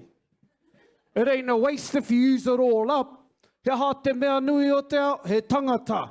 Not the atua, not those saggy face, blah, blah, blah, kaumātua. I'm sick of the heaviness, that's why I go to the pātara. Move to Australia. Drinking at the party, then I'll start the car up. They say the water cleanses, but even the water's hard up. I'll let the fossil fuels burn so you can see I'm scarred up, going down in flames, screaming, ah, rah! I ain't the one that's drilling, so I ain't the one that's killing. Unless it's Fortnite, man, this ninja, he be chilling. They sucking out the bile of my ancestress, Papatua Nuku, throw it on her face and leave a mess, cause we're blessed. I'll just get used to it so my kids won't care less. Ignorance is bliss and arrogance lets me rest. I understand the government must overstand my nest. Confessions are concessions unaddressed, I attest. Environmental court, it's a rort, that's my guess, but I'm just a poor son of a bum with no assets. My inheritance is debts and a stone around my neck. If you can't relate, that's okay, disconnect. Use the fizzy bottle, jolly drink and Mountain Dew. Let the sugar rush you consume inspire you. Instant gratification is the plague amongst these nations, and globalization keeps us all complacent. No wonder why the kids don't want to do dishes in the morning, because it's boring and Papa's still snoring. Everyone ignores them and slowly they fall in accordance to all of the examples made before them. When I was a kid, I used to collect stones on that beach. Sand on my feet, or sort of sand. Sand on my feet, listening while the tides speak. I saw a couple dolphins and I thought I was unique. I thought it was love, man, I was rolling in the deep. Like a plastic bottle, I was transparent and shiny, defined by the capacity inside me.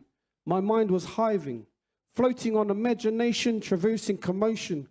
It was survival that brought me here, with my tipuna as that notion. Kia ora tātou. Kia ora. Ka mutu ke te miharo, tēnā koe. Oh, we're doing well at te whānau, we caught back up on time. Ka pai, moving right along. It seems like there's a common theme with some of our speakers. It must be a Ngāti Kahungunu thing. Apparently, they were too humble to send a biography about themselves. So I guess I missed that memo about being humble. However, and same again, Google didn't help me very much. Hewe anō, I will just introduce our next speakers, Kohine Rata me Gemma Green from Tamatea Tai Whenua. Korehe Thompson? Kohine Thompson. Aroha mai. My program says Rata, aroha mai. Ko ruahine te maunga, ko tuki ko waipawa ngā awa, ko ngai te whatu i āpiti, ko ngai toro i waho, ko ngai te hauapu ngā hapū, ko noho mai te rangi te whare tipuna, ko mataweka te marae, ko Kohine Thompson, me Gemma Green, ngā kaitiaki no Tamatea Tai Whenua. Mihi mai ki tēnei tokorua.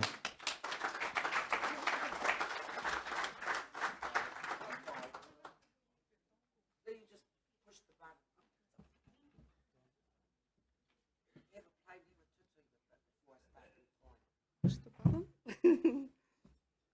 Is it okay. Sorry, it's still our opening.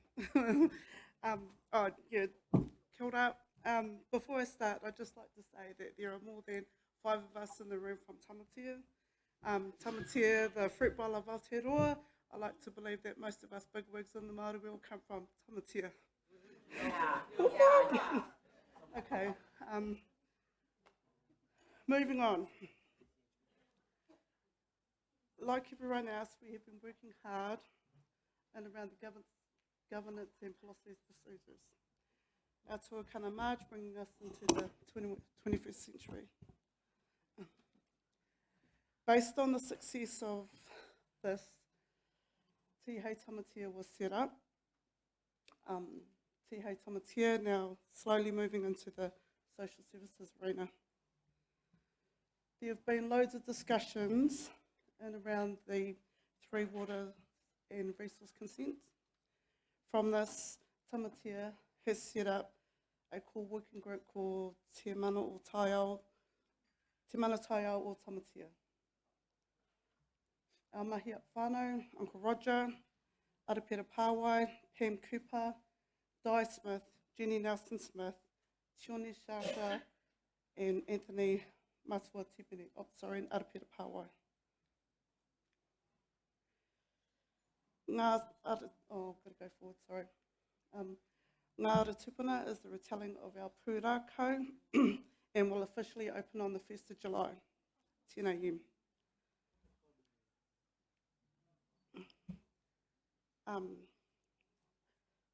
Tamatea was placed on Te Taumata on the 5th of March 2022. However, with the lockdown restrictions, a virtual video was shared, a virtual tour was shared on the 12th of April 2022.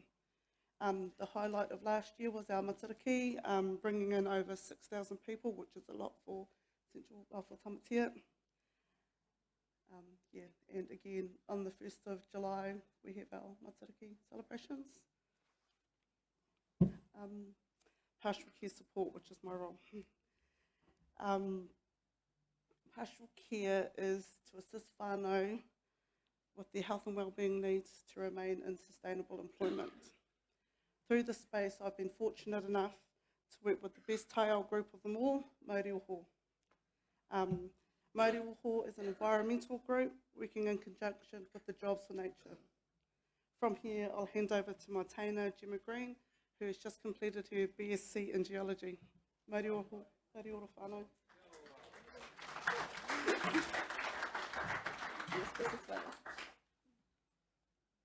Tēnā koutou katoa, ko take te mutuaka, ko rohini te maunga, ko makaretu te awa, ko nā te kanunu te iwi, ko nā te maro te hapu, ko rākau tatahi te marae.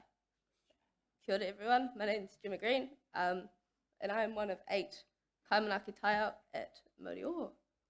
Oh look, some more photos was. Thank you, Kohini, for that. That was awesome. Yeah, and as Kohini said, we're a conservation project funded by the Jobs for Nature scheme, and we're based in the old dock office in Onga, so 83 Bridge Street, if you ever want a cup of tea, and if you've got any cool stories about the Rangers, hit us up, that'd be awesome. This afternoon, I get the pleasure to tell you a bit about our mahi in the taiao space over the last 7 months since we started November last year. So, our project area is just over 50,000 hectares, spanning from the northern Ruahine Ranges through the Kereru and Tamatea districts. And we do everything from trapping and weed control to riparian restoration and taiao monitoring, including both Maturanga Māori and Western sciences practices, like eDNA water testing, which is pretty cool. But a key part of our mahi is the reconnection of our people back to the whenua, as illustrated by our saying up here, hongona taiao huira Mauri Oho, by connection with life, or by connection with nature, all life is rejuvenated. Shouldn't make slides at midnight because you make pretty good spelling mistakes like that. Note to self. Yeah. So being out there in the field, it's taken us to some pretty cool spaces, as you can see out here. And I'm not really one for words, so I've just plopped up a bunch of pretty pictures.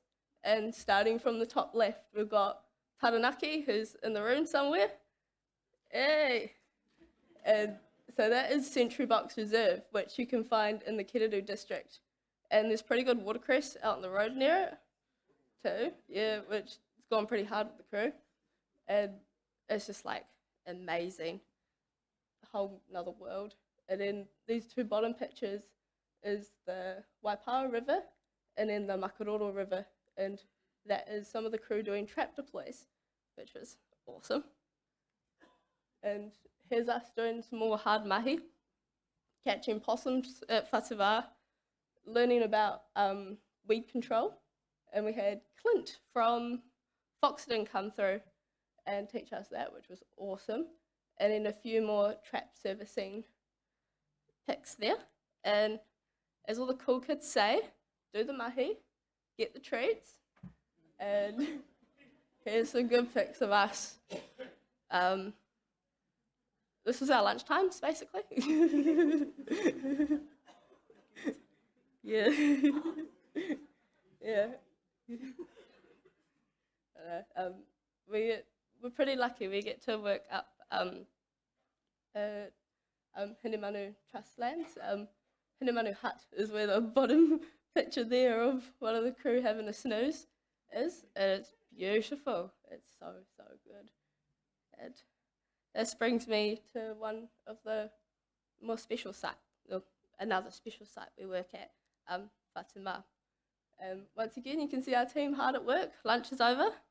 And one of the cool things about here is that we've got the opportunity to be able to reconnect back to Whatumā, and restore its mauri, which is pretty exciting prospect for all of us involved.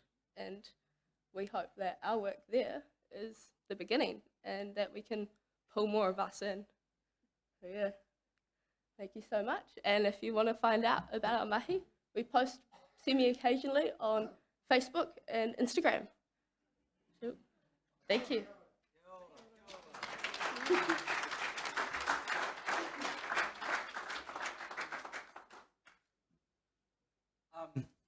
Kia ora. Tēnā kōrua. We did have one question pop right up at the end there, and I think it's for you, Gemma. How did you get your job?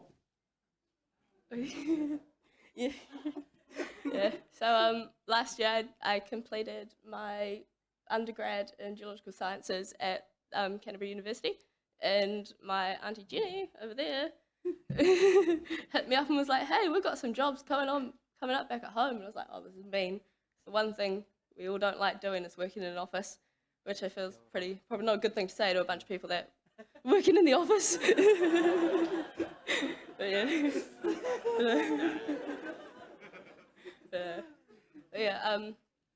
It was saw it on through Jenny on Facebook connections, and now through Kohene, who's getting lots of us more people like me into. So if you're from Tamatea and you want a job, go see Kohene. Yeah. The same as what the message is there. Kia ora, whakanuia o tātou manuhiri e tu.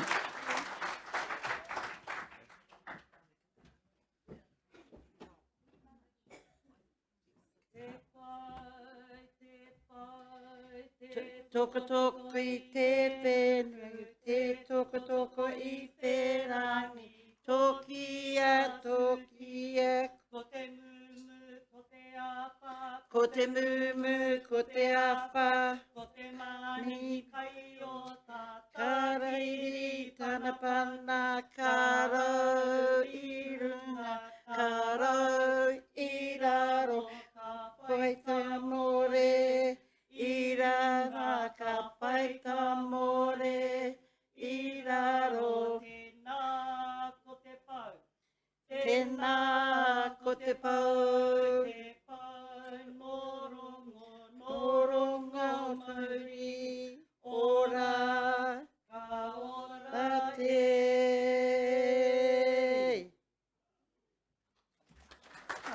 Tēnā koutou. Kia koe pata.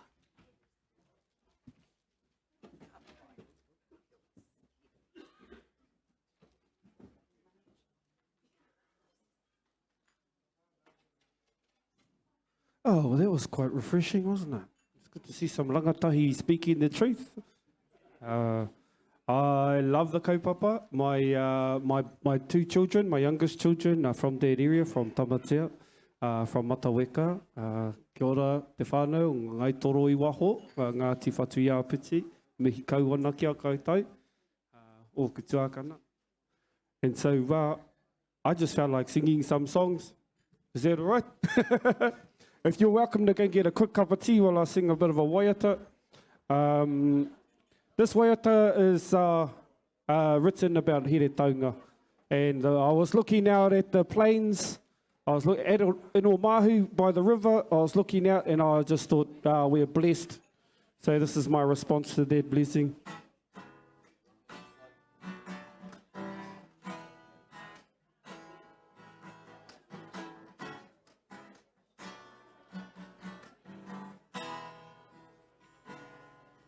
Poiporo titi atu, poiporo titi mai. Erere e poi e ki te rāwhiti. Te uranga mai o te rā. Tā manui te rā, toro a mainga. Hihi o te rā,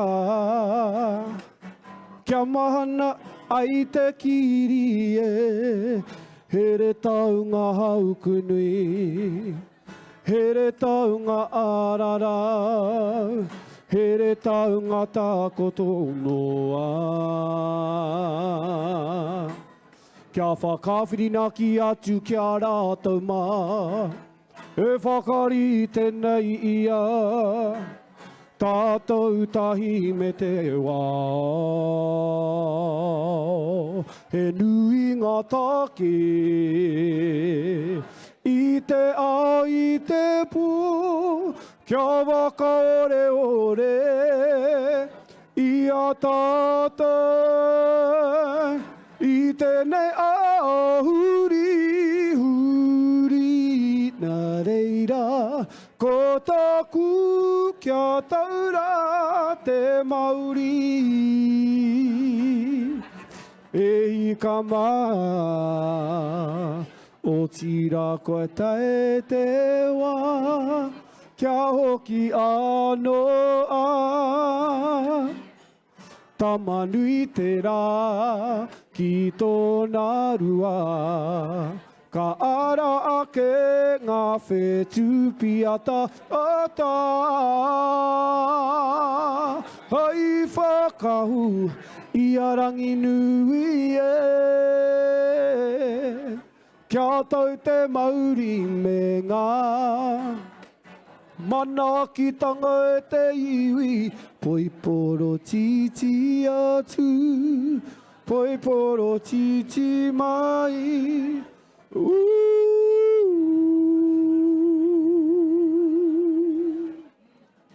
Tāhua, tino a tāhua rau atu, paki atu ki tō tātou tangata, tō tātou kai whakangāu I te rangi nei, kia pereri. Tēnā koe pai, Māori ora. We're coming to our last speaker, presenter, before we have closing remarks. So we're getting there at Te Whānau. We're ahead of time, so let's stay ahead of time so we can send you off ahead of time, as we all love to be. Our next speaker, I'll introduce, is actually my uncle, and where I get my good looks and my large stature and my wisdom from.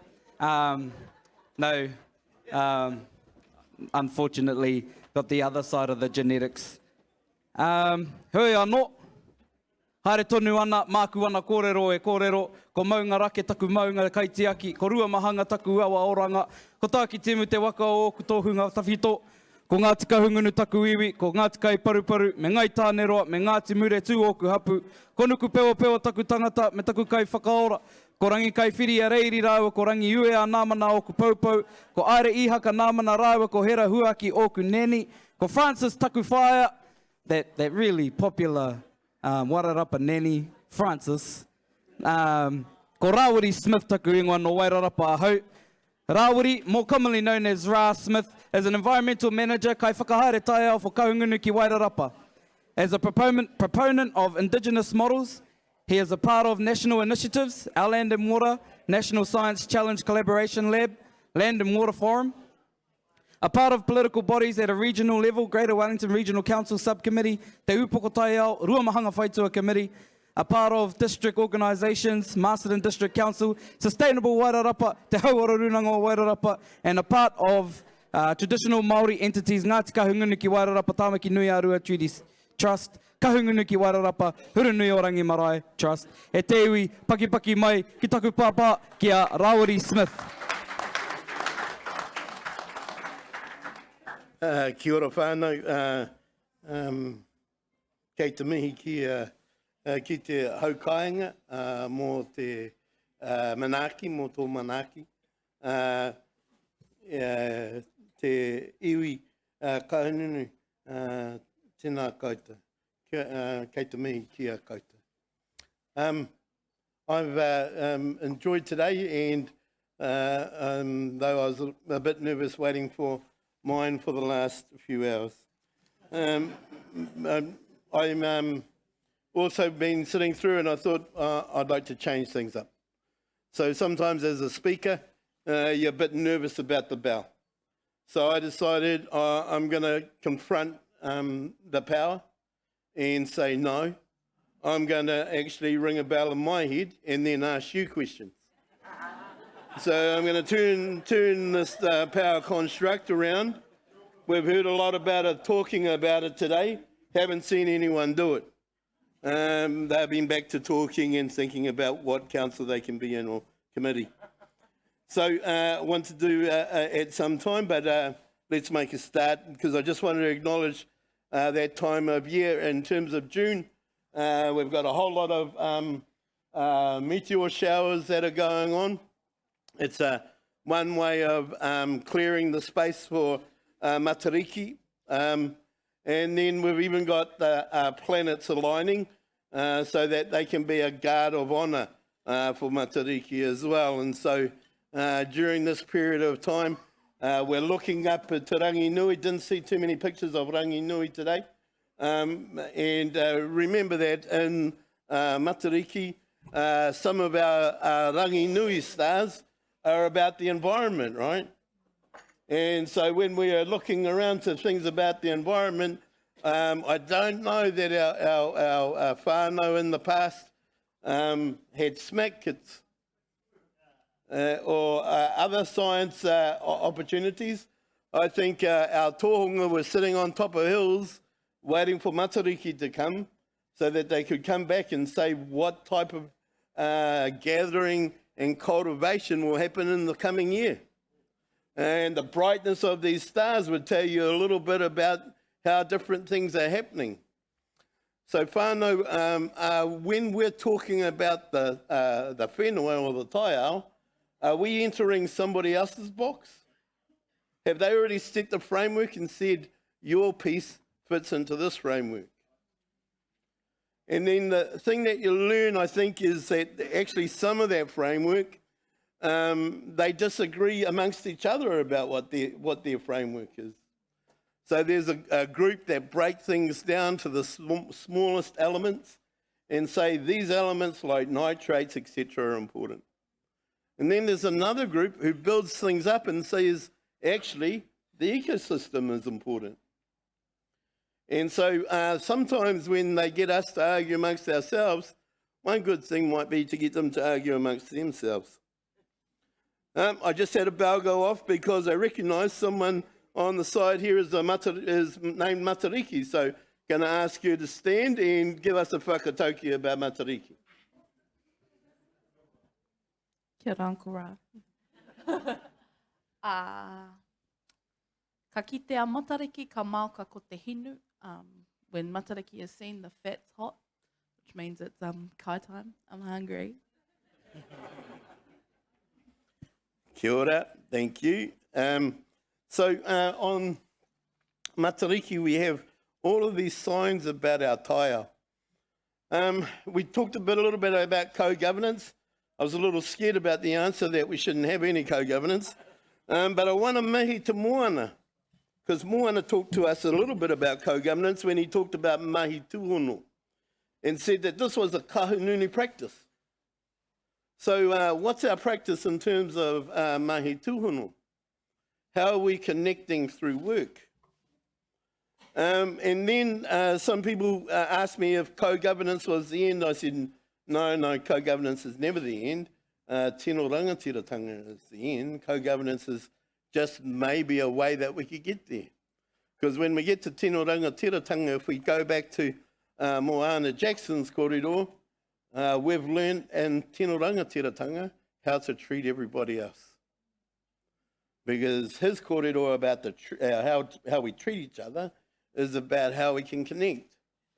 And so his argument and my argument today is that we had co-governance before somebody came and said, here are all the codes, co-design, co-operation, and we had co-governance. And that was about how we treated each other. We didn't arrive at the treaty going, we've never had a treaty before.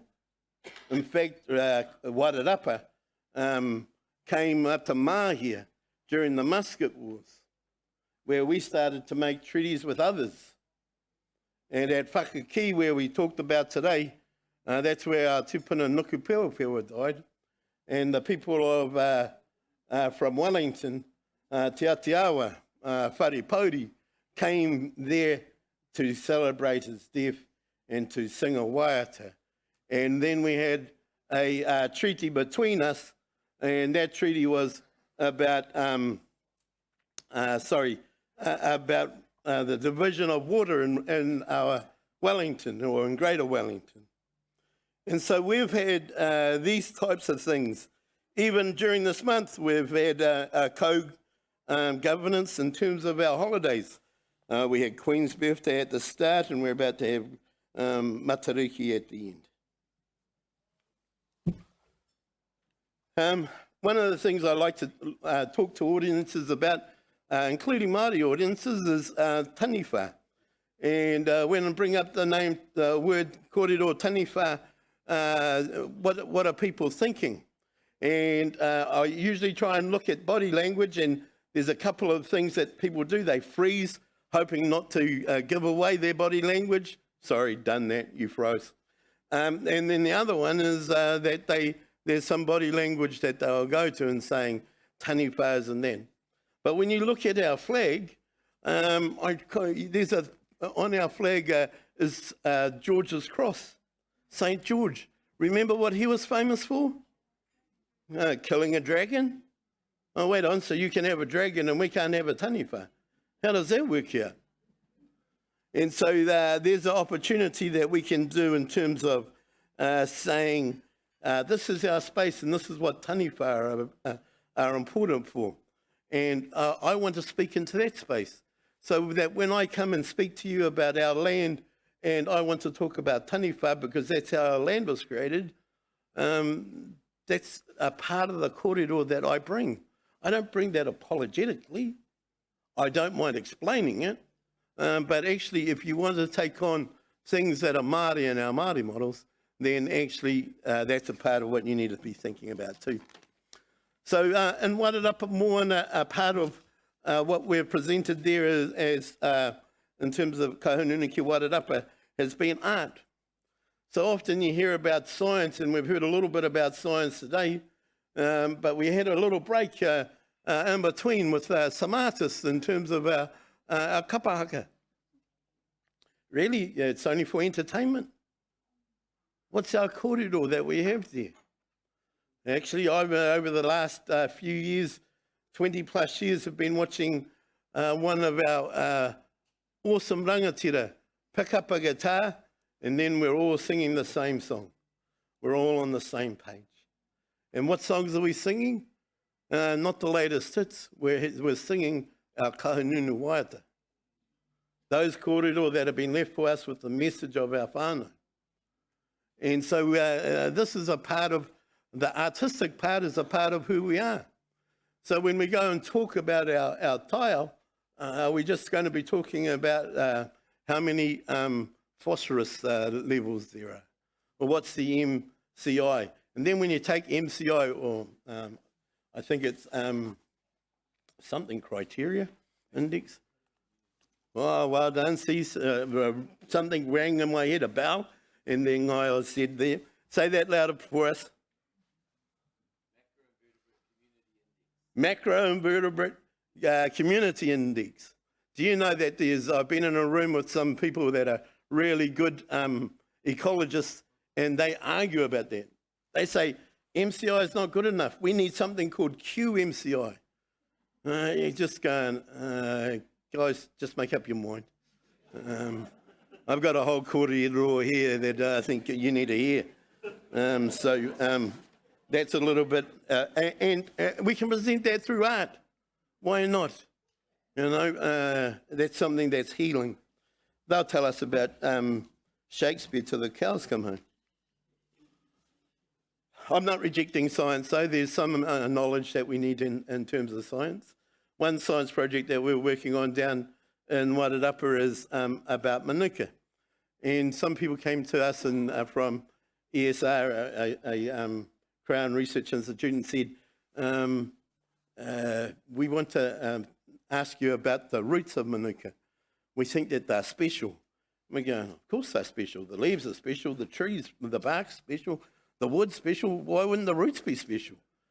They said, oh, that it's antimicrobial. And so, like Mare, I went to a dictionary to find out what that is. And right there, it was able to affect the microbes, something called pathogens and E. coli, and hold it around the roots so it doesn't get into the water. And one of our whānau from the whānau Naira has been working on this in terms of a woman named Sky Halford, who's been working on the roots of manuka and finds that actually it can hold nitrogen so it doesn't break down to something called nitrates. And so if it doesn't break down into nitrates, it doesn't wash into the water. And if it doesn't wash into the water, it's not feeding all the algae. And so just thinking to the farmers who go, oh, there's nothing we can do about it. Boy, have I got a plan for you. It's called manuka. And then they said, oh, manuka's not tall enough. Guess what? We've got a taller tree called kanuka.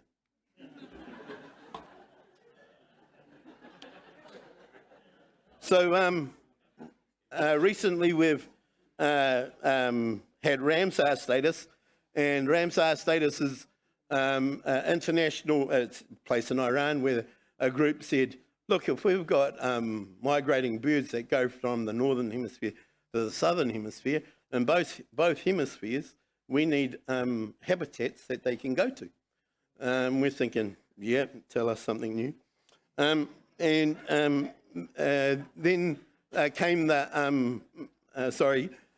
came the agreement that we would have Ramsar sites. And so in New Zealand, we, up before Lake Wairarapa, or Wairarapa Moana, sorry, we had 6. Australia had 66. If that's a rugby game, we don't want to go, because that's 66-6. Okay, and so here's the 7th Ramsar site in Wairarapa Moana. Now, why is that important?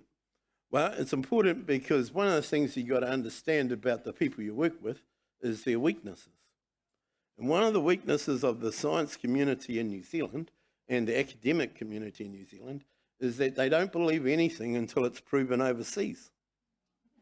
So if you can get an international stamp of approval, then you've got people going, how can we help? You know, and because now it's got the international significance. It always had a Māori significance. Yeah, are you kidding me? Repo and kōtuku rere. These are all the kind of things we expect to see in an ecosystem. These have been the things around Wairarapa Moana for centuries before people came. And you have to get an international stamp before they become important. Done. We'll get an international stamp. You happy now?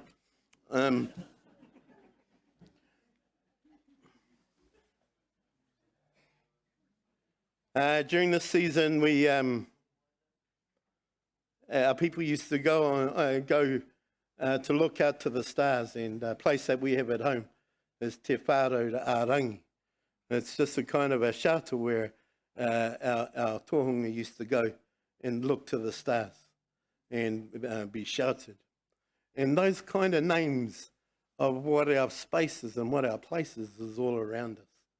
And they're telling us the stories of their place. And those are the things that we need to put up to our people that we work with, people that we might be in co-governance with, and say, this is what this place is like. Why aren't we doing something about that? Everyone's been talking about the treaty today, so I thought I'd chime in as well. Part of the thing about the treaty is there's something called, a cultural redress. And someone's going to give us the cultural redress. No, that's ours to have. And we're going to place it where we think it might be placed safely. We need you to get on side to see that it's an asset. That's what needs to happen. And so one of those that we've learnt is that sometimes it's about the journey as opposed to just the space. And we've learnt that from Karakia, that Whatuhoro, he's named after a tūpuna. And this Karakia used a lot of what he was saying and what he was writing about in the Whare Wānanga.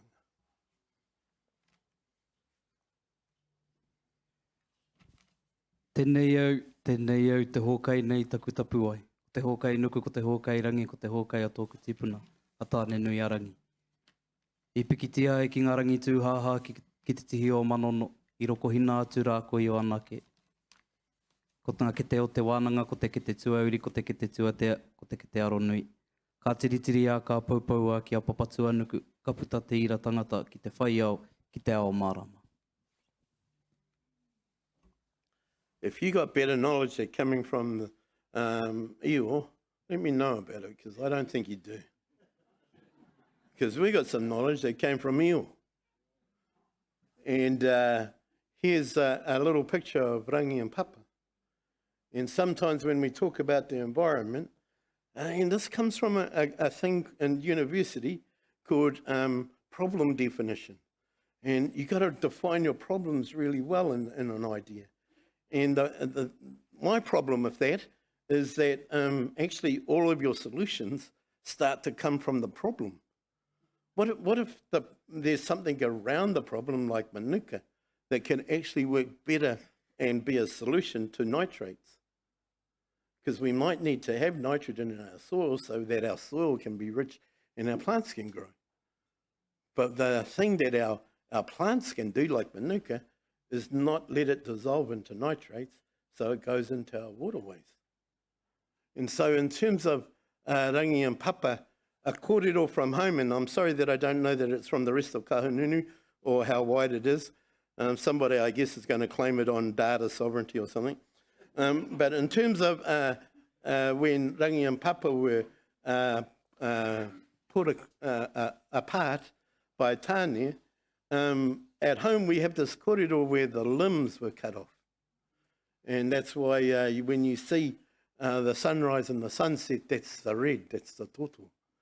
And Tāne put in between Rangi and Papa something called paunui, pautiriau.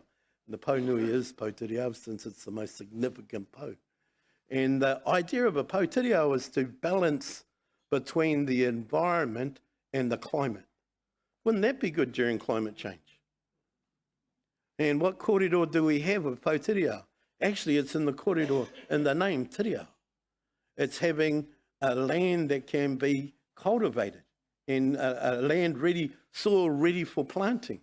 And the planting is what makes the balance between the environment. Previously, we saw a whole range of rock being taken from a riverside. At home, we got the reverse problem. We've got rock being put on the river and stop banks. Why is that a problem? Well, behind the stop banks used to be wetlands. What's really good for water? Oh, wetlands are really good for water. So the very thing, so in Te Mana o Te Wai, and let's face some things about Te Mana o Te Wai, really awesome program, but Te Mana o Te Wai came as a reaction to NOF, the National Objective Framework for Water.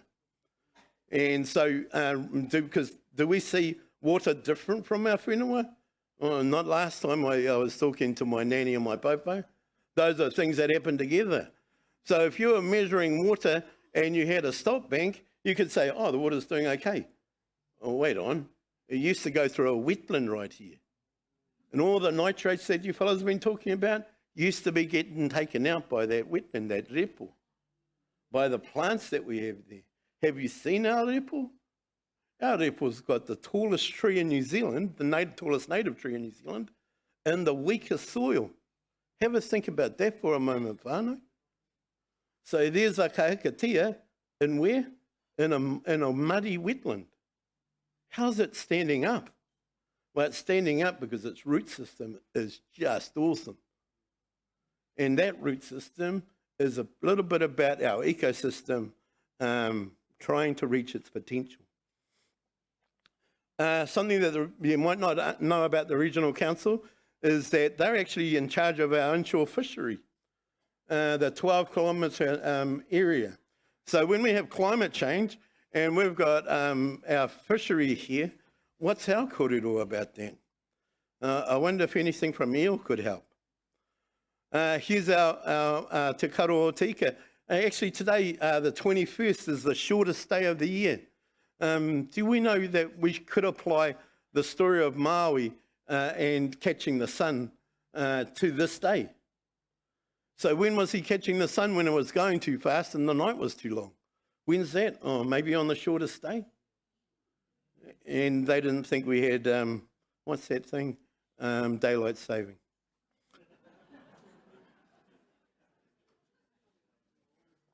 One of the things about the Tapawai of Tongaroa is a whole range about the ecosystem it could be in. So that was revenge for my earlier things. I didn't do it. That's all right. It did it itself. Rua moko. Yeah, every 150 years we have a pretty bad earthquake in Wairarapa. We had one in 1855 that was still the biggest earthquake recorded in New Zealand, but it was also the biggest land displacement in the world. Happened there. Our land went up 16 metres and across 18 metres, and I think the Blues needed that to get a try. So here's a little bit about Rua moko and a whole range of the different things that happen in our landscape. One of those, of course, is springs, freshwater springs. They come through understanding a little more about Rua moko. Another thing, and you can see me going faster, sorry about this, whānau, but what things could we understand from Tāne? Well, one thing that we can understand by Tāne is that we whakapapa to the land. Tāne is the one that made the first woman, and also is the person whose children are rākau. And here we have our attachment to the land. Right way back in terms of talking about connection, we're connecting to the land. Even we know between Rangi and Papa, there's the tears of Rangi that in terms of missing Papa. We also know about the wind, Tāwhiri Mātia, being the wind in the heavens, but also coming along on the earth and soothing Papa Tuanuku. But this, and I've got to apologise for the spelling mistake. What was that lesson? Don't do it at night. Runga mai whakateka. And so somebody wrote tika in there thinking it was the act of doing right, but actually another name for tika, or another meaning for tika is a burning dart. And so this is a burning dart in terms of how this looks, runga mai whakateka. And runga mai whakateka came to the earth at Hiranuarangi, our marae. We have this kōrero where it bounced along the river and then shot back off. And runga mai whakateka, when it bounced along the river, left an imprint on the fish so that Papa Tuanuku can see even on cloudy days. Rangi. And that fish is called a galaxid. And that galaxid, in terms of the Latin people, even a dead language is still living. There is a galaxy. It's got a fluorescent colour on its back so that it can hide in the rapids. And that's our kōkapu. And our kōkapu is a sign of this coming between and working with the whole of the environment. And this is where it drank some water when it landed with Haunui Ananai in a river called Rungomai Waini. One of our other rangatira, Raikau Moana, was trapped by some advancing people and perhaps his enemies. And he cried out to Rungomai Whakateka to pick him up. And he got picked up at a place called Pukitapu, a sacred hill. And there he went to Pahiatua, the resting place. And at a cave, Rungomai rested. And Raikau Moana went and made peace. Whānau, what do we have in our kōrero? Have we got enough in our kōrero to answer the questions today? Well, a lot of the answers that are coming today are for a different environment. It evolved, their environments overseas evolved when animals were about. Our environment only evolved when birds were here. And so our trees have evolved differently. That's why in our ecosystem, we have 5 tiers, 5 different layers in our ngahere. And in our ngahere, it's not just one tree. There's lots of different types of trees. Why? Because we've got a different ngahere than others. So when we come to ask what's the answer for our ecosystem, our answer is in our kōrero, because that's the kōrero that belongs here. Kia ora koutou. Tēnā koe. There was one question from our app. What do you think about decowing, or indeed rahui, as long-term solution to too much? So here's a question for you. Could what we have in our knowledge base settle this so that we can have the amount of cows that are there now? And one argument against it is that we didn't have cows here previously. And so we haven't developed insects that can work with things like, sorry about this, bullshit. And that might be that argument as well. But in terms of working with that, can we have something? And we found out yes. So the breakdown of urine, it's often called urine patches, and effluent from cows can be nurturing for manuka and kanuka. And so we could actually settle some of the nitrate problems by having 2 economies going on a farm at one time. So why don't we have that? Well, because the group that are taking charge of those cows are often the dairy industry. And so the dairy industry, they caring what's in manuka? They don't care at all. I'll tell you who cares. The American Army, who bought a whole range of manuka bandages. So that, why? Because manuka heals cuts the fastest that they know about. Have we really bought the mana that is appropriate to manuka? Because here's all the properties of manuka. And so while that question looks like the simple answer is, yeah, let's just take out cows, I don't think we should be overstocking farms. But I think there's other ways that we can work things out. And we can sit down and say, this is what our plants do. If you grow them, you can actually have double the income, because what you can get from kanuka and from cows can be more than you would get just by cows. Kia ora. Just want to open it to the floor. Are there any pātai from the floor?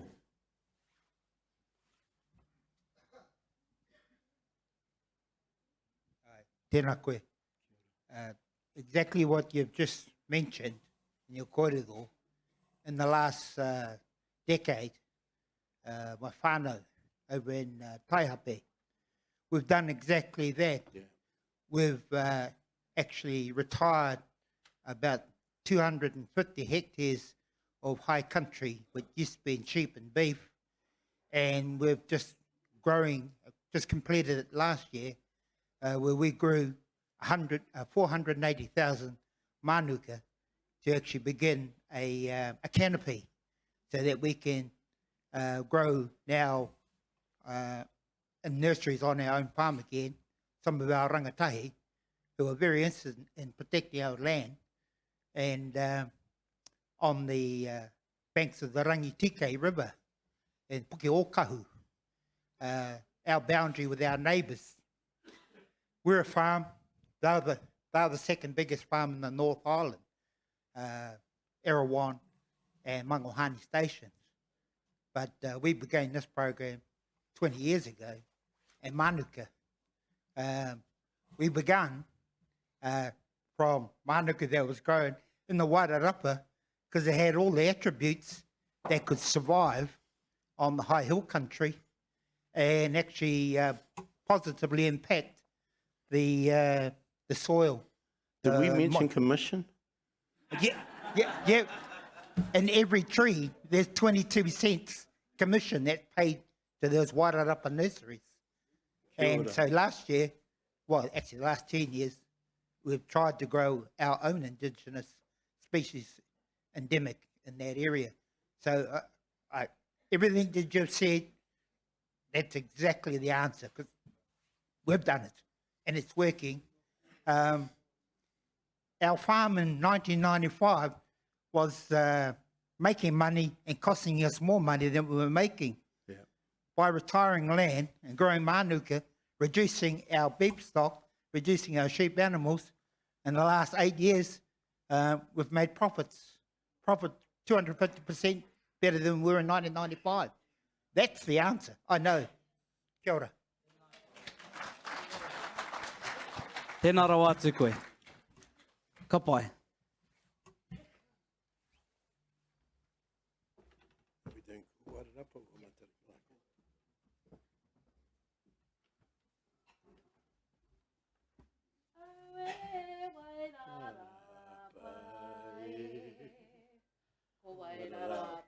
Tēnei, tuake nei, te karanga, i te iwi, whanau e he te pō, kia harira nei, mā te marama, araka ki.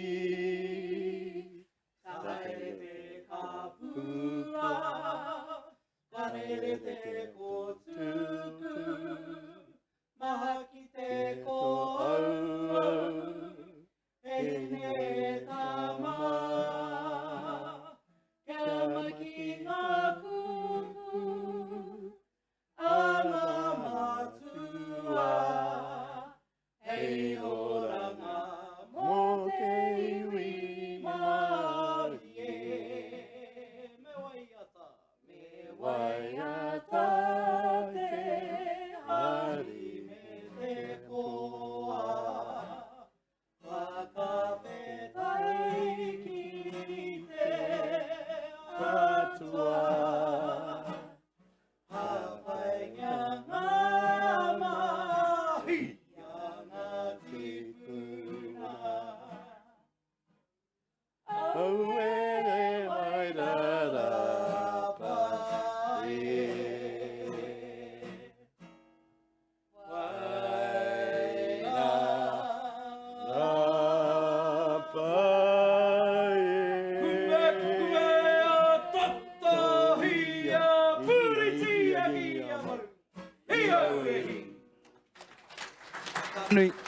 Ka nui te mihi ki a koe, kei te karanga pāpā.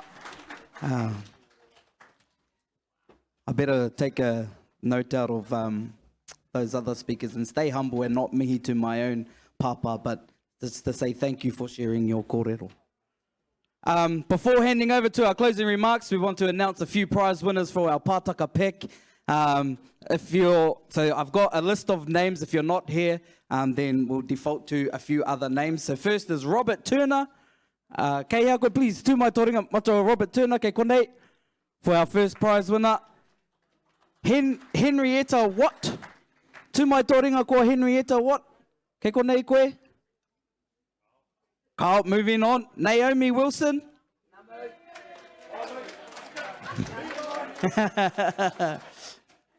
That's two. Robin Rona. Ke konei koe, Robin Rona. Oh, next person on the list.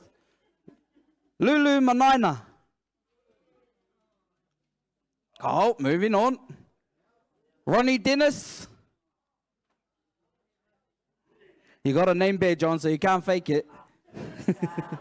Helen Barlow. Paul Urkel. Colt. Charlie Ropitini. Oh, hika. Edina Hilton. Hey.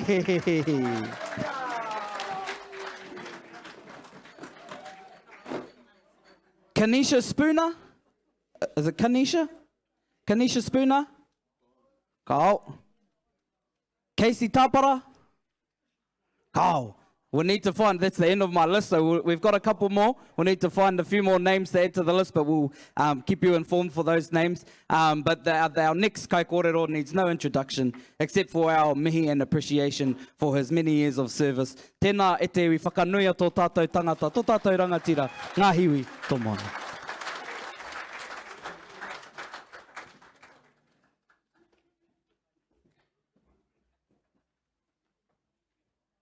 Sorry, I can't help myself. I had to grab the guitar. We've been hearing so much about Ngā Atuas and Ranginui and Papatūānuku. I thought we're all going to get up and sing. And this is our mihi to all the speakers, the fabulous speakers we've had. So you know the song. Ko Ranginui e tuake nei, hei tuanui. And everyone goes, hei tuanui. Got it? That was the practice. Now we're in. We're recording. Ko Ranginui e tuake nei, hei tuanui. Hei Papatūānuku e takoto nei, hei whāriki. Ko te reo me ona tikanga, au toko manawa. Ko te iwi e pau toko manawa. Try it again.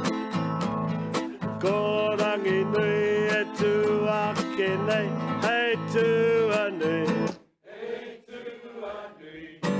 Ko Papatūānuku e takoto nei, hei whāriki. Ko te reo me ona tikanga, te pātahuhu e. Ko te iwi e pau toko manawa. Ko te iwi te pau toko manawa. Tūturi whakamaua kia tēnā. Haumi e hui e. We're going to just pay tribute to all our presenters today. Fabulous, from the heart, from the land, from the ngākau.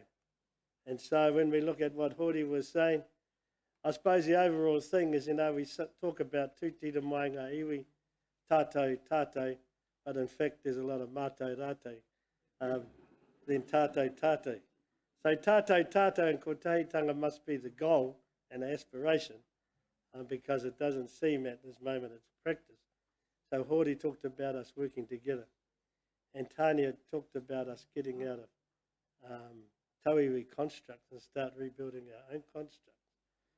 And we heard a lot of the discussions about how do we do that when we're working in someone else's framework, and how do we recreate our space when we've been educated in a different space. That wānanga tūturu produce tohunga, and the wānanga we use today, they produce scholars, they produce doctors, they produce academia in other frames. So how do we produce our own? But Katarina saying that our first priority should be Papatūānuku and our waters, and our next priority should be ourselves and then economic. And it's just turning that whole thing around. So we're talking a lot about similarities and we're talking about themes, and these are variations of a theme. Economic should be a last priority when we're measuring our success, because Pāho Wera went to Pone and others went on to talk about the multiple bottom lines. That they're farming, but they're also looking at environmental issues. So they're living the conflict within their own activities and trying to bring them back to the Pāho Weratanga, the rangatiratanga of their tipuna. Lee Grace talked about jobs for nature, but he also talked about using the experience they've had on the land to move that into the sea. The mana whenua, the mana mona, the maunga haurere ki uta, tangi tūki te mona, and how those are married and matched and cultivated, because our tipuna kahuvene, tangata mōhio, ngā mahi ki uta me ngā mahi ki tai. He was a harvester of the sea and a cultivator of the land. And how do we bring back that into our ethos, using our own words and our own themes and our own rhythms and our own maramataka, while Renata talked about Wala getting these treaty claims and settlements. They've been undermined by all their shingle being taken out of the awa. So everything they're getting back is crumbling underneath them. Because although they've settled with the Crown is still undermining their mana. And how do we redetermine and redefine and turn that whole thing around?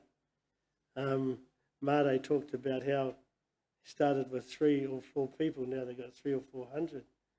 They're serving the people in the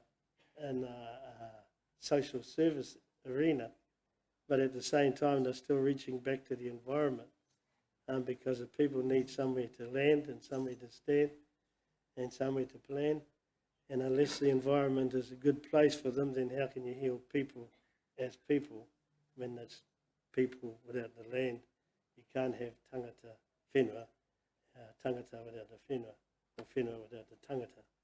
And the whakapapa that he cited, Brian just put together, while we were challenged cerebrally by Darren, who turned all his kōrero upside down and said he despises working with all these people, but he has to. And how do we start getting back? Because although we have all these settlements, they're still controlled by regional councils and other authorities. We really don't have tino rangatiratanga over it. So it's about how do we put the tino back into the rangatiratanga. He also said that they had no money, but they had plenty of manakitanga. Now they've got plenty of money and much less manakitanga amongst themselves. So that seems to be a sort of dichotomy of things that we need to fix up in our own minds. But we're sure that, the process of evolution, you go from dependence and then you get your settlement and you think, well, we're independent, but whoa, no, we're actually codependent on each other in Australia, to be working together before we can get our sense of tino rangatiratanga, putting the tino back into rangatiratanga. Talked about he was asked a question, what's Māori for co-governance? And one of the words that came up from one of these previous hui was ko-anatanga, was a bit of both.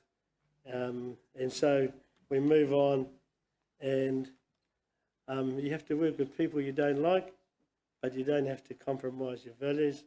as long as you go there with a purpose and know what you're sitting there for. Kohine and Jimmer gave us, if you want anything done, give it to young women. They don't do anything. But they're realising and re-establishing fabulous places for our people to visit. The tapawai of our tipuna, and doing it unflinchingly, unapologetically, but with enthusiasm, with ihi and with aroha. And then we had Ra talking to us. Ra is a wizard. He takes things to another perspectives all the time. He talks about the taiao. It's not a noun, it's a verb. The tai, the pull of the tide on the ao, on the earth. It means we heave and throw as a people. It's the rhythm of the land that dictates who we are. And someone that thinks normally like that, like Ra, you could listen to him all day, and you could hear a pinch up whenever he talks. So that's the lessons from Wairarapa, Kauwairunga, Kauwairaro, Tāne Nui Arangi manuscripts, and the Wainanga that fed our people from way back to now.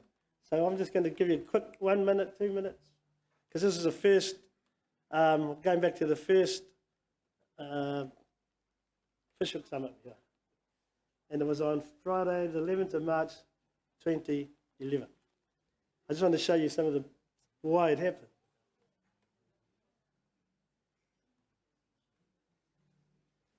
Thank you. Next. Oh, do I use this?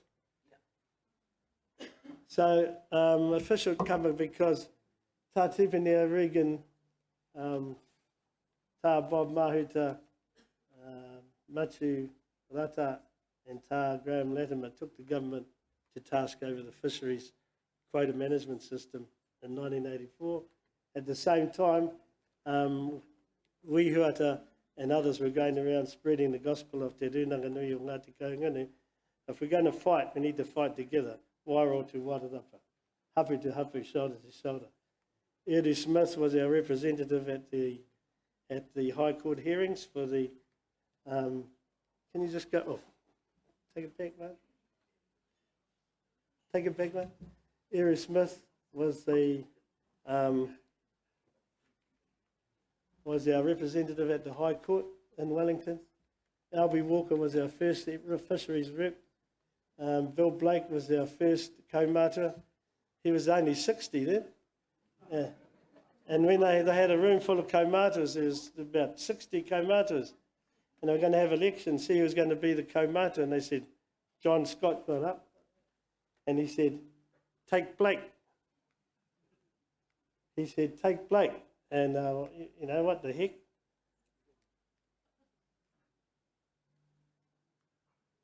He's the youngest kaumata there. He doesn't know much at all. He hasn't got the reo and the tikanga like all those. And John Scott said, turi turi, he's going to be here when we're all dead to tell our stories. And all the rest are dead. There's only Bill left. So is that prophecy? And there's Ate Numia and there's Tom Paku. And they were the ones who started the Tangaro Runanga from Ngāti Kahungunu. Walter Wilson's still around, of course. But Ben Couch, Tom Gemmell and Mita Carter were the reps for Wairarapa. Monty Paku, Charlie, no. The notorious Mongrel fellow. Charlie Walford. They were our head of token reps, and Auntie Numia. And this was the first Kahungunu Asset Holding Company. Briley, O'Reilly, and Makaiti, our Harry Makaiti on the red, with Christine Tariki and Paula Munson. And so that's about, I just wanted to share that this conference has an evolution over the ages, and it's getting better and better, and we're getting more and more key presenters. And so I'm proud of what's happened today and all the key presenters that have spoken today. So just finish with a song that we all can sing. Maku. te mihi atu kia koutou te iwi maari.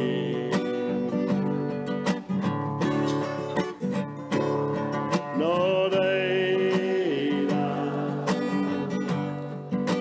tēnei te mihi kia koutou kia orara. Is Toro here? Because Toro was there right at the start.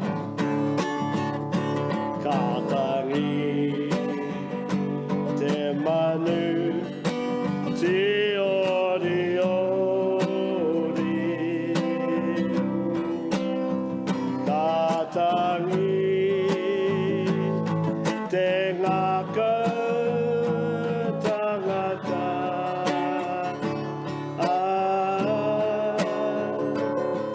No reira, tēnei te mihi kia koutou kia orara kia koutou kia orara.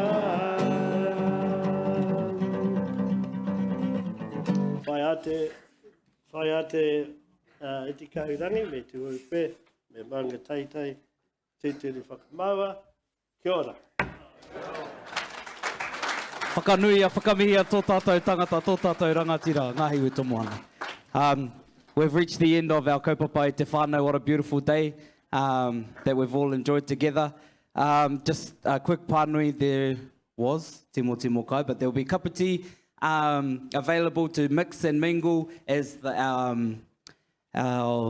kaimahi pack up before we leave. And another big mihi to our kai kōrero and our presenters for today. Ka nui te aroha ki a koutou. Also a big mihi to our event organisers, Ngaio and his team, and all those who made today possible. And without further ado, we pass the time over to Korohame to conclude our day with karakia as we opened.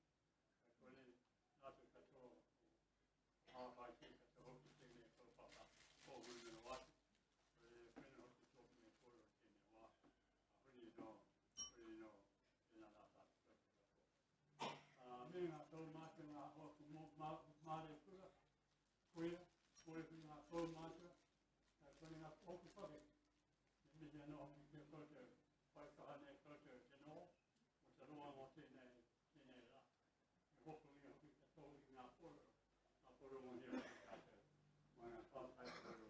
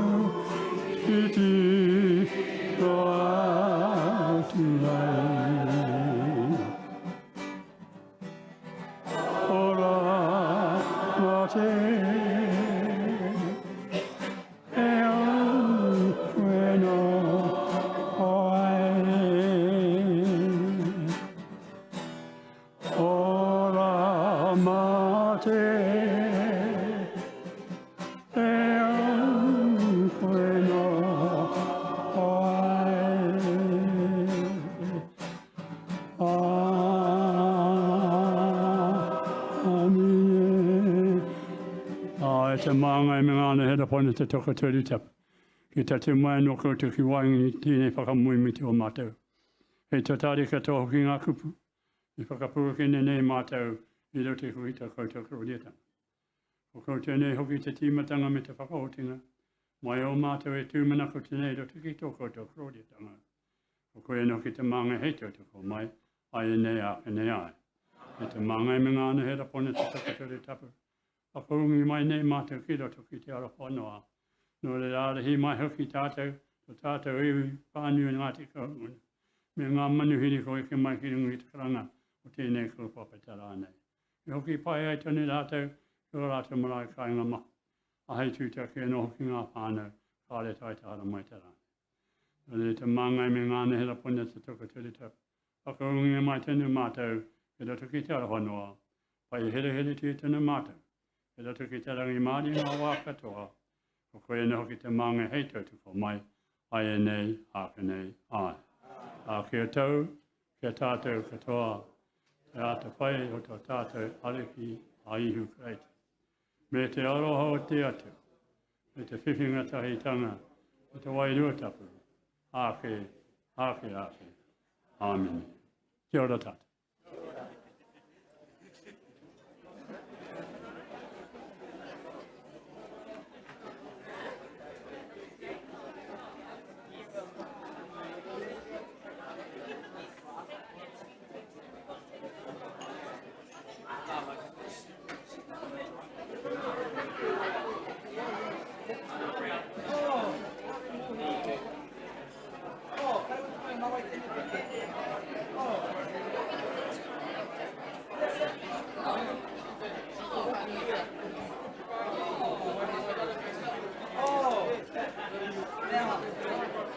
Belongs to your wife? Oh, no, you don't know who it belongs to. Oh, okay. I'll ask if it belongs to anyone, eh?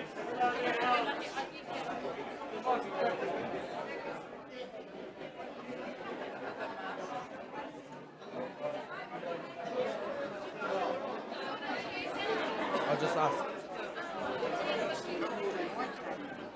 Was it? Tēnā tātou.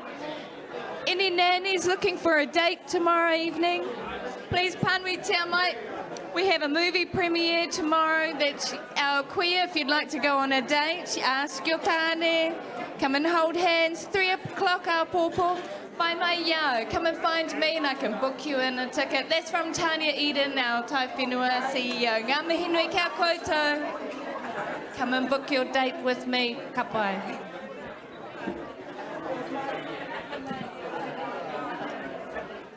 One more pānui e te whānau, we have a missing bag.